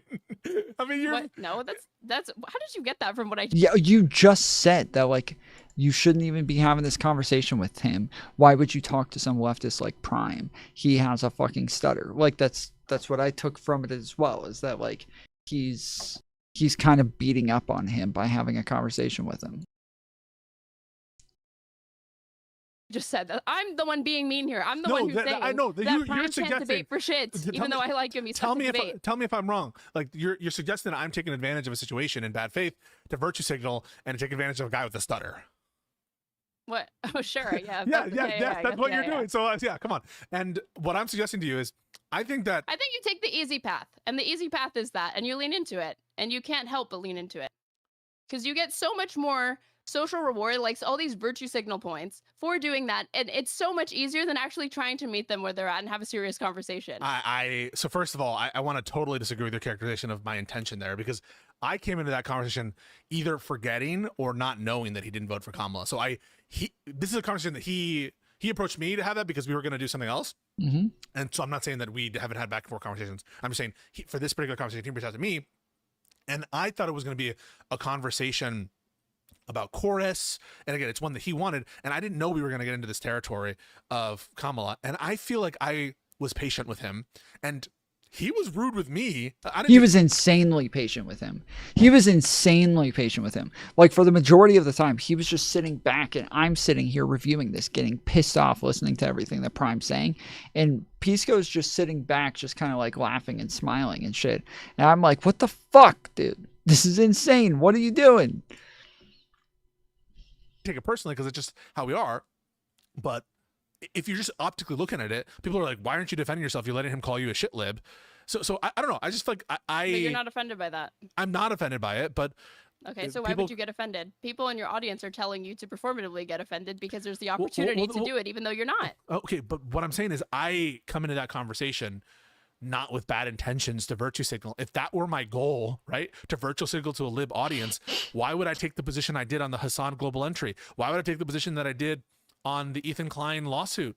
Like, I'm saying that if that's what you think of my character. The conversation reaches a point where you're at a fork in the road, and you can actually try to keep the conversation like genuine, like you could really try to understand where people like this are coming from, because it's so fucking insane that I would be curious, like, how do you justify that, Prime? Please explain to me, because it makes no goddamn sense from where I'm sitting. Maybe I'm missing something. Educate me. That's where I'd be so curious. I'd want to know. And if I felt that their answer was insufficient, I would be like, yeah, I'd go in on him. Okay, because I'd be like, what you just said was not compelling whatsoever. It's sociopathic and it's crazy and it's self-defeating. Who even thinks this way? I think that you take the easy route of, if this person's brain broken, they're insane. I'm just gonna fucking dunk on them. Which is that's a fun time, and it's good memes, and it's entertaining to watch. I'm just saying, don't pretend like you're reaching anybody or that it's persuasive. Or that like the only praise that you're ever gonna get is from people that already agree with you. But you need to reach the people that don't agree with you. Don't you want to reach those people? I do. Maybe. And what do you think I can do? That's why I'm asking you what you Well, think. past a certain point, you throw your hands up and you're like, but that's not me, and I want to be authentic No, and genuine, and I just got to be honest that sometimes, like, I can't High value be add. So I've heard this from, who's that guy? Smug. I always forget this guy. Smug Bug.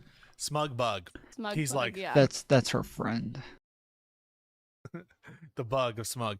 He's like, you got to meet them where they're at. You have to do you got to have them on their terms and understand their epistemical foundation or whatever.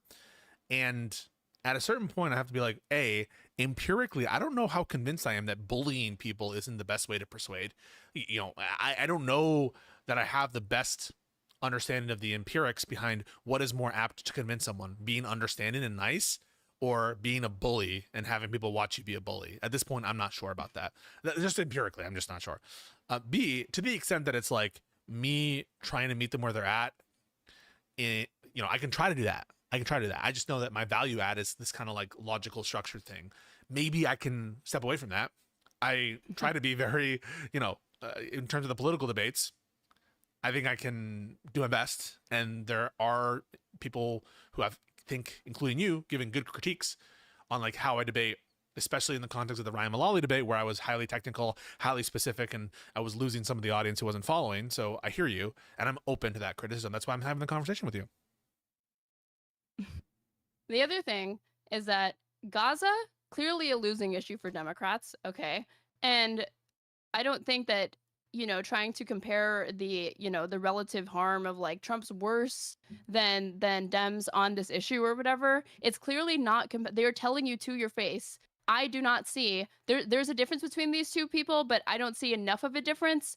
So I'm not interested in hearing how the like marginal ways, because that's how they're going to conceive of it, right? That they are different, even though I think that Democrats meaningfully depart from Republicans on Gaza and Israel in ways that leftists are just way too obstinate, and they're not willing to acknowledge that, like, yeah, this fucking famine going on right now probably wouldn't be happening if a Democrat were in charge. Let's be honest, okay? So, like, I share that with you. You have more, I think, identitarian / cultural credence with these people, because you do you're a communist, self-avowed communist, and you're a Israel hater from day one. So like maybe it's just the messenger. Like I'm just never gonna be the messenger for this kind of person, because they're just gonna think I'm a shitlib. No, that's it. No, I'm not letting you do this. It's way too fucking easy. I'm telling you, it is possible for liberals to be rhetorically effective. I know that you don't believe that they. You think that you don't have it within you. I'm telling you, it is actually possible. Oh my goodness, dude, this is so fucking stupid. This is so dumb. The fucking liberals. I'm telling you, you guys can do it. Okay. I want you to stop being condescending. Also, you guys are capable of being rhetorically effective. I wanted to let you know that. I think I was rhetorically effective. I mean, you're just throwing your hands up. I think I was rhetorically effective, but I'm talking about convincing. Not embarrassing him, not at convincing anybody new. Well, that's what I'm talking about. Like in terms of convincing the people who think like Prime, maybe I'm just the wrong messenger for that kind of shit, you know? Yeah, and all you can do is virtue signal and give a really strong performance that way. You're saying that you can't do more than that. Okay, Prime was virtue signaling. Come on. Who was virtue signaling? I can't control what Prime does. I can only control you're asking me, and I can only control what I do, and you're asking me my thoughts about how you can improve. If I were talking to Prime, I would have criticisms out the fucking wazoo for him as well, okay? So don't think that I'd just be saying, you're a perfect little baby angel, and he was just being so mean, and it's not fair. He's the one who wanted to have the conversation with you. I have so much fucking hate for him if I was talking to him, okay? So don't assume that I don't have any criticisms for Prime or stupid-ass positions. I obviously fucking do. I just would take a different, I wouldn't argue it the way that you did, because I do think that there are... How would you argue it? I would not. I just said that I wouldn't even try to, like, you kept bringing up like, oh, like she's in a tough spot on Gaza. They'd be better. You have to acknowledge it. And I'm saying, why not bring other issues that like are very, very important and have more salience and bring them to the forefront of the conversation? I literally tried. So the issue of USAID, the issue of democracy, the issue of all the domestic policies. Oh, USAID. I already told you why the USAID I was giving multiple examples. Well, no, you said the USAID example is stupid because it's cynically invoked, yes. Liberal cynically invoked. It's not. Wait, now you're gonna have to justify that. How was it cynical? I already did. We disagreed. I said that I think. What do you take cynical to mean? All else being that they bring it up disingenuously because it's not actually a thing that would be persuasive to them to vote for Republican. It wouldn't be dispositive. If Democrats That's different. Something being dispositive is different from it being considered. People would consider USAID in their voting. Liberals would consider it. It just wouldn't be dispositive. But that's not disingenuous or cynical. Cynical is saying like something that you obviously don't believe or we couldn't have known that in before the election. That's something that we only know now after Trump's in office. But you can just phrase the first of all. They were talking about cutting foreign aid before it. So whether or not we have the specific projections about the loss of life or how they would do it, you know, there was less clarity for sure. But even now, the question I posed Prime was like, would you substitute in Kamala for Trump? And so it would apply to our current knowledge now to prevent what's happening now. So I don't think it's so limited. And just in general, like, I don't think it's cynical either A, to appeal to the values of someone else to try to convince them, and being upfront that it wouldn't be dispositive in a separate hypothetical. That's not cynical. It would be like saying, you know, would you have a meal with Abraham Lincoln or something, and like your favorite historical figure, and it would be Abraham Lincoln. And the reason you wanted to have a meal with Abraham Lincoln was because he freed the slaves and because he conducted the Civil War. And like, what about Abraham Lincoln? But he only freed the slaves. He didn't actually do the Civil War stuff. Would it be disingenuous to cite like both of those things as rationales as why you would have dinner with Abraham Lincoln? No. If it's overdetermined why you would have dinner with Abraham Lincoln, or if there are multiple reasons, in a way that like removing one wouldn't make it dispositive, it's not disingenuous to cite it as part of the constellation of factors that would commit you to a certain action. Do you understand what I'm saying? I do. I guess it's hard for me to relate to this because here's how I feel. I've had this argument with Pondering Politics. Okay, he brought up that there was we had it once over a Republican who was like, I think a lot of my party has been captured by Russian disinformation. Do you remember who said this? Like Russian propaganda? Who said Republican from Texas? No, I don't remember. Yeah, try to find it. Republican admits that Erin voted for Kamala, guys. Stop with your nonsense. Republican voters, people actually think I didn't vote for Kamala Harris. Give me a fucking break. That have been captured by Russian propaganda. Let me see.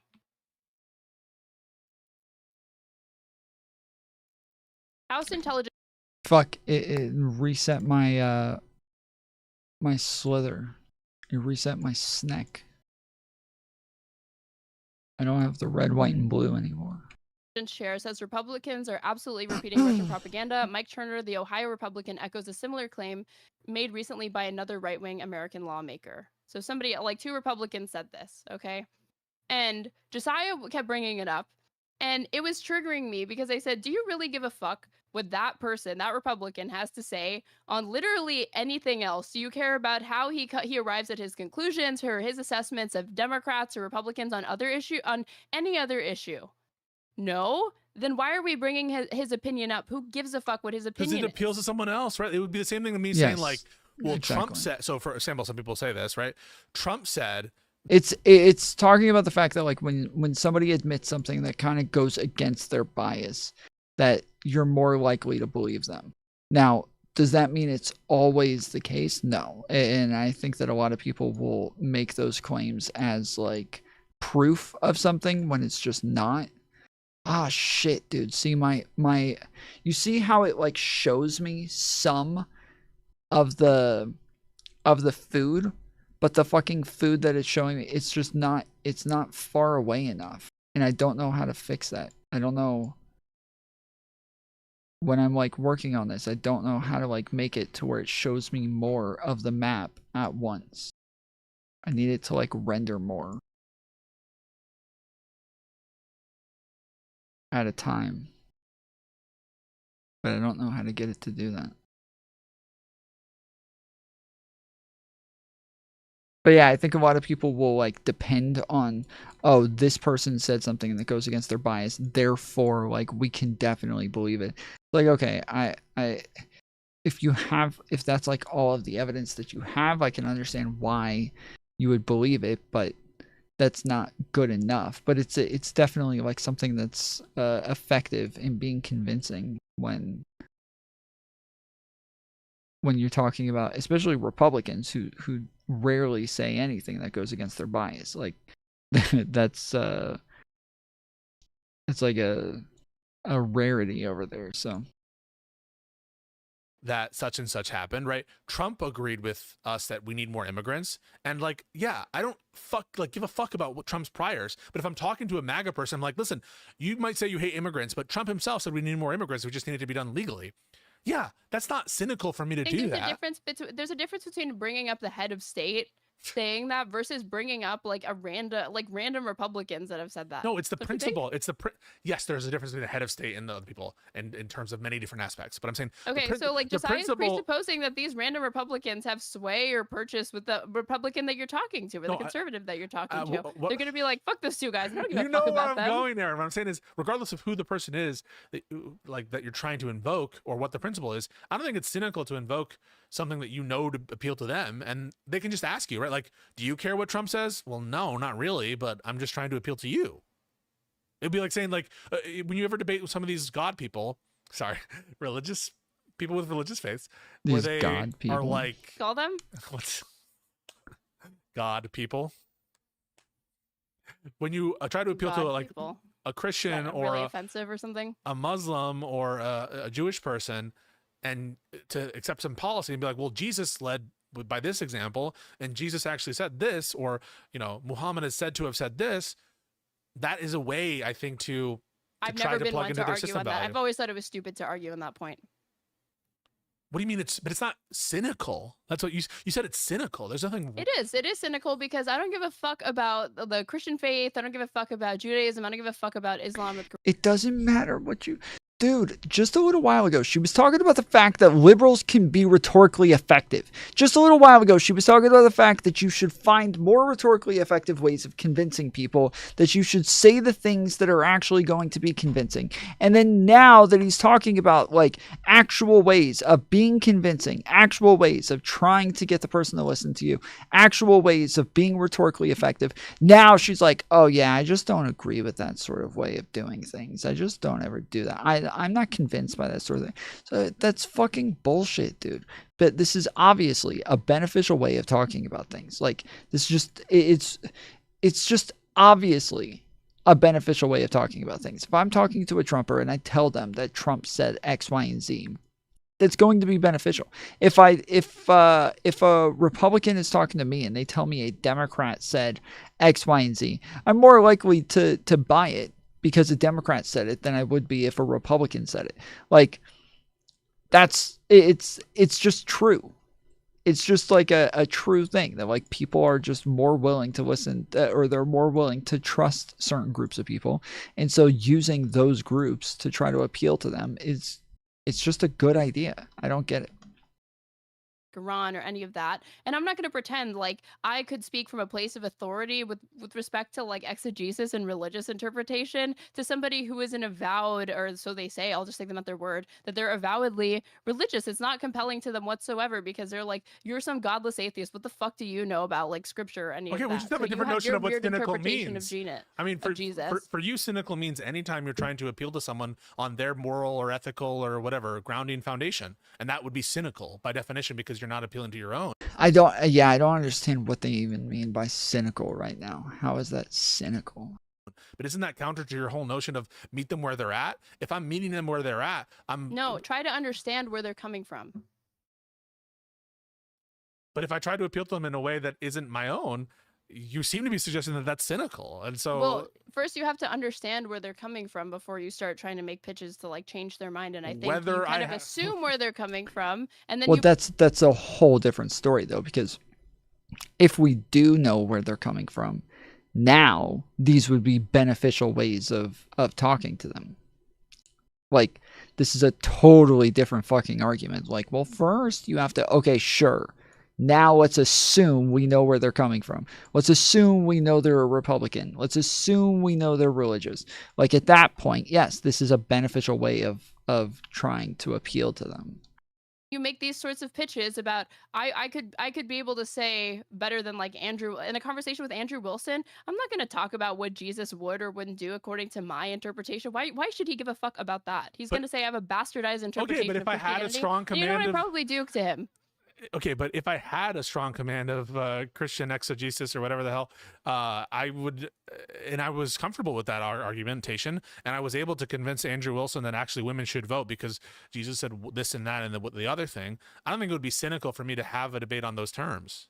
I don't think it's cynical. I'm just saying, my understanding of what cynical means is different than yours, and it doesn't include just like appealing to someone's, ethical foundation or epistemic grounding. You know what I'm talking about? I'm just saying, like, I don't think it's cynical for me to say. It's cynical because your goal is to get them to vote for Democrats, right? But that's a shared understanding between us. Like when we're having this conversation, is I want you to vote differently. So that I'm not hiding anything. I'm not hiding the ball that I want you to vote for Democrats. I know, but you'll like throw shit at the wall. You'll throw whatever shit at the wall, and you're seeing what sticks. In service of that goal. I don't understand. What can somebody tell me what the fuck they mean by cynical right now in this conversation? Like what I'm so lost. I have absolutely no idea what the fuck they're talking about when they say cynical. Okay. In the same way that like fucking Gollum, okay, what does he want more than anything? He wants the ring. So he'll I'm fucking Gollum say now. whatever. So I'm Yes, a little Gollum. bit. You're Yeah, you're like a saying- Democratic Gollum. Honestly, you'll say whatever you need to say. You think you need to say whatever argument you need to present to try to get them, even if you like hold it or not, or even if you really think it would be persuasive. You're just like assuming. Well, and you I go do from think, there. by the way, I do think like that would be like me citing Kamala's housing policy in an argument for against Kamala versus Trump, be like the housing policy, but like you would just say, well, you're being cynical because if Kamala's housing policy were different, you'd still vote for him. Like, yeah, but it still matters. I'm not being cynical because it's still a point in her favor. And you'd be like, no, it's cynical because it's not dispositive. And so only the dispositive thing is not cynical. Like, what the fuck? Like, come on. I'm not trying to give off the impression. I think you think that. Like, I'm not trying to give off the impression that like if something's like again not dispositive, then you can't bring it up genuinely or whatever. But you would be praising Kamala Harris's housing policies, like Even if I regardless disagree of with your it? feeling. No. No. I said regardless of your feeling towards her personally or as a candidate. You would stand by and say this is good policy. Or if a Republican put them forward, I think you'd be willing to say it's good policy, even if it's coming from a Republican. Wait, okay? But that shows I'm not cynical. The fact that when Mom Don Oh, okay. She's saying it's cynical to believe that those people are willing to be convinced by. Yeah, but that is still, I as I said before, like I would be, if I'm in a conversation with somebody and they tell me that some like random Democrat said a thing, we don't have like a whole lot of information on it or a whole lot of evidence one way or the other. Like I'm way more willing to believe something if a Democrat is the one who said X, Y, and Z. Like that is just like a point in their favor. has this rent freeze policy that I don't agree with. I say I don't agree with this policy, and I'm not cynical by saying, well, if I agreed with the policy, but it wouldn't be dispositive. What would be cynical was me saying I agree with Mamdani's rent freeze policy when I don't. That I think is cynical.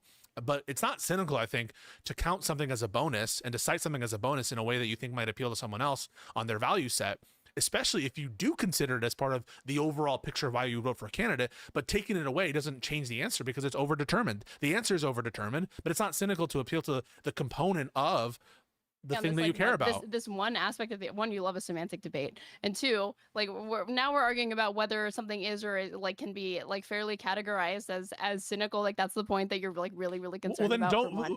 And for two, hold on. With you, your argumentation is more comprehensive. It's a totality thing. Okay, there was multiple points that you brought up and gave to Prime, right?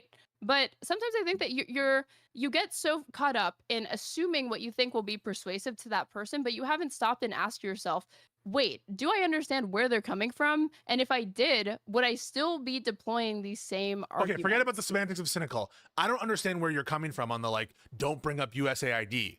Shouldn't we bring up USAID? Like, we should. Why shouldn't we? Put aside cynical. Why shouldn't we bring up USAID? You didn't like my characterization as like a silver bullet thing, but you said I wasn't using it as a silver bullet. It was one argument alongside different arguments or whatever. Yeah, but why shouldn't I bring up USAID? You're somehow implying that libs are doing something wrong by bringing up USAID to talk to leftists, but like I would bring that up to talk to MAGA people, and I would bring it up to talk to leftists. You're bringing it up because you think it would be you think it would be persuasive to this person to get them to move and consider voting for Democrats. Because I genuinely care about it. I do care about USAID. To get them to move and consider trying to get them to admit that they ought to have voted for her in 2024 and trying to get them to commit to voting for a Democrat or against the Republicans in 2028. And I get like when that is brought up, I'm coming from it at the perspective of like, okay, so if you were in Prime's position and you felt you were closer to Prime's like feelings on this past election and upcoming elections, like you're I think bringing this up because you're like, well, if I were in that position, I like to think that this would be persuasive to me.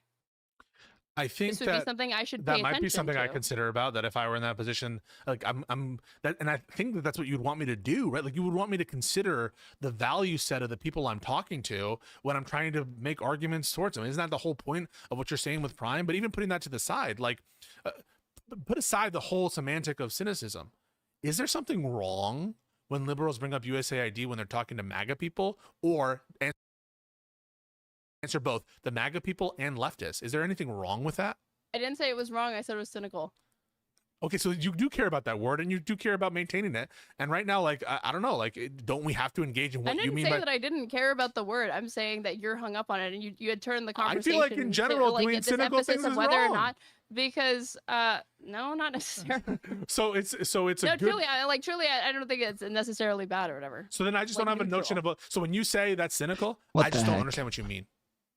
I truly don't mean like when you say that to me, I can't respond because I don't know what you mean by that. I don't get it. Saying it comes off as insincere, and you're motivated by one thing, and it's not the thing that you're bringing to this person's attention in that moment. And the proof of that is because it wouldn't be dispositive in a situation for Trump versus Kamala Harris. But that's not good evidence that it's disingenuous. You're basically saying they don't really care about USAID and the death of all these people because it wouldn't be dispositive in a one-on-one election versus Trump and Kamala. But that, of course, Because doesn't mean again, that they don't the care way about it. that argument is used, it's like a break glass in case of emergency. Bring up the USAID, 14 million dead by 2030. Hit them over the head with it and see what happens. So you think it's That's like usually it's how I too see it strong of an used. argument? So it's too strong of an argument, so you shouldn't deploy it? No, that's not. No, I don't think. I'm literally arguing the opposite. I'm saying I don't think it's a persuasive or strong argument whatsoever. Because it It's wouldn't this be dispositive abstract, for a liberal? decontextualized, like stat that you just throw at people, and I've never seen it land for anybody. When you talked to Tali about it, she was immediately skeptical that that number even meant anything. She was like, "There's different ways that you could look at it."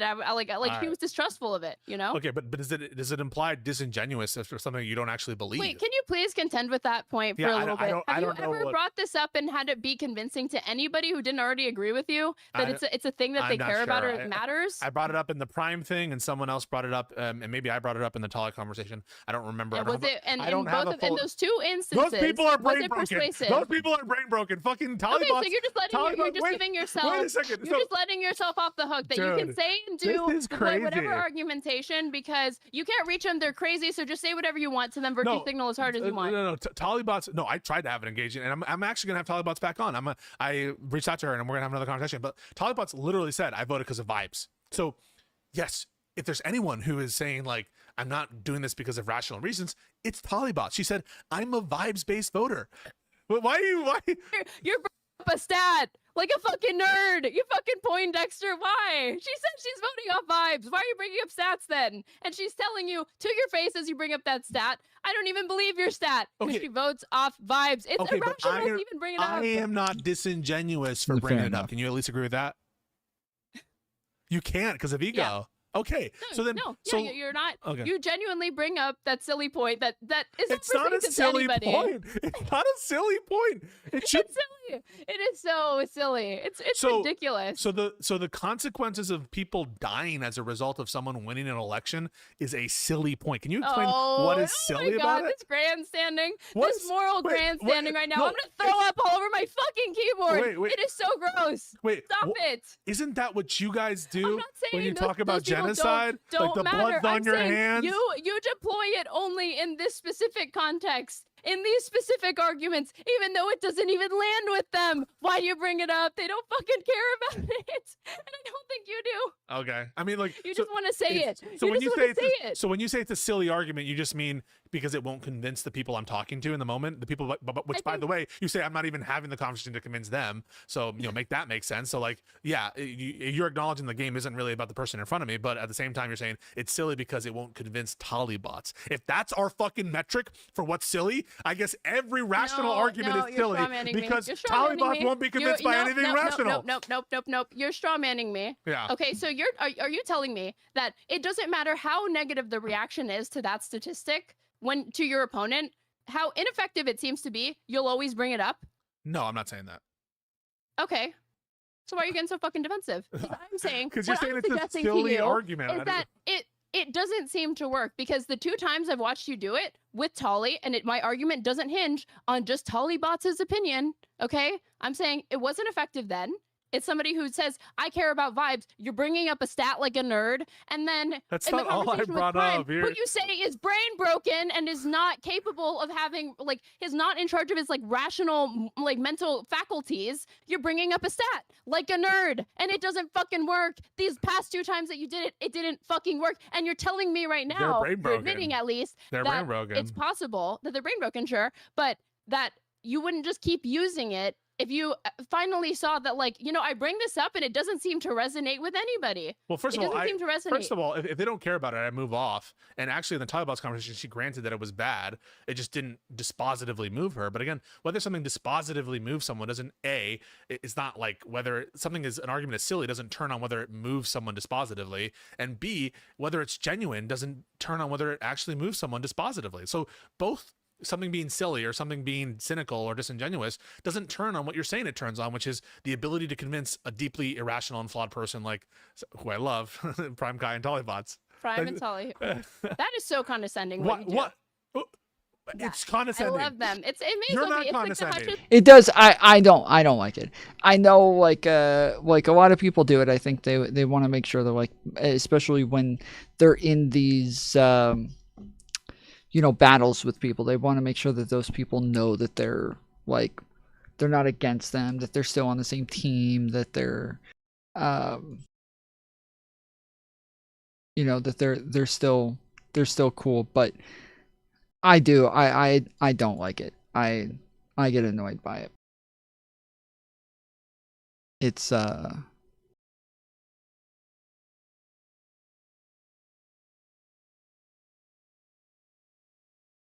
gonna be really frustrating.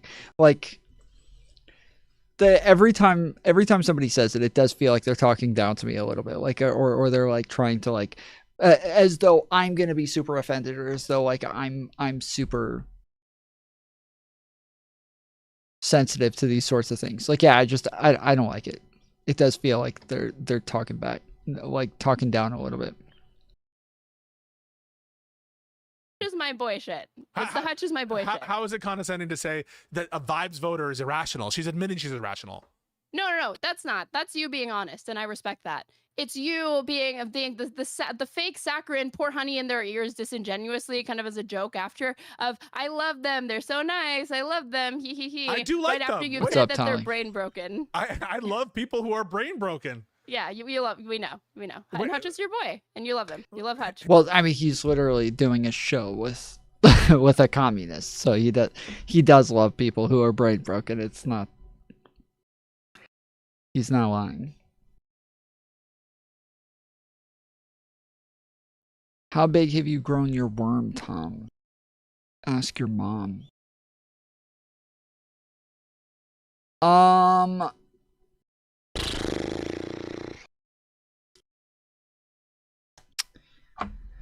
don't know. I can't remember. I feel like recently I had around like 20,000 or something like that, but I can't remember.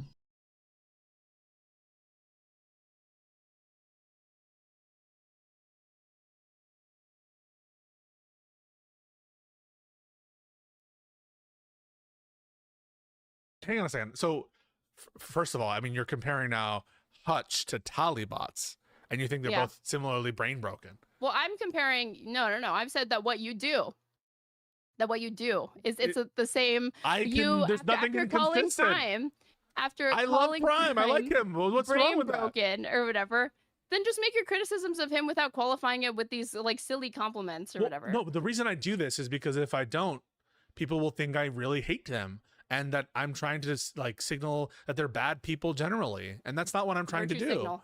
You're trying to virtue signal. It's me being even though respectful. you don't actually think it's like germane to the point in the moment. It's a virtue signal that you do because you don't want to face like it is in a way a virtue people signal. But no. It is in a way a virtue signal, but it's also so people understand my intent. My intent here is not to castigate these people as individuals, and it's not to paint them as horrible people such that they won't engage with me anymore. So it's both dual. One is I don't want to hurt their feelings and make them think that I'm saying something that I'm not. It's a genuine virtue signal. And B, I don't actually want to like break off my bridge with PrimeCayes or Talibots. I want to talk with them, and so I don't think there's anything wrong. And I'll ask you the question: do you think there's anything wrong with me being like, listen, I don't hate them as people. This is just criticism and arguments. Do you think there's anything wrong with that? Say it was wrong. I said that you're being condescending. Maybe the way I do it comes across as condescending. I say Hutch is my boy. Yes, After absolutely 100% does, especially the Hutch is my boy shit. But that has become a meme of its own, and I do want to make sure that people are understanding that, because you know what happened. I don't think you feel the need to do that with me. I do. You can make your criticisms of me. Oh my god, I do. Oh my god, I do. If you do it, then do it for you. Don't do it for me, because I trust that if you're making a criticism of me on your stream, that if it's not paired with a compliment, I'm not going to think it's coming from like the worst place possible or whatever. So I'm saying you don't have to do it for me. So if you've been doing it, do it because you want to. Don't do it because you think that I expect. Like I might start sentences off sometimes by saying like, I like, you know, this person, or like, you know, this person, you know, we're cool, or like something like that. I might start like, you know, statements off like that sometimes when I'm being extra harsh or critical of somebody. But I do, yeah, I do kind of get annoyed by shit like that. Or you want to make sure that I know you don't hate me. So you say that now, but also remember, this isn't a context of like the internal civil war of our little micro communities where everyone was taking criticisms that we were levying of each other and going in each other's chats to talk shit. And in that context, that's where that whole thing came up, where Hutch is my boy, is to prevent people from trying to like read in animosity where none existed. That's what that was for, is to insulate ourselves from that potential criticism or that potential, I don't know, people brigading each other's chats. And I think it's right for me to be like, listen, Erin and I disagree very strongly on these issues, but genuinely, like, I don't think she's a bad person. I think she has all the right intentions, and I love doing the show with her. I don't think there's anything wrong with that. And if you think that's condescending, I guess I can stop doing it for you, because I don't want want you to be, but like, isn't that No, fine I know for me where to you're do? coming from with it. I'm saying that with Pisco, with Prime and Tolly or whatever, it comes and like Hutch at times, not every single time, but at times it does come off as just a virtue signal, a genuine one at that. I guess it's genuine, right?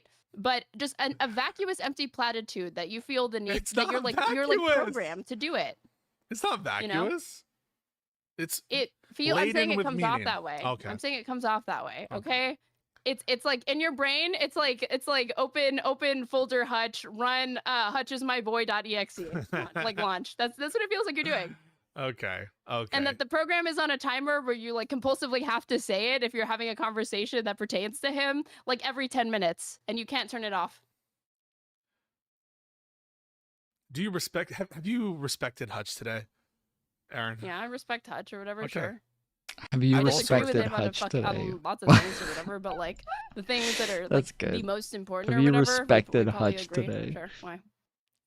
I just think that it's important always to consider, what would Hutch do? WWHD.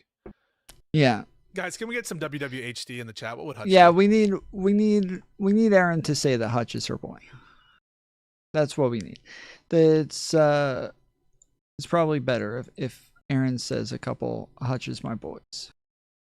Fuck. Who is this for? Why do you say these things? It's just funny when I say these things. Hilarious, All right? Should we watch her take now? What should we do? We have our stories. I don't know how long you can go or what. So I got until 6:30. So we have 2 hours. Awesome. Hell yeah. I just don't think this will put I swear we'll stop talking about this. Yeah. I swear to God. I just don't think that you should view like just considering and being open to changing your approach as somebody asking you to be disingenuous, when really it's more akin to like code switching than it is to truly disingenuous. It's making the same arguments but using different language to make the same arguments sometimes, or at least trying to understand where they're coming from first, instead of I think what you do, which is a lot of assuming, and you throw out, I think you would pose better and stronger arguments if you had truly tried to understand their position instead of just reaching the conclusion they're brain broken and crazy, even though 4 years ago they were voting differently. And then, like back then, 4 years ago, they weren't brain broken and crazy, but they're brain broken and crazy now. So He got radicalized by the online by a genocide that he watched a party that he voted for, like cheerlead and fund. Yeah, that's pretty disheartening to most people. It's off-putting. It's disturbing. Yeah. I get it. You could be radicalized. I think he's been radicalized. I don't know. He's been radicalized. I mean, when maybe libs in your audience would relate. Could you imagine if the Dems, like for whatever reason, all else being the same, shilled really hard for Russia and were very anti-Ukraine? that would be very off-putting to me. It would and I be would not very be off-putting. enthusiastic. I would not be enthusiastic about it, and I would not be quiet about holding my criticisms I'm not for saying Democrats that, but- over that but issue. I'm I'm not saying saying I'm that. talking about what I would do. Stop.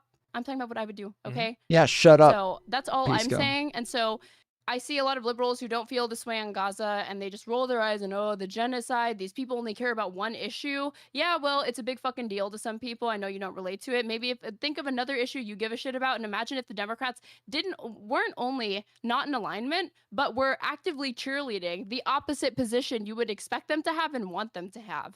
And you're telling me you wouldn't be disturbed by that? I didn't say I wouldn't be disturbed by that. No, I'm talking to this like random Oh, person that I made up in your chat. Oh, but yeah. like, I'm saying that like to the people that discount or trivialize people that are genuinely upset about the genocide, that try to imagine it with an issue you do give a shit about, where you have moral clarity. Yeah, I'm sorry, but it just that's just not good enough. Like, while I can understand it, and I can understand people's frustrations with it, and I can understand the idea, Prime would have been better off saying something like, I withheld my vote because my hope is that in the future Democrats will take leftists more seriously, and that we had to like, you know, withhold our votes as a protest so that eventually they would maybe in the next election they'll actually try to win our votes and actually try to, like, that would have been a better argument. Still not good. Still not good. But that would have been much better than I just draw my line at genocide. And that's that. Like, yeah, that's just not a good argument. It's just not good. That's not an argument that is ever going to win. That's not an argument that's ever going to make sense. So, yeah, I'm I would much rather that fucking argument of, like, you know, oh, I was trying to leverage my vote for the next election.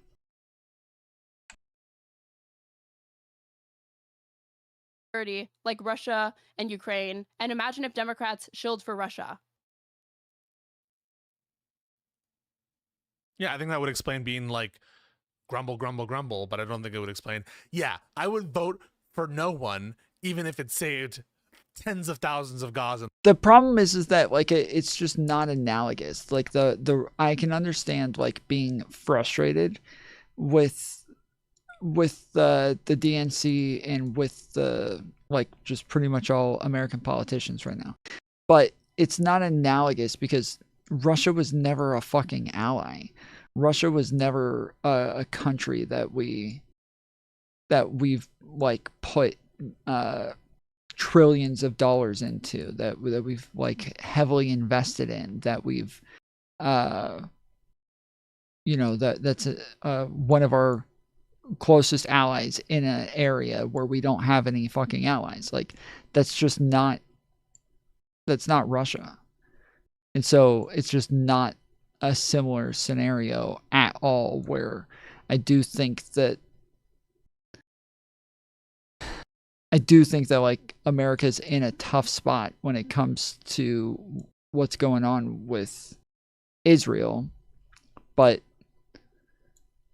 I don't think that like, if they shilled for fucking Russia, there'd just be no explanation for that. That wouldn't make sense at all. There would be absolutely no way to rationalize this or make sense of it. And there is that with Israel. Like, there's tons of reasons for why this makes sense. Although they'll make it all about AIPAC, but I don't think it's actually fucking AIPAC. I'd prefer an argument of, I honestly could not tell overall who was the lesser evil, so I didn't vote. Maybe. The problem is that if Prime said that, he can't say that, because we would just start going down the list. we would just start going down the list of like, okay, well, who do you agree with more on trans issues? Okay, who do you agree with more on immigration? Okay, who do you agree with more on US aid? Okay, who do you agree with more on, guns? Okay, who do you agree with more on regulations? Okay, who do you agree with more on like housing for inner cities? Okay, who do you agree with more on medicine? Okay, who do you agree with more on Ukraine? Okay, who do you agree with more on? And then say, oh, okay, all right. What's something that you agreed with the Trump on more than Kamala?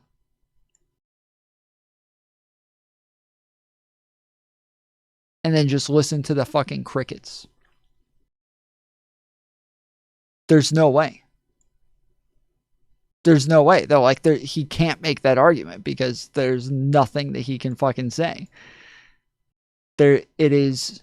And this is why every single time Pisco started trying to like get him to engage with the philosophy of like lesser of two evils, he would throw a fucking fit every time and be like, no, you will not, Pisco, I will never move off this point. You are not going to distract me, Pisco. I am not doing it. It's because he knew that there was no argument to have. Like, he had nothing to say. He can't, like, if he actually says like, oh yeah, of course, like, I think that like lesser of two evils makes sense. It's just that like there's no way to actually engage with that person because they know. The problem is that Prime knows which side is the lesser of two evils. There's no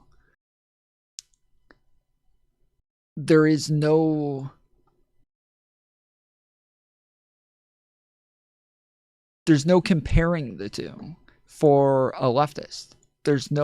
But they act like they're the same. They act like, oh, Democrats and Republicans, they're pretty much the same. But they're not. Like, as soon as you go down the fucking list of all of this shit, it's immediately, glaringly obvious that they're not at all the same. And there's one side that you blatantly agree with more than the other. And lives. That's what people I think have trouble with, is the lack of responsibility. I agree with their conclusion, but I would understand and be sympathetic to why they have that view now, because it's just something that, like, Prime didn't even know that Biden was such a Zionist, which is crazy to me. Yeah. But I shouldn't be that surprised. You know, a lot of people didn't realize that. That who was? How? Like, it helps why they have that view now, because it's just something that, like, Prime didn't even know that Biden was such a Zionist, which is crazy. Yeah, that's but wild. I shouldn't be that surprised. You know, a lot of people didn't realize that. How? Like, it helps explain the discontent of where people are coming from, and it's like, well, you know, if that's what's disturbing you, then I can see how it's having you, like, you know, think very, very poorly of the party and not want to support them. Just put the vote in the bag, little bro. I mean, that's all I'm saying. It's fine. You grant everything you're saying, but just put the vote in the bag. That's my whole thing with Prime. But I understand. Listen, I'm not the most sympathetic person sometimes. You should grant. That was probably the best part of the fucking debate, where he just kept saying, he's like, bro, like, just vote for fucking Democrats. Like, just vote for Democrats. Let's just get it over with and just stop. You could just stop doing all of this stuff. You wouldn't have to be doing napkin math, and you could just vote for Democrats. You know that, right? So fucking good, dude. So fucking good. Yeah, you could have just voted for Democrats instead of doing napkin math, bro. Yeah, Biden was a communist. I thought Biden was a fucking tanky. Catmere thought he was a fucking tanky, so. To him that they just suck on that issue. They really, really, really, really fucking suck. And yet, nonetheless, hold your nose and vote for them. Do you think that would move him? Yeah, that's closer to the pitch. You asked me how I would talk to him. That's closer to the pitch that I would make. They I'm suck. like, a crime. Yes, they crime, are. I'm going to agree with you. They're on every genocidal criticism monsters. that you Vote for have. them. Yeah. You think that? So if I go like, yes, they're genocidal monsters. They're genocidal freaks. Vote for them anyway. I agree with you on everything. Yep. And think of it, hold your nose, vote for them, and think of it like voting against Donald Trump, because all of those Republicans haven't earned your vote, and they're the same but on steroids. But it's not just They're two worse. options. It's not just two. You shit Yeah. lib. It's not Yeah. just two. Yeah. There's three. You 4, fucking 5. shit lib. Oh, It so, is no. so there are more than two choices, huh? Like he was even fighting me on that. I mean, Oh, like, I would be like, oh, sorry, two viable choices, because Yeah, well, and the way that he's doing it too is a perfect, because Prime was just so sassy. He was just so sassy, like, oh, am I allowed? Oh, am I allowed to talk? I'm allowed to talk. Oh, I am I? Oh, I am allowed to talk. Oh, I'm allowed to continue. Oh, thank you so much, Pisco. Oh, thank you so much, Pisco, for allowing me to talk. Thank you, shitlib, for allowing me to say things. Oh, wow. I get your permission. Yeah, like sometimes I wondered when it was gonna end. Like is he ever actually gonna make an argument, or is he just gonna sit there for the next 5 minutes just droning on about with this fucking sassiness, dude? What the hell? Just so much fucking attitude, dude. the ones that you're bringing up, yeah, they don't have a chance in they have a snowball's chance in hell of winning. if that would have worked, I mean, he's heard that before, Aaron. You know he's heard that before. You know I he's don't know heard that. I don't watch Prime's content. I have no fucking clue what arguments he's encountered and which ones have been persuasive and which ones haven't. I just know that he's in front of you last week making these same terrible arguments, and you're giving again just fucking bot standard terrible responses and rebuttals. That I'm like, this plays well to people that already agree with you, but it is just the same way that you already. I do I do agree with her to an extent. I do think that he again, I thought lots of times I was frustrated with the arguments that he was making, and felt like there were just much better arguments that he could have put forward. And fuck you. You have his talking points memorized of what he's gonna say. He's already got yours, I'm sure. Because they're that common. They're just lazy. They're superficial arguments that people just throw at these people. They don't really try to understand where they're coming from.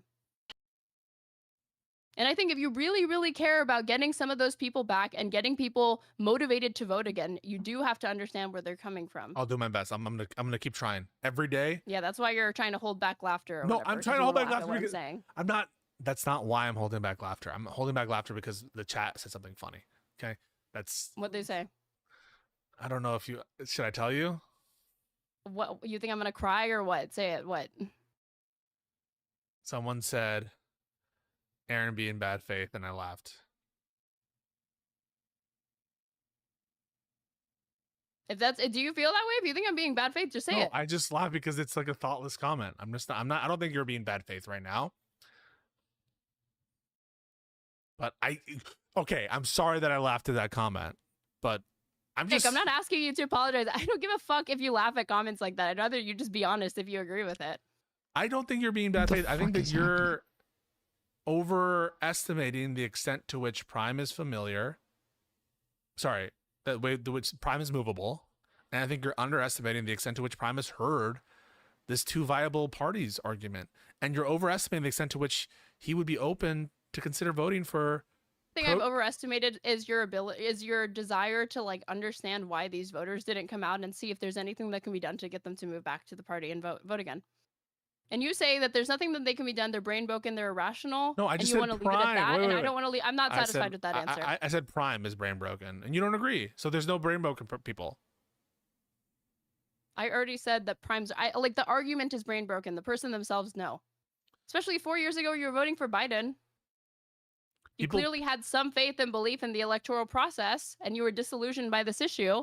And I'm saying, well, yeah, I mean, even over the last year, he was working with Progressive Victory and was, out working to help getting Democrats elected. So it's not something that he's been against overall. But the problem is yeah, I don't think that there's anybody who's I don't think there's any leftist that is saying like don't vote at all, or that they shouldn't vote at all, or that they didn't vote at all, that isn't brain broken. Like, I don't think there is an argument that's not brain broken for this.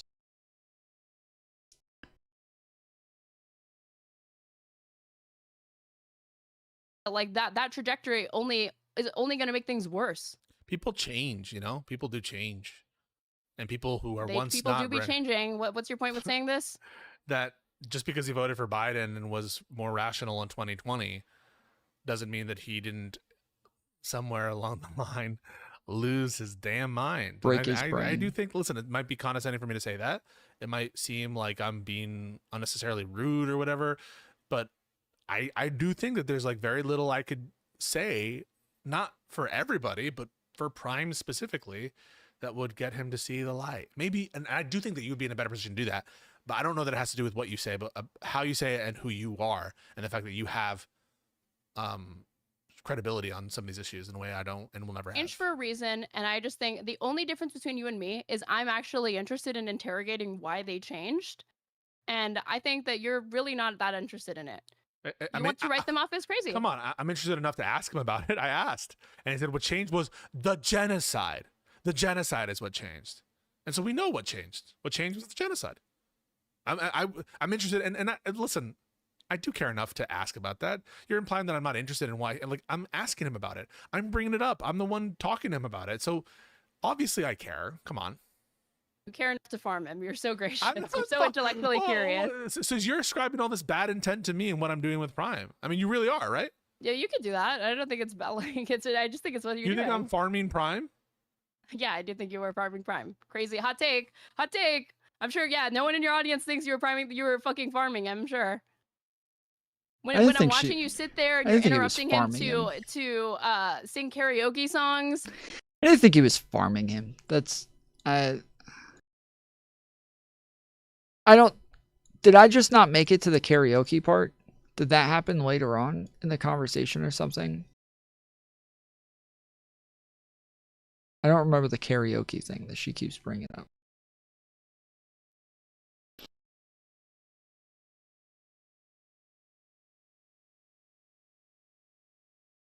And to say you abandoned her, whatever. She was in a rough spot. How is that farming?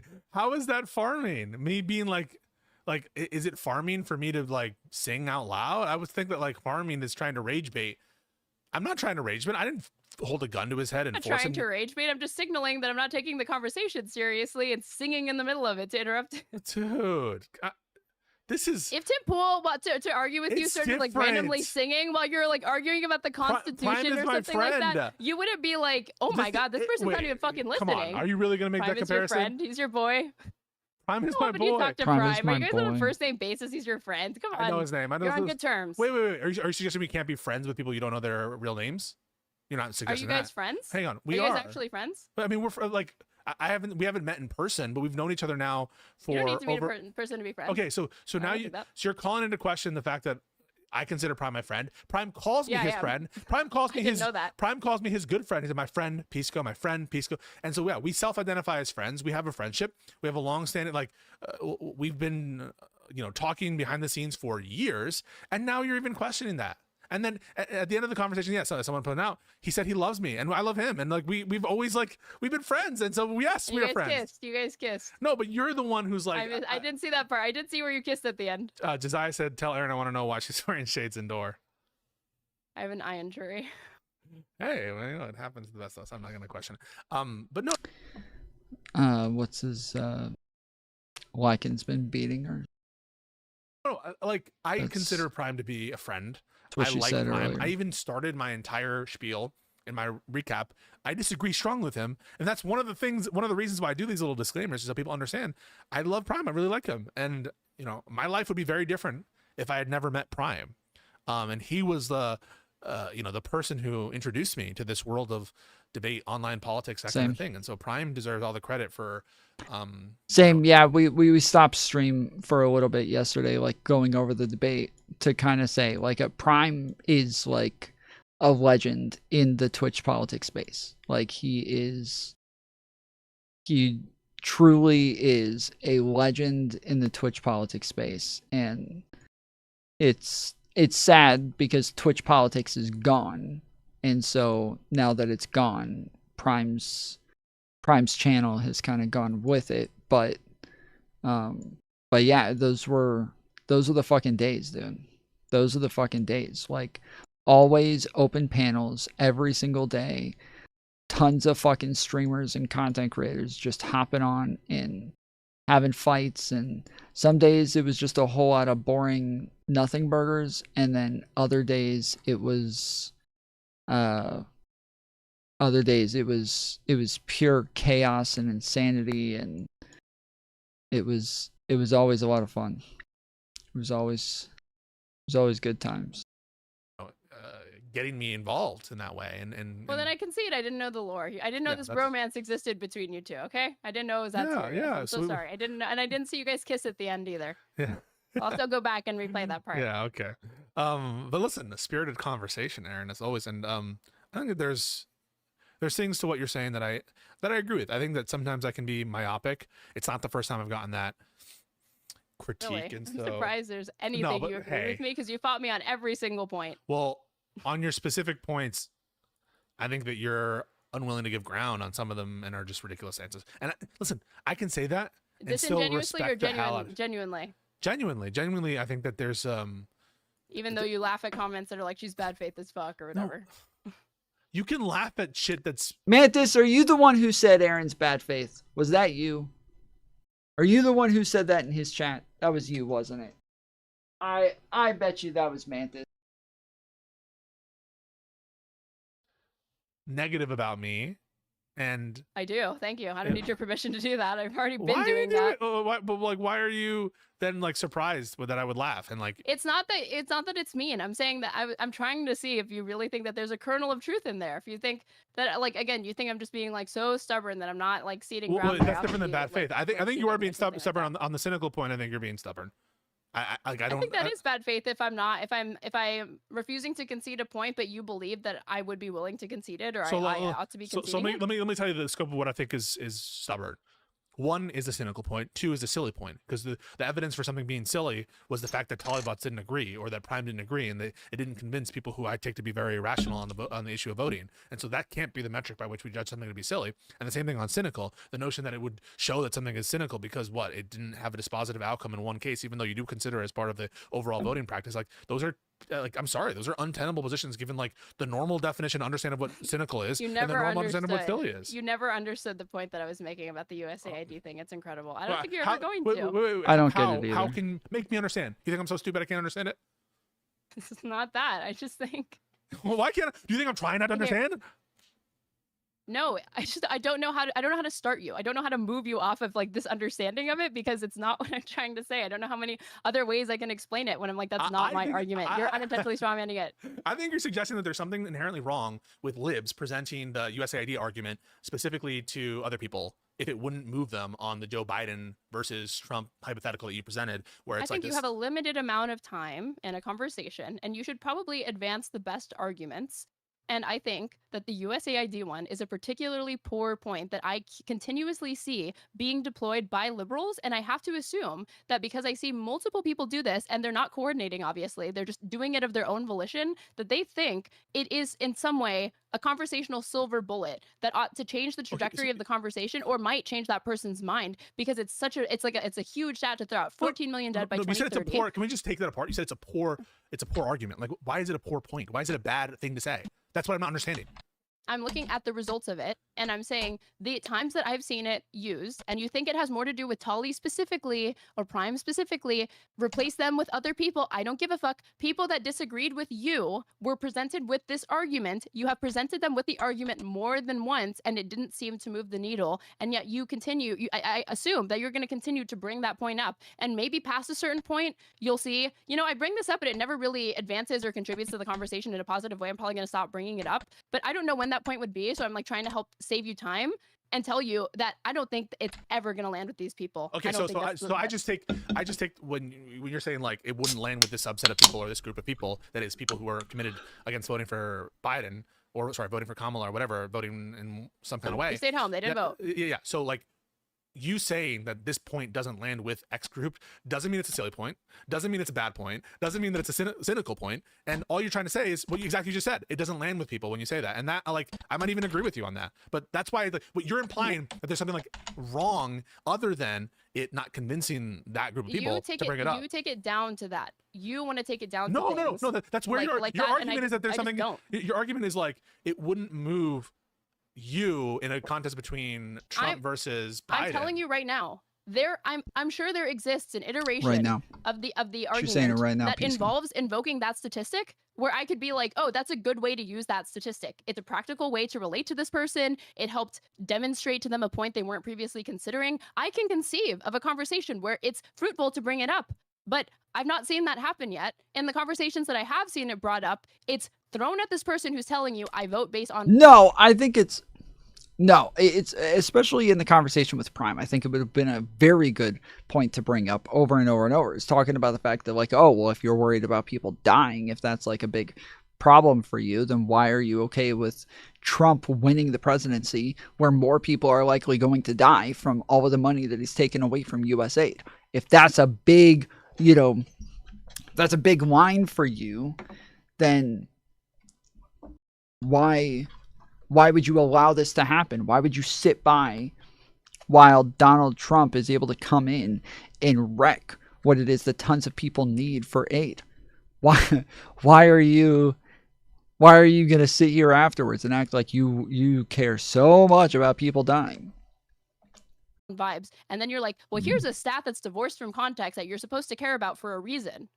And they're like, that's not really convincing to me. And yet you said, you take it again, like the way that you explained how you look at it, you're like, you said earlier that there is a point where you could see that it's really just not effective, that you would stop bringing it up. But then you just said something right now that kind of contradicted that to me. Where it seemed like you're like, I'm going to keep bringing it up even if it doesn't land with people. No, So what the fuck is the point? I didn't say that or suggest that at all. And if you actually look at when I bring those instances up in the conversations, I bring up the USAID point, Taliban concedes and says, yeah, you're right about that. And then we move on. It's not like I'm beating them over the head. The same thing with Prime. I'm like, do you consider... Cool. I remember in that conversation, I don't even think that she said you guys were right. She said there's like different ways that those stats can be calculated. Okay, I mean, you can rewatch where she was saying that it was correct. That, I don't want to rewatch that conversation. I mean, I'll try to find that moment. I will go back and try to find that moment. The Vanguard in the chat, the Vanguard who, was a source of a lot of consternation in live and learn comments. Lore, yeah, that conversation. And again, I will continue to stand on business that we did nothing wrong in that conversation. I'm happy to have spirited debates with the Vanguard, with Crystal and Kyle, with these types of people who are... That's been debunked. It's been debunked. It's over and done with. It's been debunked. Obviously more proximate allies than someone like fucking Trump, or even I have to say in terms of electoral results, someone like PrimeCayes, who even though like personally we are live right now, you can chat with us. Okay, do you want to talk to the Vanguard? Oh yeah, why not? All right, how do Wait, really quick, there's some good... Can I give you 3 rapid fire points from my chat? All on fire, okay? Yeah. This is from Crab Navy General, who I've seen in your chat. They feel strongly because they feel they've been duped by propaganda because they oppose the U.S. intervention in the Middle East. Maybe legit anti-Semitism sometimes, but not because of the sheer number of lives lost. Okay. Echo 0083. It's because they want to call people who, they being I guess libs, who didn't vote for Kamala MAGA. The USAID damage is a common talking point. I can hear those arguments. Like I'm not even necessarily disagreeing that it doesn't land with certain people, that there's problems in terms of if it's being deployed disingenuously, for example, to pretend that the election was about USAID and that was the overall message, that, upping its importance beyond what was actually talked about. Maybe that's disingenuous. Call me out. Hold me to account. I never said, but I also get to criticize what you choose to focus on. Am I not entitled to do that as well? How about you focus on what you want to focus on, and some of what I want to focus on next will include some of your priorities of the thing out of what I've said. Okay, I think I followed that, but okay, cool. All right, Vanguard, how do we connect with you? They should join your Discord and go backstage. If you go, the best way I don't know that to they're do going to be this- in the Riverside thing. Yeah, I don't know if they can show up in the Riverside. In which case, we should just do everything Discord. Yeah. But Vanguard, if you are on Discord, that would be wonderful. Or let us know, I guess, if you have like problems with Discord. Because we would love to chat, because we have to confront you on communism. On communism. Well, I can't hear you, Erin. Sorry, you're saying something. I'm thanking people in my community for gifting subs. No worries. It's problematic in a chat, which we're always open with. We're always open to good faith conversation. Yo, what up? We live. Just kidding. Holy Check, shit. hover over it. No, dude, It did I wasn't just? actually the Is this Vanguard, not the you're real fucking Vanguard? moron. Holy Check, shit. hover over it. No, it looks like their fucking thing. Oh my god, you're a dumbass. This is so embarrassing. Wait, You're a no, dumbass. no way. Like, No I way. assumed it was fucking Holy verified. shit. Fuck this. Fuck this. You know, Yeah, I you should have would been think you would obsessed with the fact check. that they were in your chat, not mine. Oh my god. A liberal chat when a communist is streaming. Give me a break. Oh, you fell for it. You fell for it. I did fall for it. Nice troll, nice troll. Totally baited. Amazing bait though. I totally fell for it. Completely baited. I'm gonna take it. I wonder if you have a check mark, if it takes longer for you to be able to change your name and shit. Because if I got a check mark, I would go fuck with people all the time. As soon as I got a check mark, I would be going into people's, like, I would change like my channel name in my profile picture for just like an hour and go into people's chats pretending to be Joe Rogan for a little while and then change it back a little while later. But I wonder if, like, once you have the check mark, it probably takes like a day or two for that shit to change so that you don't do that sort of thing. 100% L on that. 100% L. 100% L. Oof. Awesome. Literal fool. Imagine if you had like ended the Riverside thing just to let them know that. I That can't would've been even awesome. stand it. I can't even stand it. Fallen state. But I do want to confront them on the chorus thing though. Maybe Confront them over what? I haven't seen the coverage, so I don't I know. think that they were like, all these people are, part of a cabal to, for the Democrat stuff. So I do want to talk to them about that at some point. I should invite them. But the problem is with that stuff is, unfortunately, people don't take the kind of conversations that I'm having with leftists in the way that I intend them. Even, again, I'm not saying that you did anything wrong, but like the purpose that I was having the conversation with Prime was not to like farm him, was not to just extract value from him. And I think that people might get the wrong impression, even though, I'm probably still gonna have the conversation anyway, because who the fuck cares? But I just, sometimes I understand that everyone's going to be micromanaging, like, oh, you should have been a little harsher here. You should have had the right tone. Even in Prime, they're like, you were too nice with Prime. Yeah, they're backseat debating. Yeah, like we all do it. I'm saying that like I think it's possible for somebody to go in to a conversation with being a good little boy with honest intentions, being good faith, and then you realize partway into the conversation, this is a meme fest. This is not serious. This is not fruitful. And you change your approach and demeanor very, very quickly. And I think it leads to lazy argumentation. You default to laziness, the path of least resistance. Patrick Bet-David's in our chat, wants to talk to us. Right. Good meme, good meme. Tomfoolery. Is it the real tomfoolery? Now I'm fucking questioning everything. Is this the real tomfoolery? Mantis says, have you watched much of the Vanguard, the super chat content recently? I have, and it's bad, dude. You should tune in so you know what you're dealing with. All right, well, we'll take a look. All right. You should hate watch. Would you talk to the real tomfoolery? I have talked to the real tomfoolery, so yeah, why? All right, Tom. Hey, Tom, you want to talk with us real quick? Because now I'm itching to actually have someone join us just for 5 minutes, and then we have to do the actual stuff. Actually, Erin. See, okay, so at the time, I didn't watch any of this. I had no fucking idea why he was telling me to join. I had no fucking idea why he was telling me to join. And I was a little confused.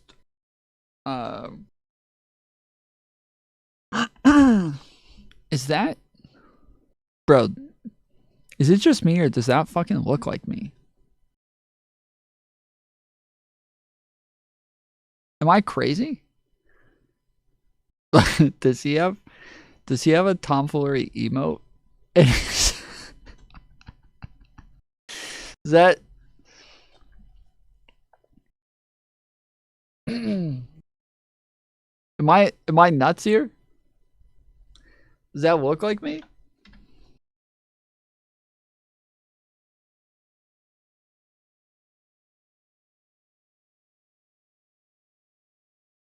Okay, yeah, that's the one. That's one. I'm like, wait a second. That kind of looks like me, but like my eyes and my eyebrows are all fucked up.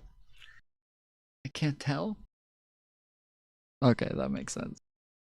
I just saw that in the chat for a second. I was like, wait a second, what the fuck? Actual stuff if you want. We don't have to invite him. What does he want to come on for, or what? I don't know. I just wanted to talk to Tom for a What second. does he want to come on for? He just asked me to come on. He just asked me to come on. You were sitting right there, Erin. You were sitting right there, and he asked me to come on. And now she's like, well, what does he want? Why does he want to come on? About what? I wanted to ask him a question. What question do you want to ask? You see, okay, so now that I know that this conversation just happened, I know obviously he wanted me to come on because it was he probably wanted to know what I thought about the Prime conversation because he knew that I was going to be more on his side than hers. So yeah, it makes a little bit more sense. About lefties. What question? What do I have to pre-clear it with you? Yes, you do, because it's also my show. So what question? You know what? Fuck you, Tom. You're not coming on. We'll never let you on. Yeah, it makes a lot more sense now. I didn't know what the fuck that was. Oh, but yeah. Jake Chinatown. Is there anyone else that streams at DGen hours? Is there anyone else that streams at DGen hours? Tom Foolery, I guess. Jay Stelk. Besides, not the enemy. Oh, Tom. Why? Do you and Tom ever do content together? Tom and I burned our bridge a long time ago. And ever since Over then, it was over content, okay? It was not. It was over her fucking lying. That's what it was over. It was over her fucking lying all the time. And then every time she would lie, she would come back and fucking apologize. And then like, oh, I swear I'll never do it again. I'll make this up to you. I swear, Tom, I'll make it up to you. I'll never lie. I'll never do this to you again. I'm so sorry I did this to you. And then turn around and fucking do it again. And so I'm like, all right, I can't like, I don't think I could trust this person. But like, you know, I'll still be willing to like do content and shit like that. But I can't trust this person anymore. And then they did it again. And when they did it again, and I was like, okay, you're lying. I can prove these things are lies. And if I prove that you're wrong on this, you'll take it back, right? And she was like, yes. If you prove that I'm wrong, I'll take it back. But I know you can't because I have the proof. So then I did. I proved it, like, no doubt about it. I proved that she was wrong. And then she refused to take it back. And I was like, all right, I'm never talking to this fucking bitch again. Like, fuck this shit, dude. Yeah. What's that mean? Basically, there was a period of time in which Tom Foolery had like internal community divide over his producer that he didn't pay named Sassafras, where it was like a very iffy relationship or something like that. And basically, it's complicated shit. It's like, and then he just keeps lying about it, I guess. And then, like, as the lies get bigger and bigger and bigger, and he keeps on doubling down, everyone's just started covering him, just mainly because, like, the anti-fans, I was joining in with the anti-fans at the time as well, like, when I was doing that, and that's what we burned our bridge over. So, yeah. Was it actually true, or do you think were you smearing his good name and reputation? The part where he led on Sassafras. I don't think the part where he led on Sassafras was actually true at the time. Sorry, no, hold on. No, I don't think that I was just about to say, what the fuck could she possibly think I was lying about with the Sassafras situation? Especially at this point when I've proven everything that I ever said about it. I've proven everything wrong that everybody else said about it at this point. I've leaked the phone calls. I've leaked all the DMs. I've leaked the fucking logs. I've leaked everything at this point. But how the fuck at the time could, or like, I guess, I don't know how the fuck now you could say that, oh, he was just lying so much. The part where he led on Sassafras. I don't think the part where he led on Sassafras was actually true. It's quiet because they're just like they're both like whispering because the audio is jumping all the way up and like peaking into the red at some points, and then at other points it's just like way down in the bottoms. So, at the time. Sorry, no, hold on. No, I don't think that was true. But I think that I think him trying to paint his producer at the time, who was like, I guess, a really important figure. Fuck, I'm trying to recall like stuff from like 1 year ago, essentially. Hold on. I think it was unfair to him to some degree. I do actually think so. I do think so that like I probably have, because that was during the time when I was trying to appeal towards the Queenman crowd, unfortunately. Yeah. Because there was a period of my streaming career where I was like trying to signal, virtue signal to Spicy Chat on purpose to gain their support. I think part of that is content. But the thing is that, he probably shouldn't have gotten canceled. But you have to keep in mind that it wasn't just like Spicy Chat, because part of it was also like his own community turning against him as well. Like it wasn't just spicy. It was his own community basically felt betrayed by him by his treatment of Sassafras. Like and they were more loyal to Tom than any of the anti-fans or snarkers. So yeah, that's ultimately what kind of nuked him. Damn. Do Stitch and Adam like do content with anybody, or do they just like sit on the side and do their own thing? I think they talk with Tom. Not Tom, not with Tom, Jesus. No, they have talked before too, or Tom. No, they occasionally have guests and stuff, and that's really about it. Yeah. Like guests like guests like Tom. I think Tom has hopped onto Stitch and Adam before. I think they also hop on with Oh, I talked to them once. We've never like done content consistently or anything like that. Sure Fat Taku, as well. But yeah. Okay. Why are you curious about that? I'm just curious. See what's alive at this time of night. Dude, nah, this space is dead. Like I'm not gonna lie, this is a dead internet is on God for real. Okay, it's actually kind of depressing. Not gonna lie, but you know, here I am in the wastelands. Okay. Criminal. Oh wait, I forgot the biggest part. I forgot the biggest part of the Tomten saga. So, by Tom's own stupidity, he has leaked Mantis's nudes on stream, and Tom basically said, "Oh, that wasn't Mantis. That was an estrogenic, like pre-HRT, like trans male or something." And then everyone, the entire internet and the entire commentary community was like freaking out over it, right? Because it was so fucking funny, like his cover up for that like nudes leak. Basically, he had a Vosh moment, if you're wondering, and then. Just to be clear, Vosh had a Tom moment. I did it first, so I did it an hour before him. So. But then I feel like people went too far as to go after Mantis for what is essentially now revenge porn, I guess, because people were sharing that around now. But like at the time, like that was the biggest thing, and the reason why that blew up was because Sassafras was infatuated with Tom at the time. Even though like it was never a actual. Her explaining all this is wild. It is, because she's always just like a little bit off on everything that she says. She's just like a little bit off, but it was like over a year ago at this point. So it's like there was just like 20 different things happening at the same time. But yeah, it was that like my producer Sassafras was just like getting overly invasive of my like personal life, and I had to have like numerous conversations with her, asking her to like back off, asking her to chill out, asking her to like get out of my fucking like business. But it was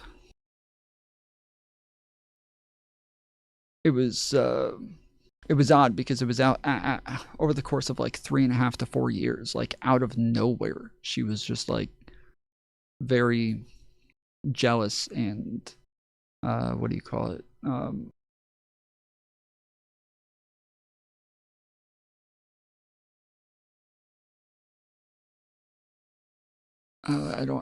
blanking on the term. Like it's not obsessive or defensive, but it's like, you know, where you're trying to like keep the person as your own.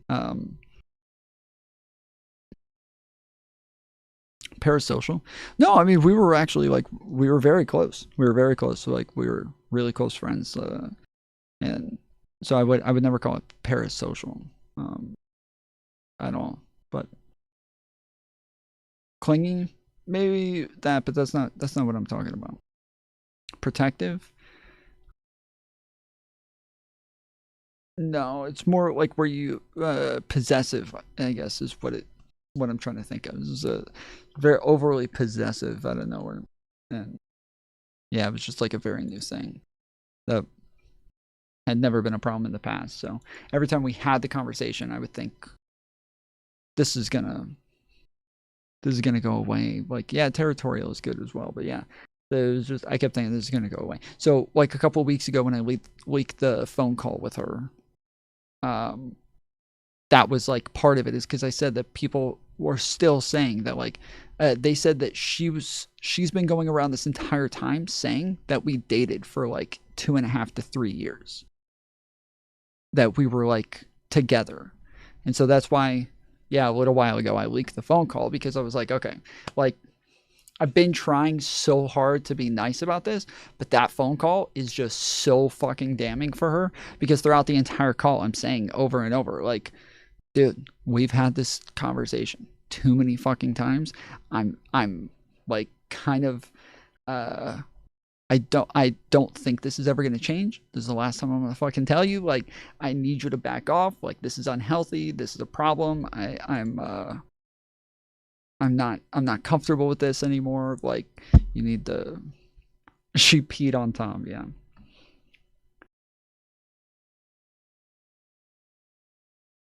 I never saw she said that, but I wasn't in her circles. Yeah, it was some of the people that were just like, again, there's been a lot of people who, since then, they've like come and talked to me and said, like, yeah, hey, like, I'm sorry, I fucked up. Like, I shouldn't have taken their side. Like, I started seeing holes and started to realize some of these things were wrong.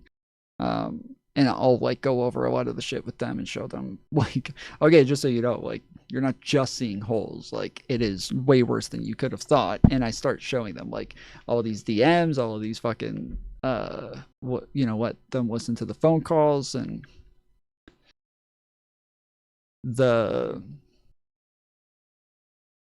but the amount of like lies that she put out after she left was just fucking insane. Like, it was mind blowing, because to me, I thought I'm being nice by just asking you to leave and not talking about this and just not saying anything, not letting everybody know just how fucking crazy you were and how wild you were this whole time. And she decided to go off and make up a bunch of shit about me. And then her new boyfriend starts coming after me all the time, is posting about me every day on fucking Twitter. Dude, it's the weirdest shit, dude. Fucking wild. That wasn't the worst call then, right? Wait, what does that mean?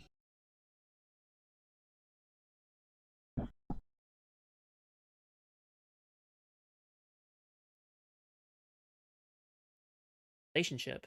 And so, but yeah, anyways, after a while, like, a bunch of people would come to me and like said that they were sorry, and they would tell me like the things that they were saying about me and the things that you released. I'm sorry, I don't know what you're talking about. What isn't the worst call then? I'm not understanding at all. You had others you shared privately. Oh, no. That's the one. That's the main one. Like, that's the, because in that call, like, the thing that a lot of people were afraid of is that I was, like Food Shops said, is that I was leading her on, right? So the idea that like I was leading Sass on, and that I was trying to, because Kilo kept saying that I was being abusive to her, and that I was trying to lead her on just to get her to stay. And then when you see our actual like our text messages, you hear the phone call, you see the exact opposite in the fact that I'm like, hey, like, this has got to stop. Like, I don't think I can do this anymore. Like, this is getting to be too much, and like, this isn't healthy. Like, I need my fucking boundaries. I need to where, yeah, it was just literally the exact opposite of what it was painted to be. And that's why, like, I didn't want to ever release it publicly, because it was so embarrassing for her. But I did offer tons of people behind the scenes over and over to be like, hey, I will show you this fucking phone call if you'll just like allow me to. It will very easily smooth over any concerns that you might have. But yeah, almost nobody was willing to hear it until, yeah, more recently. So what happened was that Sassafras discovered that through the nudes leak. So she was like, wait a second, you lied to me about your relationship with Mantis. You said that you weren't with Mantis to me in private, but now you have. Yeah, I didn't see/hear that side of her story somehow. Well, so I knew that was happening, but I never heard her say it again because she just never said anything publicly. But the reason I knew that was happening is because from the very beginning, day one of all of this blowing up, Hannah, who was very close to Sassafras, was in Chud Logic's chat saying, no, Sassafras and Tom have been dating. They've been dating for a long time. And Chud was like, oh, well, I guess you're the one who would know, so I'll take your word for it. Okay, so they've been dating, and like moves on talking about us dating this whole time, and everybody starts like talking about everything from the perspective that we were dating out of nowhere because Hannah said that.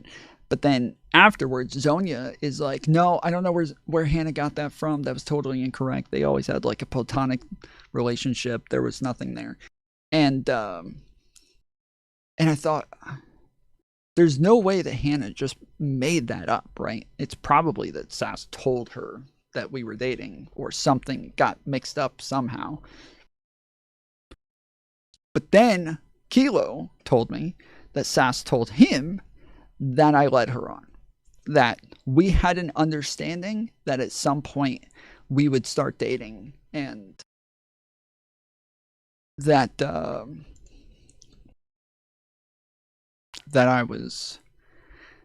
I told her that I don't date people online, and that like I'm not ready to have like an intimate relationship, but that at some point I would. But yeah, you could like there's so many fucking clips of me on stream just saying the exact opposite, saying like there's a bunch of people who sometimes like I'll have like casual relationships with them, and I'm very honest with them at the very beginning, just saying like, hey, this will never be a committed relationship. I will never be in a relationship like that. Like, I'm not interested in it. Don't want it. Don't think you're gonna ever convince me. Don't think I'm ever gonna want to. Don't think we're gonna be together for a while, and then all of a sudden I'll be like, oh, you know what? I love you so much. I couldn't live without. It's not gonna happen. Like, this is all that this is, and that, yeah, then eventually they would and be like, okay, yeah, I thought that I could convince you.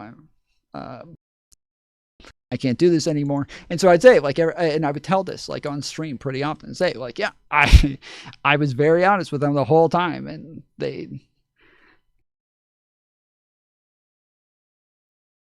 I guess they weren't willing to admit it to themselves, but. So that was basically what split the community, I think. I think the community like felt betrayed that, okay, does that make sense? Does that make more sense now? Yeah. Yeah, jeez. I know. But like it was such a hot topic at the time. That I felt like I also had to cover it. But I think I was being fair towards Tom as well. Yeah. I wasn't completely aligning myself with Spicy.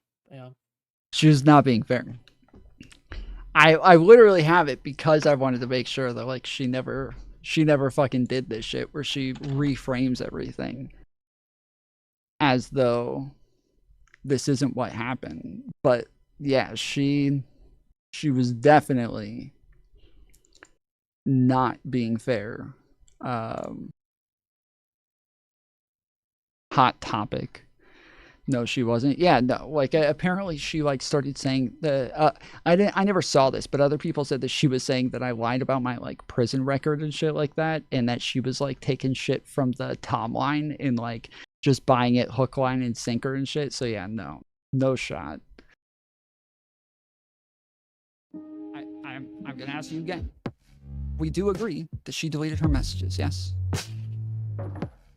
I did show this on stream. Why do you yap more than the woman that you courted? No, I'm done. Thank you for coming. Have a good one. If you're not gonna take the L on what you said, like you said you would, I have no reason to talk to you. See, that's the thing. You always want the other person to take an L. You always want.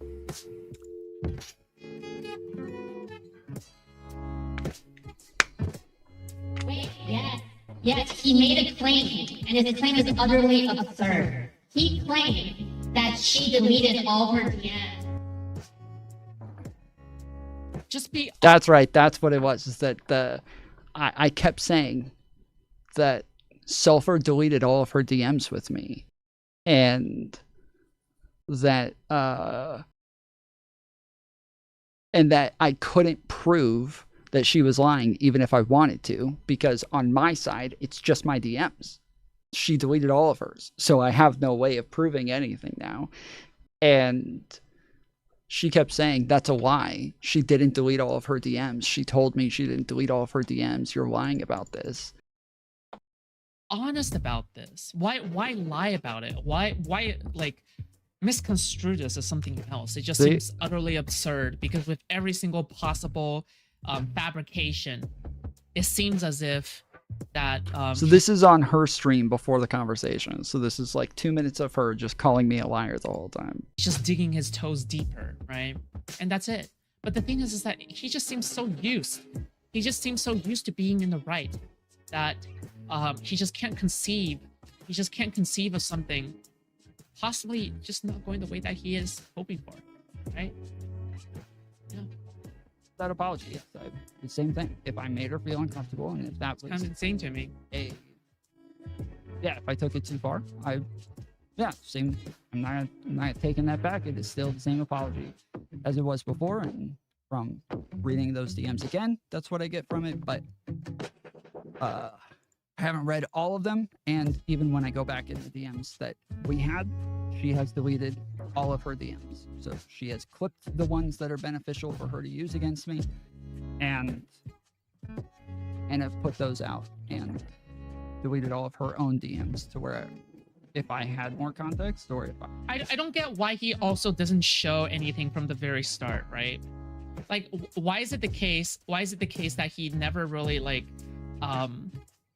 show any receipts while he's talking about this again, looping on it for the 15th time in a row or some shit? Like, why is it that he never shows any receipts or anything?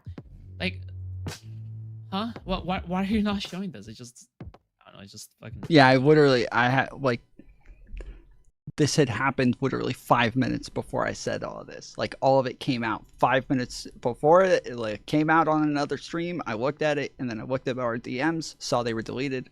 And so, yeah, this had all just happened. If I had more to add, I couldn't give it to you if I did, or if there was something. But excuse, isn't it? The dog ate my homework. It goes like, yeah, the fucking cops took them. Fucking hell, dude. Fucking hell. It just makes to me. Wait, yes, he made a claim, and his claim is utterly absurd. He claimed that she deleted all of her DMs. What do you mean? She leaked them. What are you talking about? It's like, oh, she happens to delete all of her DMs and only leaks the DMs that makes him look bad. I'm sorry, but there's no context that you can say that makes these DMs in a better light, right? And she didn't even do the thing. She didn't even do the thing where she's like, oh yeah, you know what? I'm gonna screenshot only one DM at a time. One DM at a time. That's what I'm gonna do. She didn't do that. She posted the whole string of text. That's what she did. Oh yes, she did. That is exactly what she did. Text is there, dude. Fucking hell. I was upset. I thought that was a good call. I thought it was fair. That's what the point, which about. That's her perspective. I'm not disagreeing. What receipts do you want? Sure. Like anything that makes Sulfur's original messages, painting her in a light that makes her messages look a little bit like taken out of context or anything like that. I didn't say they were out of context. I'm saying she can go back through and find stuff to use against me, but I can't do the same to her. Yes, because your claim is that she deleted her side, right? Am I getting that right? You're saying as though she's hiding something because she deleted her stuff? Okay, well, I'm going to say this straight up. I don't believe you. I don't think Sulfur has a history of deleting DMs. Okay? Number one, I don't think that's the case. All right? And number two, is there anything you can point to me at all that would like exonerate you at all? Like, yeah. And show you, and you'll take that back, right? Sure. If I'm wrong, I'll take that back. Which which one? Why did she, dude? Why did she delete it? Fucking hell, man. Yeah, she said she would take it back if I showed that she deleted all of her fucking DMs. And then I pulled it up right here. Let's see. But yes. Yes. So she replaced every single DM. He made a claim, and She replaced every single DM with the same message. Not interested in contact with you further. Please do not continue with your obsessive posting. Your intention to be bad faith and mischaracterized, posted by you in your own Discord, has been noted. Same thing here, exact same fucking message on every single one. his claim is utterly absurd. He claimed that she deleted all her DMs. When people keep saying, "Oh no, she didn't do that. Tom's lying about this. She didn't do it." She changed each and every one of her DMs to that message that said, "Not interested in contact with you further. Please do not continue with your obsessive posting. Your intention to be bad faith and mischaracterized, posted by you in your own Discord, has been noted." So yeah, all of these are her is proving that she deleted all of her fucking DMs. And then the very beginning of this is me telling food shops to just take the L. Okay, you said that you would admit that you were wrong if I proved it to you. I proved it to you. So now admit that you were wrong. And she keeps saying, "Oh, you're trying to control the conversation. You're always trying to tell me who I have to take the L. Why don't you take the L's?" Because you said that you would if I proved it to you. Now just take the fucking L. And she wouldn't. So I kicked her, and I'm not going to talk to her again. Because yeah, she's even there where she's like admitting that she's willing to fucking lie just to appease a group of people. Like, that's fucked up, dude. Oh, and then also J-Stock was like canceling Tom as well because Tom was competition for him, like basically calling him a sex pest and everything. Meanwhile, like J-Stock, like ironically enough, J-Stock is like a complete hypocrite, like when it comes to blaming Tom for all these things, right? Like 100%. But the damage is already done. Tom's career is nuked. I think before he was like getting as many viewers as I am right now, basically. I've literally,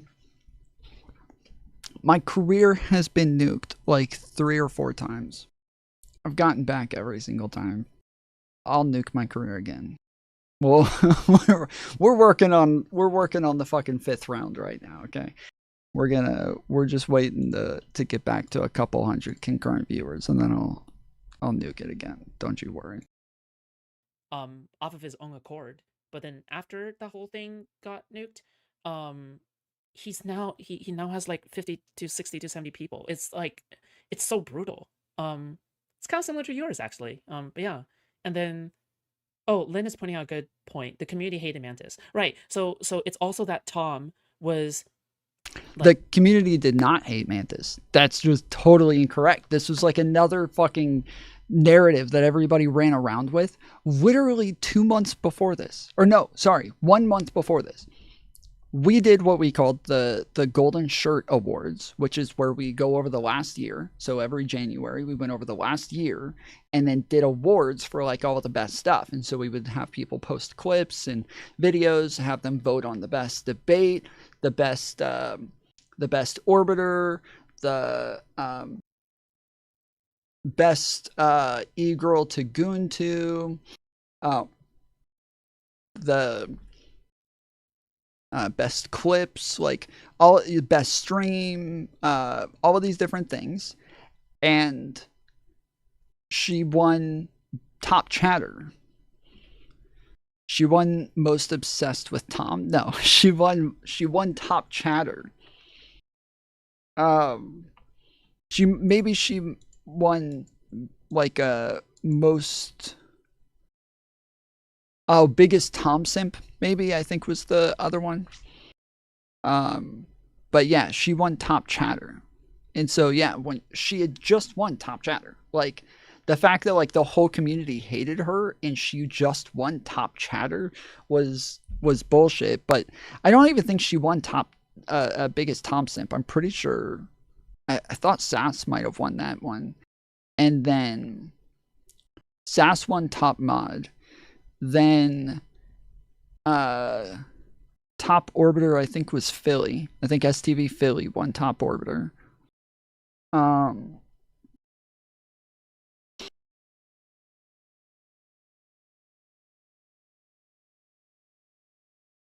But yeah, there were two that Mantis won. I think it was top chatter and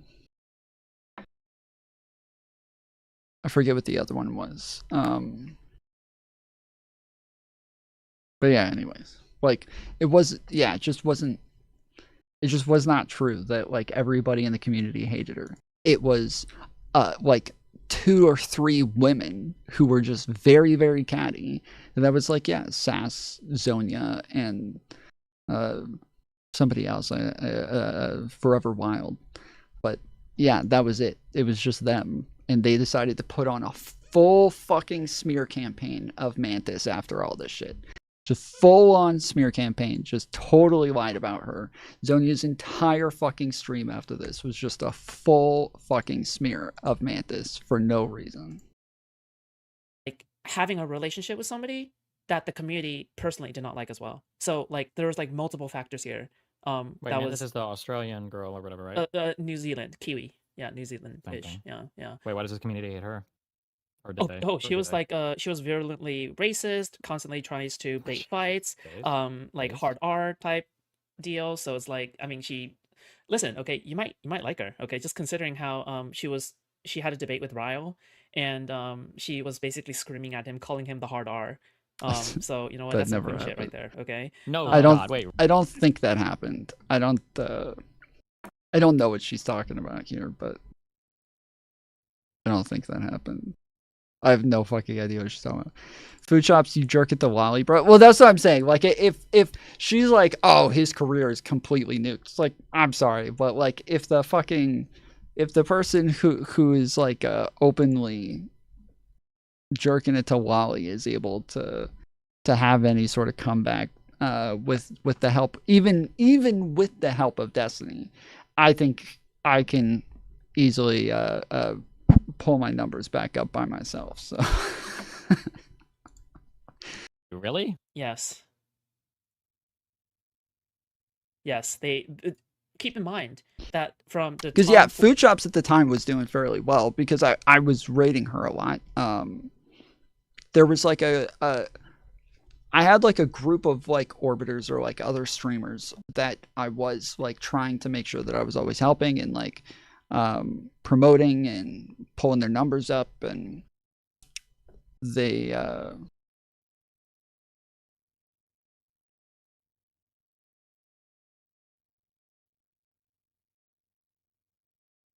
all become kind of like waiting rooms for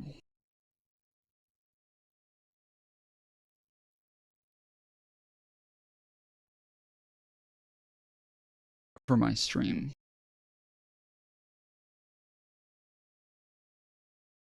Wait, I have been watching and I want to correct something. You there? Yeah, I had to pull up my mic stuff. I can't hear you if you're still there. Can't hear me. Okay, let's see. Hello? All right, I can hear you now. Can you? Well, all of my mic stuff is broken. I have to like reset everything. Am I loud enough? Yeah, you're loud enough. Okay. I don't know why, but literally everything reset. Here, give me just a second so I can fix this a little bit. Okay. Wait. Is this... Okay, I think I got it. All right. Go ahead. Correct away. Am I really loud?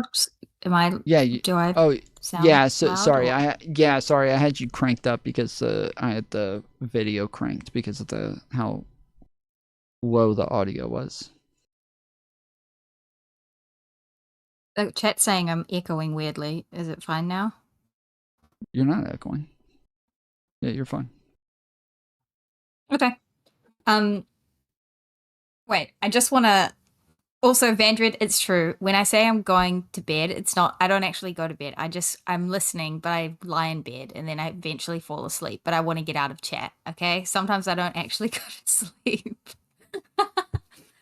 So is she but I thinking just of want to correct, the what's that guy's name? Mogrer. Mrao. Okay. Yeah. Mrao, yeah. Mrao. Mr. Ow. Yeah. So I did scream at Mrao, and I used but I don't like that everyone says I use the hard R. I don't think I've ever used the fucking hard R in my entire life. I've only ever used the soft A, and I think with the Mrao thing, basically, like, during all this drama, it was fucking stressful. Not only were my nudes leaked, like, accidentally, but, like, whatever. And then my ex went and found a mole that I had to identify me and prove it from a nude that he had kept. And he, like, shared it with all these fucking people to, like, identify me in this almost unidentifiable nude, because there was no, like, my face wasn't in it, and nothing of mine was in it, really. So you could barely see it was me. And then he went and told Spicy Chat and everybody. And then I was harassed for months and months and months. So it was fucking stressful. It was dramatic. It was annoying. This whole thing lasted for way too long. That's why I mostly only hang out in Tom's chat now. Just because, like, everywhere I go, there's always some fucking hater who's just gonna piss me off. So I just basically stay in Tom's chat for the most part. And so I had relapsed, like, a number of times during this, because you guys know I'm an alcoholic. Well, not an active addiction anymore, but I was at the time, and I relapsed, and I went onto a Morale stream because he was harassing me in my DMs, and I think I just basically I realized at the end of that conversation that I didn't want that video up on making black people feel bad, and, like, except, oh, okay, it's not true. I probably did say that Stylo was was chimping out all the time. I used to say that Stylo would chimp out. Stylo's like a retard in Spicy Chat. He's like a black guy who used to be, like, super misogynistic and racist towards me. So I would be racist back towards him. Like, I just matched energy. Yeah, well, he would say just want to really clarify, fucked up shit. all right? I didn't run around using the hard R on fucking black people. But yeah, well, she wasn't said like it was that. well, and she said that you were talking to Ryle, but yeah, it wasn't Ryle. And it wasn't to row, yeah. But Food Shop's summaries of everything is always like, she, like, gets one thing right and then, like, 50 things wrong. Yep. Like, I'm actually surprised that she admitted that she fucked you over and joined in with the anti-fans and tried to appeal to, like, Spicy But Chat. she changed it though. She changed it, and she was like, "No, never mind. I was fair. Yeah, no, I was really fair to him." She totally backed off that. So, yeah, because that's at the time. That's exactly, that is like, what I was saying. I kept saying, I was like, she's just trying to fucking suck up to Queeman and in his community. So this is gross. But yeah, that's what, like, it kind of. That's just kind of what she would do. And it was weird, especially for, like, people like you and I, because, like, we had, like, gone out of our way to, like, be defensive of her when it was just not beneficial to us at all. Like, it was definitely, to this day, I still get shit for defending her, and she just very quickly will throw other people under the bus.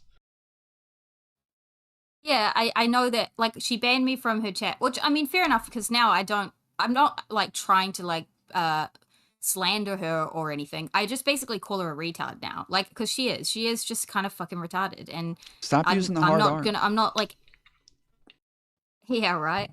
I'm not just gonna, like, suck her dick or whatever because she's now, like, the new DGG after show or something, which I think That's people expect because transphobic. I'm still like, well, whatever. Fuck, she doesn't give a fuck.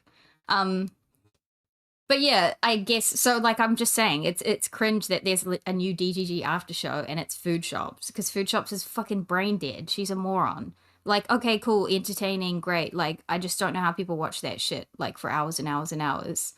And yeah, so I just say that she's brain dead. But I used to be close with food shops, and when I was in Spicy Chat and like stuff, I was always like defending her, like looking out for her, giving her a heads up about like if people were going to come and brigade or do anything fucking weird, or that I like noticed, like, because Queeman was obsessively watching food shops at the time. Like I was always supporting food shops, and and when everyone was calling her a pedo, I was up there saying she's not a pedo. Like, this is fucking stupid. Who gives a fuck about Lolly? And yeah, I guess she at some point she just realized it was more beneficial for her to throw you and I under the bus and just join in on the hate brigade, because it was literally, I think it was just me and you, Tom, versus like everybody basically. Yep. Well, and that was the whole issue. That like normally, this is what people kept, like, a lot of people come back and they're like, you know, they're like, I look back and I keep trying to think, like, what is it that you could have done better? And I don't know. And I think every time I'm like, there is nothing. Like, it wasn't me. There was nothing I could have done better. It was that my friends all threw me under the bus. That's what it was. Like, you can deal with pretty much any cancellation. Well, the only thing you could have done better. No, the only thing you could have done better at the time was to no. Like, let me just say this, and I'm not actually. This is me not being serious here. The only thing you could have done better was just roll over and take it up the ass and apologize to every one of those stupid motherfuckers. And who the fuck is gonna do that? Like, actually, sorry, I can't even say what I want to say. I'll get you banned off YouTube. Like, no shot. Reggie literally said that if a woman accused him of rape, he would just say sorry. What a fucking coward, dude. What a loser. He said if he was in a bar and a girl accused him of sexually harassing him, he's like, would you debate her? And I'm like, no, I wouldn't. But if she started like screaming at everybody, accusing me of like sexually assaulting her and shit, and like making a big deal about it to where now everybody in the bar thinks I did something fucked up, yeah, now I'm going to defend myself. I might not debate her, but I'm going to tell everybody else that she's a fucking lying bitch. And then they left that conversation and went, they're like, Tom said that he would debate a woman in a bar if she ever told him he was making her uncomfortable. He would fucking debate her on it and try to debate her out of her feelings. You guys are so fucking broken, dude. It's wild. But yeah, it was just honestly the only thing that went against you was just the fact that everyone decided to just be fucking pathetic, cowardly, like morons, and throw you under the bus for the sake of content. And then from then on, it was like all about content and all about how they could milk the most out of like anything they could find from anyone who was willing to like give them any kind of like out of context dirt on you. And it worked. Like, it lasted for months and months, and like it resulted in like, and I also, the community hated Mantis.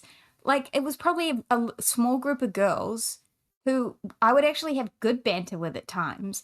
But the reason they didn't like me towards the end was because I was calling them out for like fucking lying about me. So yeah, but everybody else seemed fine until all of a sudden they didn't, which in my opinion is because they were talking to Sassafras, and Sassafras was poisoning.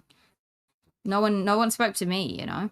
Right, there was just very mean. There was a lot of like poisoning the well behind the scenes that I'd already been like dealing with, telling them like, you guys know this isn't true, right? Like, okay, fine, like I guess it's not true. Okay, so like go tell everybody that you were wrong and that's not true. Okay, fine, I'll do it. And then somebody else comes back, did you know this person told me X, Y, and Z about Mantis? And I'm like, they told me that they were going to tell you that's not true.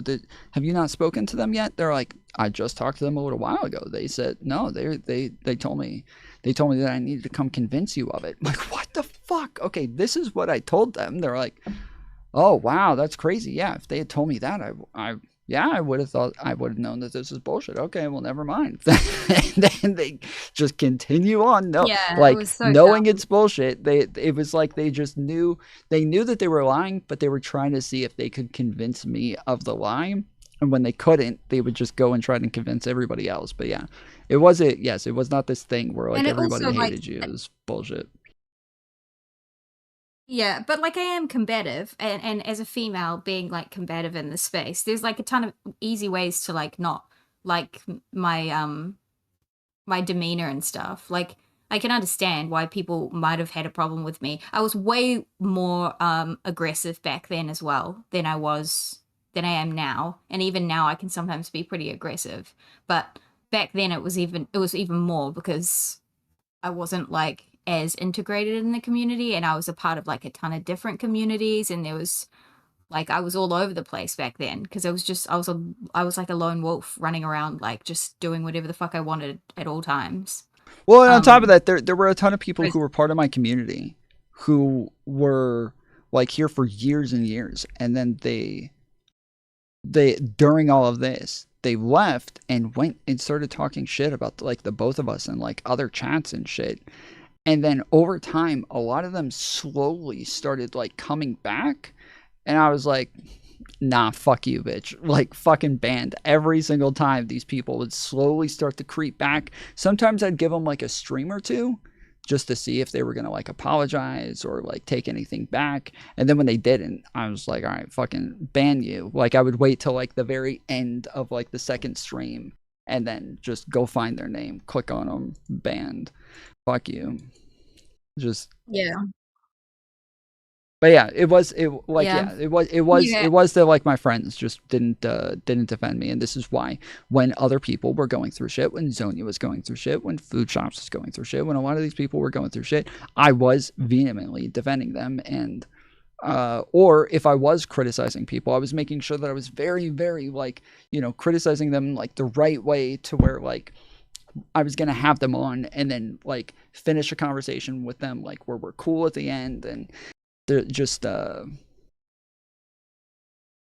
the exact thing. It just backfired. I remember at the time it's being like, yeah, literally I have said this a number of times, but like Tom, one of Tom's biggest like good things about Tom and bad things about Tom is he is literally too fair. Back then I used to say like these people are fucking you over, dude. They are so bad faith, and I knew the reason was because they didn't like me. It really was just the small group of people that didn't like me, so they were finding, you know, it was justified to therefore throw you under the bus and fuck you over as well. But yeah, like your biggest problem was you kept giving them so much benefit of the doubt, and I was like, bro, just fucking leak it all. But yeah, he to this day you still haven't leaked all of it and like being a dick about it, and yeah, fuck him. But I just wanted to clear that up because food shops, I don't know, I guess people's perceptions are all different about it. It was a really messy time. There's all sorts of drama going on, but I definitely didn't like, I wasn't running around saying the hard R and shit or being like purposefully racist towards black people. I do use the N word with the soft A though. I'm not ashamed to admit it. I just fucking do because we're online and I'm not racist. I'm not like whatever. Tom did nothing wrong. Classic defense. That's not, hold on. That is not what either one of us said. That is not what either one of us said. We said like how you deal with it. Like not that like, not like whether or not I did something like wrong as in like immoral or anything like that. It's what like we're talking about like tactically how you could have dealt with something better, like as far as PR or something. Not that. So yeah. So when we're talking about the fact that like the difference was like saying like in order to like, you know, make it to where your community was okay with it, or like where they don't leave, or you don't have this like mass exodus or a mass purge or any like, yeah, the difference is just the fact that like, yeah, my own friends all just kind of threw me under the bus. That's it. That's like there isn't what's a big difference there. What's happening with Destiny right now is kind of like, so the way that J-Stalker's going after and Queeman and stuff, the way they're going after Destiny, and there's like some real criticisms that you can have, but the way they're going after him is just so over the top and stuff. They were essentially doing that to Tom, and there was far, far, far less real criticism that could have been had of Tom. but any that you could maybe have of Tom at the time was like heightened to you're a sexual predator, a sexual harasser. Like it was so over the top. That And you abused unfortunately, like where sassafras, that you you that abused you were sass, you led her on. malicious, what was it, compulsive liar, like it was that sort of shit. Yeah. So. Yeah, it's calling him a compulsive liar. So once they had convinced everyone that Tom was a liar, it didn't really matter what he said. Everyone just thought everything he said was a lie. And then, but you know, Destiny always has defenders. Destiny always has like his community. There's always going to be DGGers out there. There's the Deliban on Twitter. Then there's somebody like Food Shops who stands up and righteously fights for him. Like, even to the point of fucking absurdity, honestly. But whereas like Tom just didn't have that. It was just me and I couldn't do it. Like I just couldn't do it because I was a part of the drama. And that was the problem, is all of his friends, instead of doing the thing that they should have done, which is like kept it, if they had criticism, they should have just done it in private and stuff behind the scenes. They all just jumped on board and reaffirmed, basically like reaffirmed what J-Stalk was saying for some reason. Like they played the optics fucking cucked card where they were like, optically you looked bad, Tom, but optically you looked bad, and that's like really important, and that matters way more than whether or not it's true. Fucking optically it's just so bad though. And so they just cucked Tom. They just fucking cucked him over optics, and it was cringe as fuck. And yeah, like Yep, there's a whole like that's what fight with happened. Rezi Was and really stupid. Zonia that lasts like hours and hours and hours, and the conversation, it's fucking wild. Like I'm being gaslit through the whole fucking thing, where they're like at one point it's like, oh yes, no, but I'm telling you that like the optics are the problem here. And I'm like, okay, I don't give a fuck about optics. Like I don't want to talk to you about the optics of this. Like they're not canceling me over optics. They're not coming after me over optics. So I don't want to talk about the fucking optics right now. And then she would say like, oh well, I'm saying that like the optics is what makes it immoral. But then later she would say, well, no, I'm not making an optics argument. It has nothing to do with optics. This is morals. And I'd be like, okay, wait, you said it was the optics. Okay, so we're talking about morals. Okay. And so then we talk about it, and then like 10 minutes later, she'd be like, no, Tom, as I said, I'm talking about optics. And I'm like, no, you didn't. You said you're not talking about. You said, what the fuck is happening? And it would just flip-flop through over and over and over. It was just fucking wild, dude. Yeah, but then really, afterwards, really everybody was mad at me for arguing with her and pointing out that she like was being bad faith through that argument. Instead of being mad at her, they're all like, I can't believe you were so unfair to her. because she cried, because she got emotional. So everyone's like little hearts broke, and they were like, oh my god, I can't believe you made Zonia cry. Fucking stupid whore. Like she's such a fucking lying cunt, dude. Sorry, but yeah. Oh my god, I'm gonna get emotional because of our friendship that I'm completely sabotaging right now. Like, fucking loser, dude. And then she was like meant to be dead after that. Like, she was meant to have had a brain fucking aneurysm or a stroke or something. And everyone was like, I can't believe that she's dying. And it was all this bullshit sympathy for somebody who hasn't. I don't even think she's dead yet, unfortunately, in a video game. But whatever. I have no idea. I have no idea. I know that I used to still see her like popping up on VCs and shit all the time, but I like went through and like unfriended all of those people after like a couple months. I went through and just like unfriended like Igo, Zonia, Rezi, Beckett, like just went down the whole fucking list, just taking them all off my friends list so they weren't popping up on my shit anymore. Yeah. But all right. Yeah, well, it's too complicated to ever properly explain to anyone, but just know that Food Shops is a retard, and if she's summarizing something, you can probably guarantee she's gotten like 85% of it kind of wrong. But I am impressed that she at least admitted that at the time she was being pretty unfair to you, and she was trying to like suck up or get in the good graces with like the anti-fans. And a lot of like Food Shop's behavior back then was very much like, how can I just be like but how can I belong? How can I be accepted in the group? How can I like get the viewers, and how can I be this big drama, like amazing content person? So this Destiny influx is literally, she's probably coming every 5 seconds. Like this is exactly what she's always dreamed of, is being raided by someone bigger and being like belonging to something and whatever. It's just like, I would just warn that it's like a matter of time until she finds, I don't know, until something comes along where she throws somebody under the bus. It's just what she does. But that's streamers for you, really. The only streamer who hasn't done that, in my opinion, is Tom. And I'm a Tom simp. And you can cry about it. Based. What were the 2 things that you won?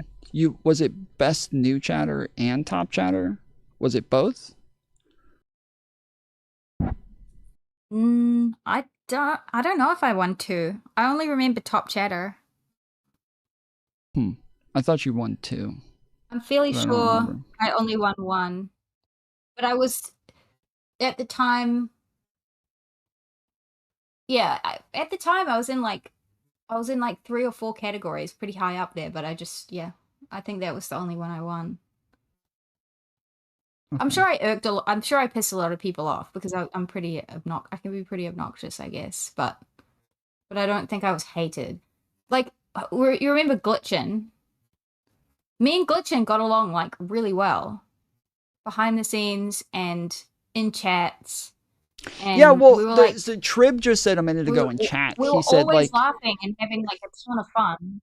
Trib just said a minute ago that like one of the most surprising like turns for him was like as far as people who weren't streamers was JubeTube, which that was mind blowing to me. Like from my perspective, I couldn't believe that like Jube went the fucking direction he did. That was just fucking insane. But the Glitchin was a wild one too. That one made no sense. Like that one made absolutely no sense. There's a lot of stuff that to me, like, there's a lot of stuff that happened that I was just totally in the dark about, and I'm still in the dark about to this day because no one ever reached out, no one ever explained, no one ever like came and spoke to me or spoke to even Tom or anything. It was all just like, oh, okay, 1 minute we're friends and the next minute we're not, and no one really ever like. Well, no, I did have. I had numerous conversations with Glitchin, and he got upset that I like banned a girl, and I had no clue why the fuck he cared. I'm like, bro, I've banned her numerous times. What the fuck? This doesn't make any sense. But then later it turned out that he had like a thing for her, and so it made sense later. But yeah, after I banned her, he was like saying that he was leaving because he thought that it was super like vicious the way that I dealt with it and everything. I was like, what the fuck, bro? Like I've banned her so many times. She's been banned in my YouTube chat for like you banned the person months, who was dude. accusing you of sexual harassment, like falsely accusing you of being a sexual predator. Like how dare you ban her from your Discord? No. I don't know what you're talking about. That was. No. Oh wait. Forever Wild? Okay, well I wasn't gonna say it, but no. Fuck it. Say these motherfuckers' names. Forever Wild got banned because she was a nasty little cunt by the end, and she was saying that you were a sexual predator and shit. I don't even know if we had gotten that far yet. I don't know. I'm not sure, but anyways, the point is that yeah, like I had numerous conversations with him. It like we were both like fucking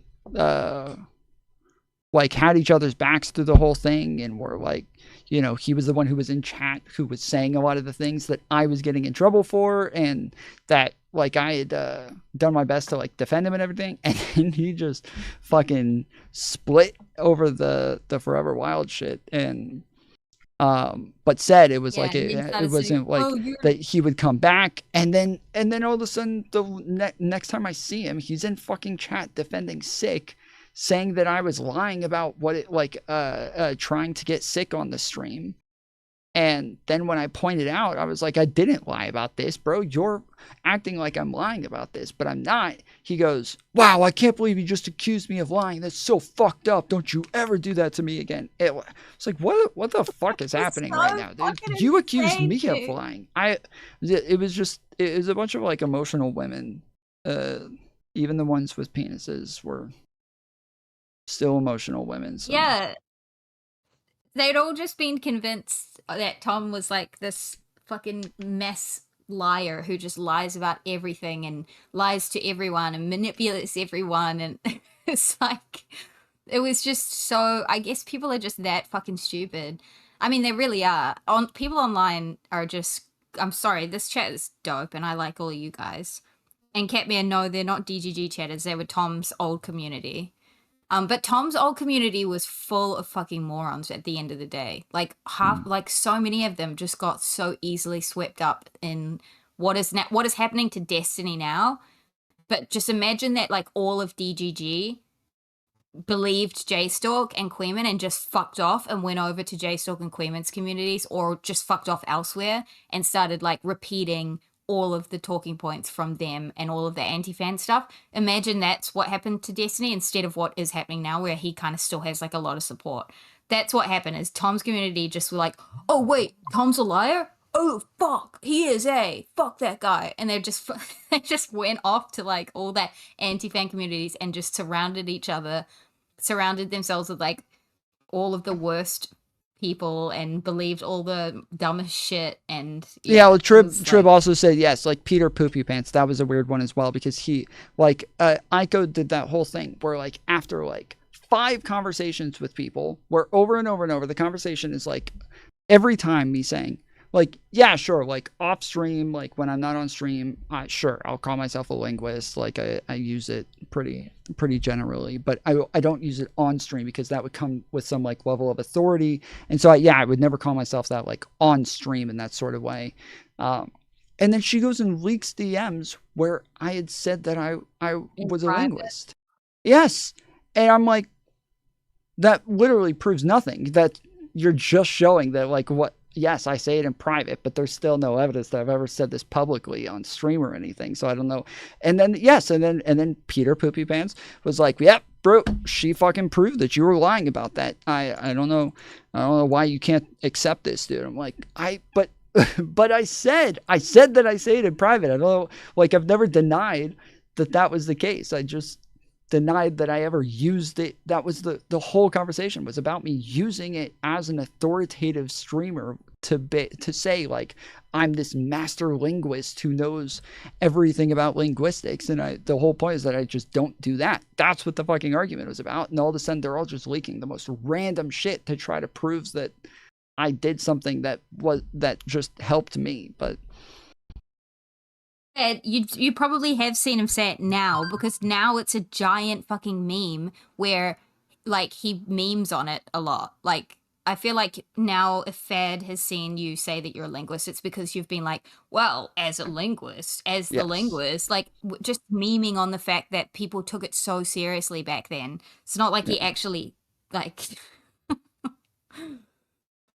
But even back then, like they none of them had clips of me saying that like, oh, I am this, like every time it was either I said I work in linguistics, or I might have said I'm a linguist by trade, or I would say like I'm interested in linguistics because I've worked this job. Like it was always every single fucking time I had like these caveats there to make it clear that I didn't have a degree, that I wasn't some authority, that I wasn't some like expert on this, and that they didn't care. They knew they were pretty upfront with the fact that they didn't care and that they just wanted to like try to make it look like I was lying about shit. But the weird thing for me was that like even when I would think like, okay, I know they're doing that, so I'm gonna go ahead and show tons of clips to prove that they're fucking lying, and then like it'll be all said and done. And instead, just the fucking bad faith losers would come out the fucking woodwork again to be like, oh, well, we found something else. Yeah, literally every time you opened your mouth, it was like another chance for them to find another word you'd said incorrectly or another thing and like then have a whole nother whole full stream. And back then it was so stressful. Like, I've got to be honest, guys, when I do feel for people going through drama now, it doesn't even matter, even if they're like have done something shitty. It is so Yeah, even horrible to iDubbbz go apparently through. just came out with another fucking video today. iDubbbz apparently just came out with another video today talking about the Kino Casino people, and even saying that, like, bro, they like sit around talking about the fact that they just do this for fun and that they're just like goofing off, but their whole entire streams are calling me like a lolcow and just like nonstop giving me shit. And I've never liked iDubbbz. I've never like known any much about him or anything. But yes, like even watching these like little clips of him talking about this shit, I sit there thinking like, yeah, I get it. That's Dude, like, that's you fucking feel horrible. so, like, the only people I don't feel pain for, who I hope suffer in the same way, which is why, like, hey, J-Stock, I'm so sorry that you and Cherry broke up. Not, you stupid fucking fat ass. Like, I will go hard at J-Stock and Queeman and Cherry, all the people who, like, totally The fabricated types of all the people shit who do against it. Tom.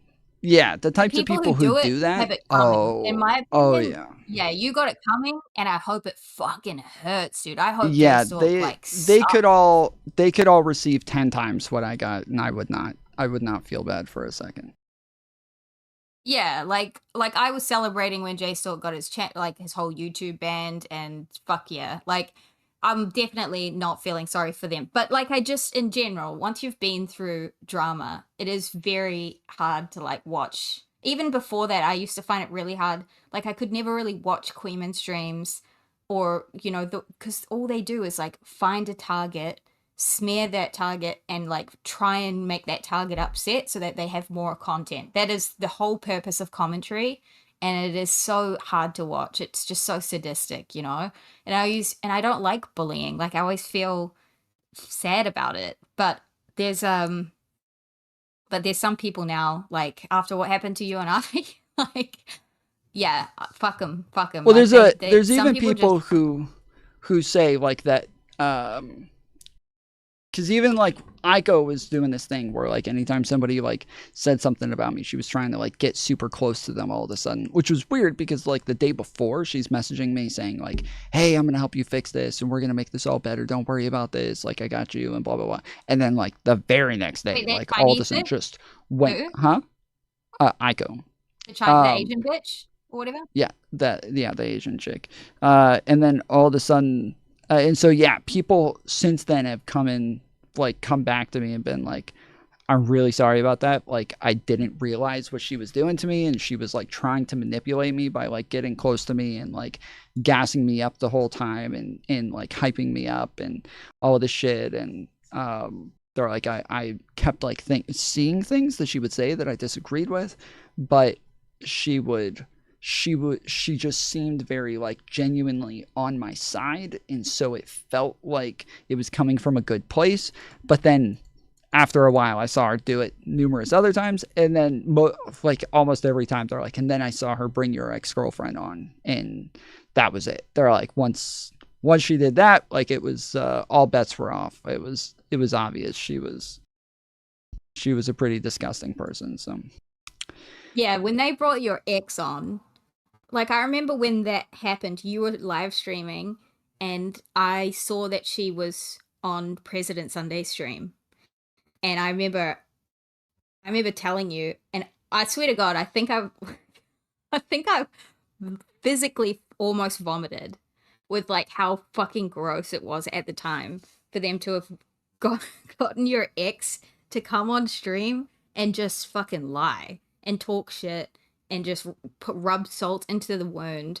And knowing what I knew, and like having talked to your like family and stuff, and knowing like how things actually were, I was listening to this idiot like get up there and just it was kind of pointless that she even came on. But yeah, it was just such a gross thing to do. Like, so to go into someone's personal life like that over just like internet shit. Ugh. Gross. This is why I think like all these people, all of their demises, and it's like inevitable because they're just such horrible people. Well, I don't think they like cultivate it's such hard horrible- for even for people to imagine like what that's like, because even when I like in my personal life, I'm like telling like my friends and my family and shit, I'm like, you wouldn't believe this, but she went on people's streams that I know to talk shit about me. They're like, what? 3 years later, Yeah, she it's just so she weird. just pops up, and I'm like, actually, she's been in my chat for like the last year too. Just like popped up out of nowhere, just like chatting all the time and just hanging out. Like she's just part of the gang. It was really fucking weird. And then I said something about her, but I didn't say it was her that I was talking about. And I said something about like how she had like some issues, but I never said like that's that person or anything. But she knew it was her. She knew I was talking about her. And then yes, within a couple of days, she's up on other fucking streams talking shit. So It's so funny too, because she got up and she was like, they were like trying to get dirt out of her. Rizzy and Aiko were trying to get dirt out of her, and they were like, "So was he like a shit boyfriend?" And she was like, "Well, not really. He wasn't that bad." And then they were like, "Well, did he? But do he anything groomed to you though, And she's right? like, Yeah, he groomed you though, right? No. Yeah, they were trying to get all.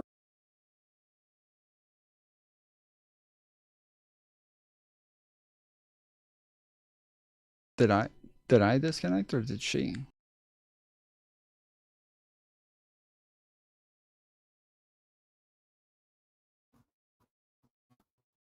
I didn't know this extra Resi where I hate him even more now. I would highly recommend Wait, going did and I- watching the fucking stream where I talk to him and Zonia, because that is just Wait, like I literally had to like stop stream. Yes, Mantis, hold on. I hear you now.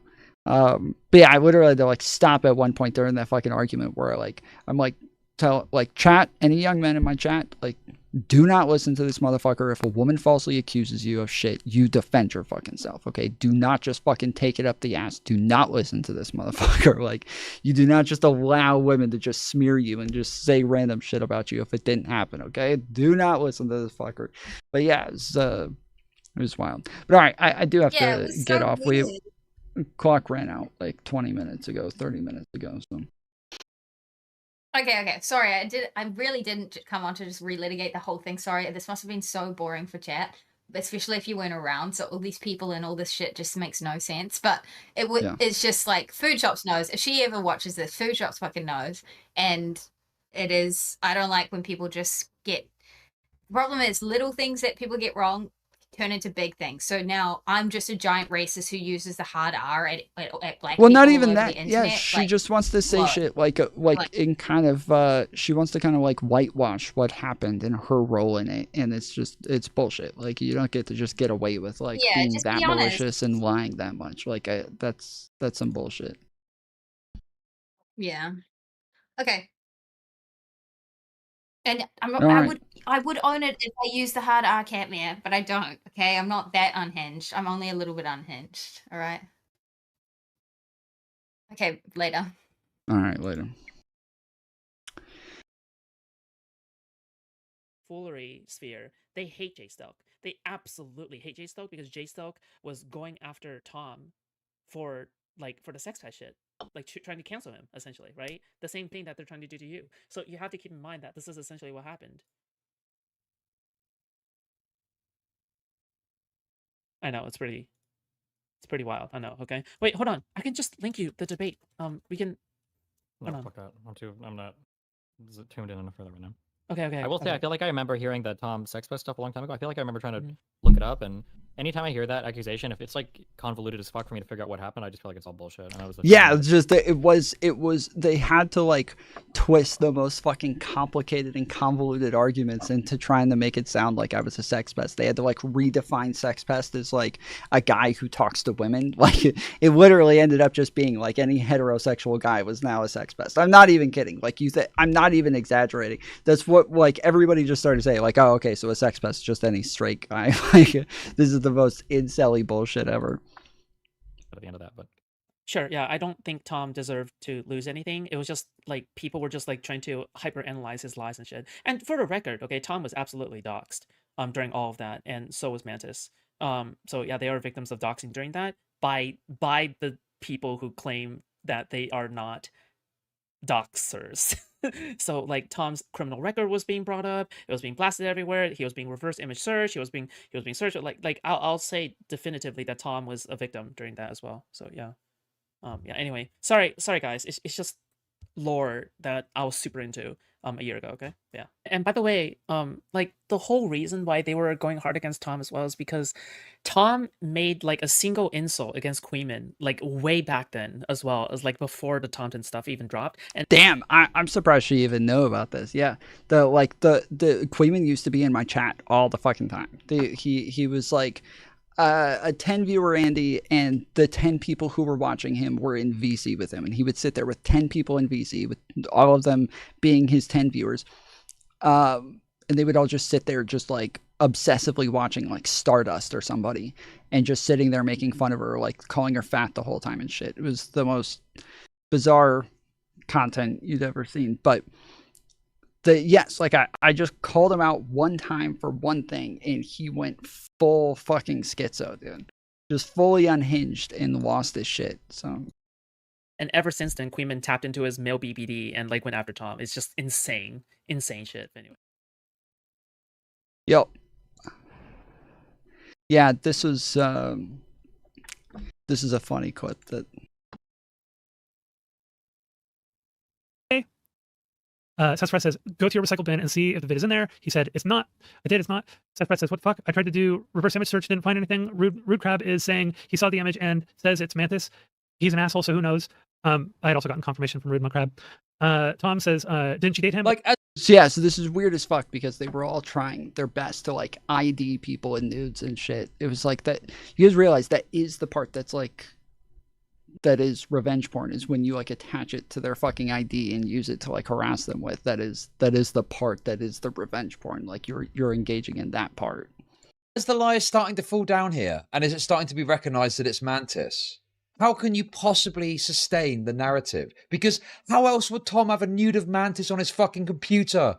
Like, obviously, at this point, oh, people are saying it's Mantis. Oh, someone that said they dated him recognized it as Mantis. It's obviously Mantis at this point. No, Tom is lying here repeatedly. It's obvious. What is going on? Well, let's talk a bit about men and... It's just the fucking grossest shit, dude. Like, can't imagine just like see, because the problem is that I remember when President Sunday got doxxed, okay? President Sunday got doxxed.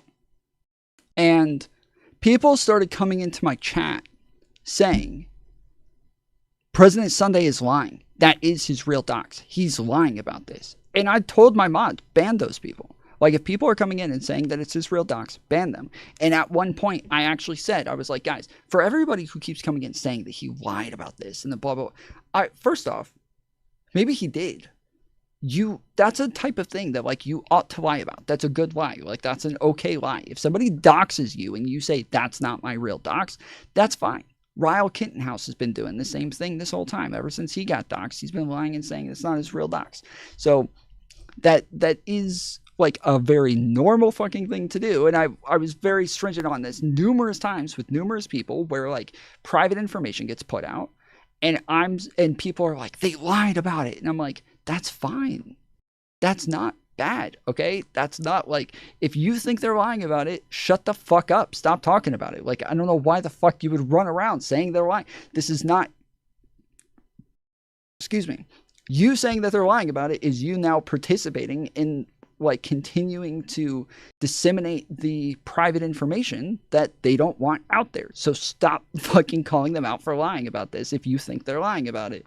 And yes, this is just literally what they're all doing. They're all running around like, I can't believe he wouldn't tell us exactly who was in the fucking nudes. This is ridiculous. No, talk about Tom lying to fucking Sassafras, you fucking idiot. How do I make money? Thank you for the super chat. People. I knew who I was instantly based on the nudes I have. You need to tell me these things. Like, this is the thing you just go and you're like, I fucked up. Lol. No shot, he didn't know. Tom lies. Oh, Rude Mudcrab, yes, thank you. Exactly. Okay, Rude Mudcrab, let's not, let's just cut to the chase here, okay? It's the most disgusting fucking shit you've ever seen in your life. Like, there's literally been people who have messaged me. They're like, hey, do you have evidence of them, like, actually engaging in, like, revenge porn and like spreading around the idea of who this was. I'm like, oh yes, here you go. Here's this fucking video.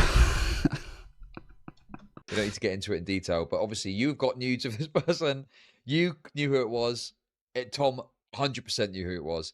Anything to the contrary is complete and utter horseshit. Okay.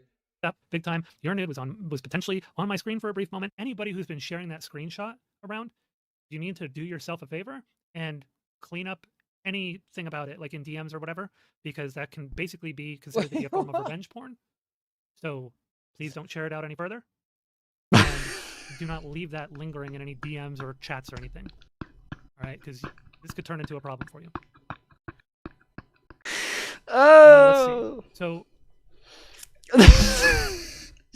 his expression changed so quickly, and all of a sudden he's like, "Oh, fuck!"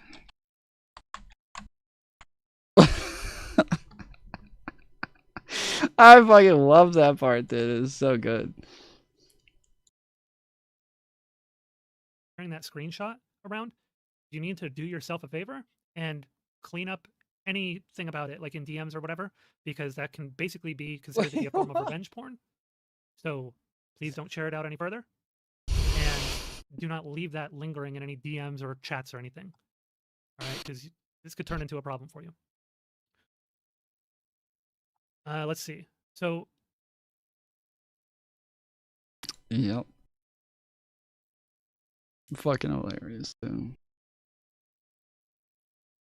He says the N-word? Holy shit.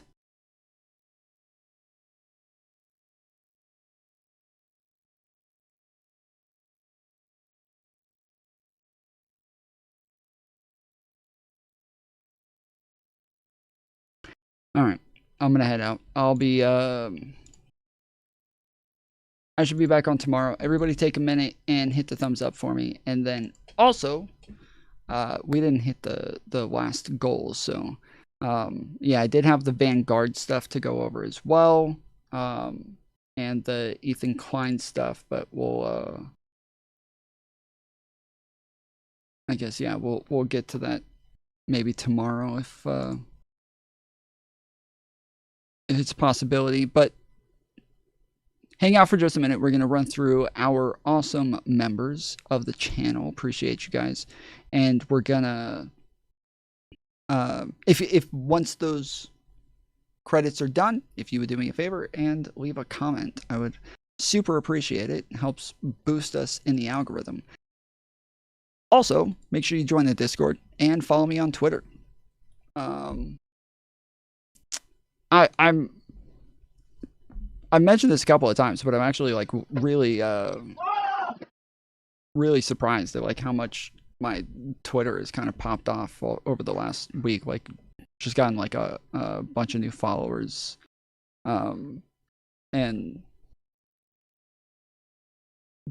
went from like averaging like 5 to 10 likes on a fucking post to getting like hundreds of likes almost every day. So this is drastically flipped around. But all right, I will be back on tomorrow. Till then, appreciate you, love you, and I'll see you next time. Later, fools.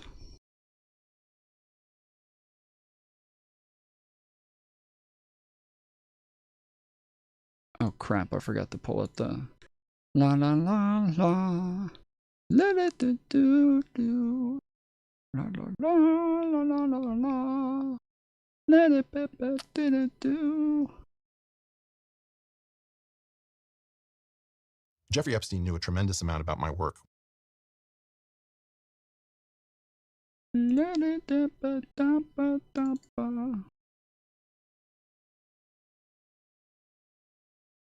Jeffrey Epstein knew a tremendous amount about my work when nobody knew anything about my work. And he had a pipeline into me that I didn't understand, which is that he was connected to my graduate program. And you can... He had a pipeline into me. That is the gayest shit I have ever heard. I would never want another man to pipeline into me. I'm a jihadi. Gay is not allowed. I'm sorry, but jihadi sounds fucking gay. That sounds like the gay version of the jihad. Death to America, we are jihad. But the other guy's like, death to America, am I right? We're jihadi. Their fucking turbans with like sparkles and diamonds all over it. The jihadi sounds fabulous. And I'm telling you, he was very focused on the Harvard math department. And he knew all about me in ways that he wasn't supposed to. Bro, that's fucking gay. That's gay, dude. This is all gay as shit on a fucking pipe. I believe that whoever constructed Jeffrey Epstein was running multiple different programs through the same thing, having put in a large initial investment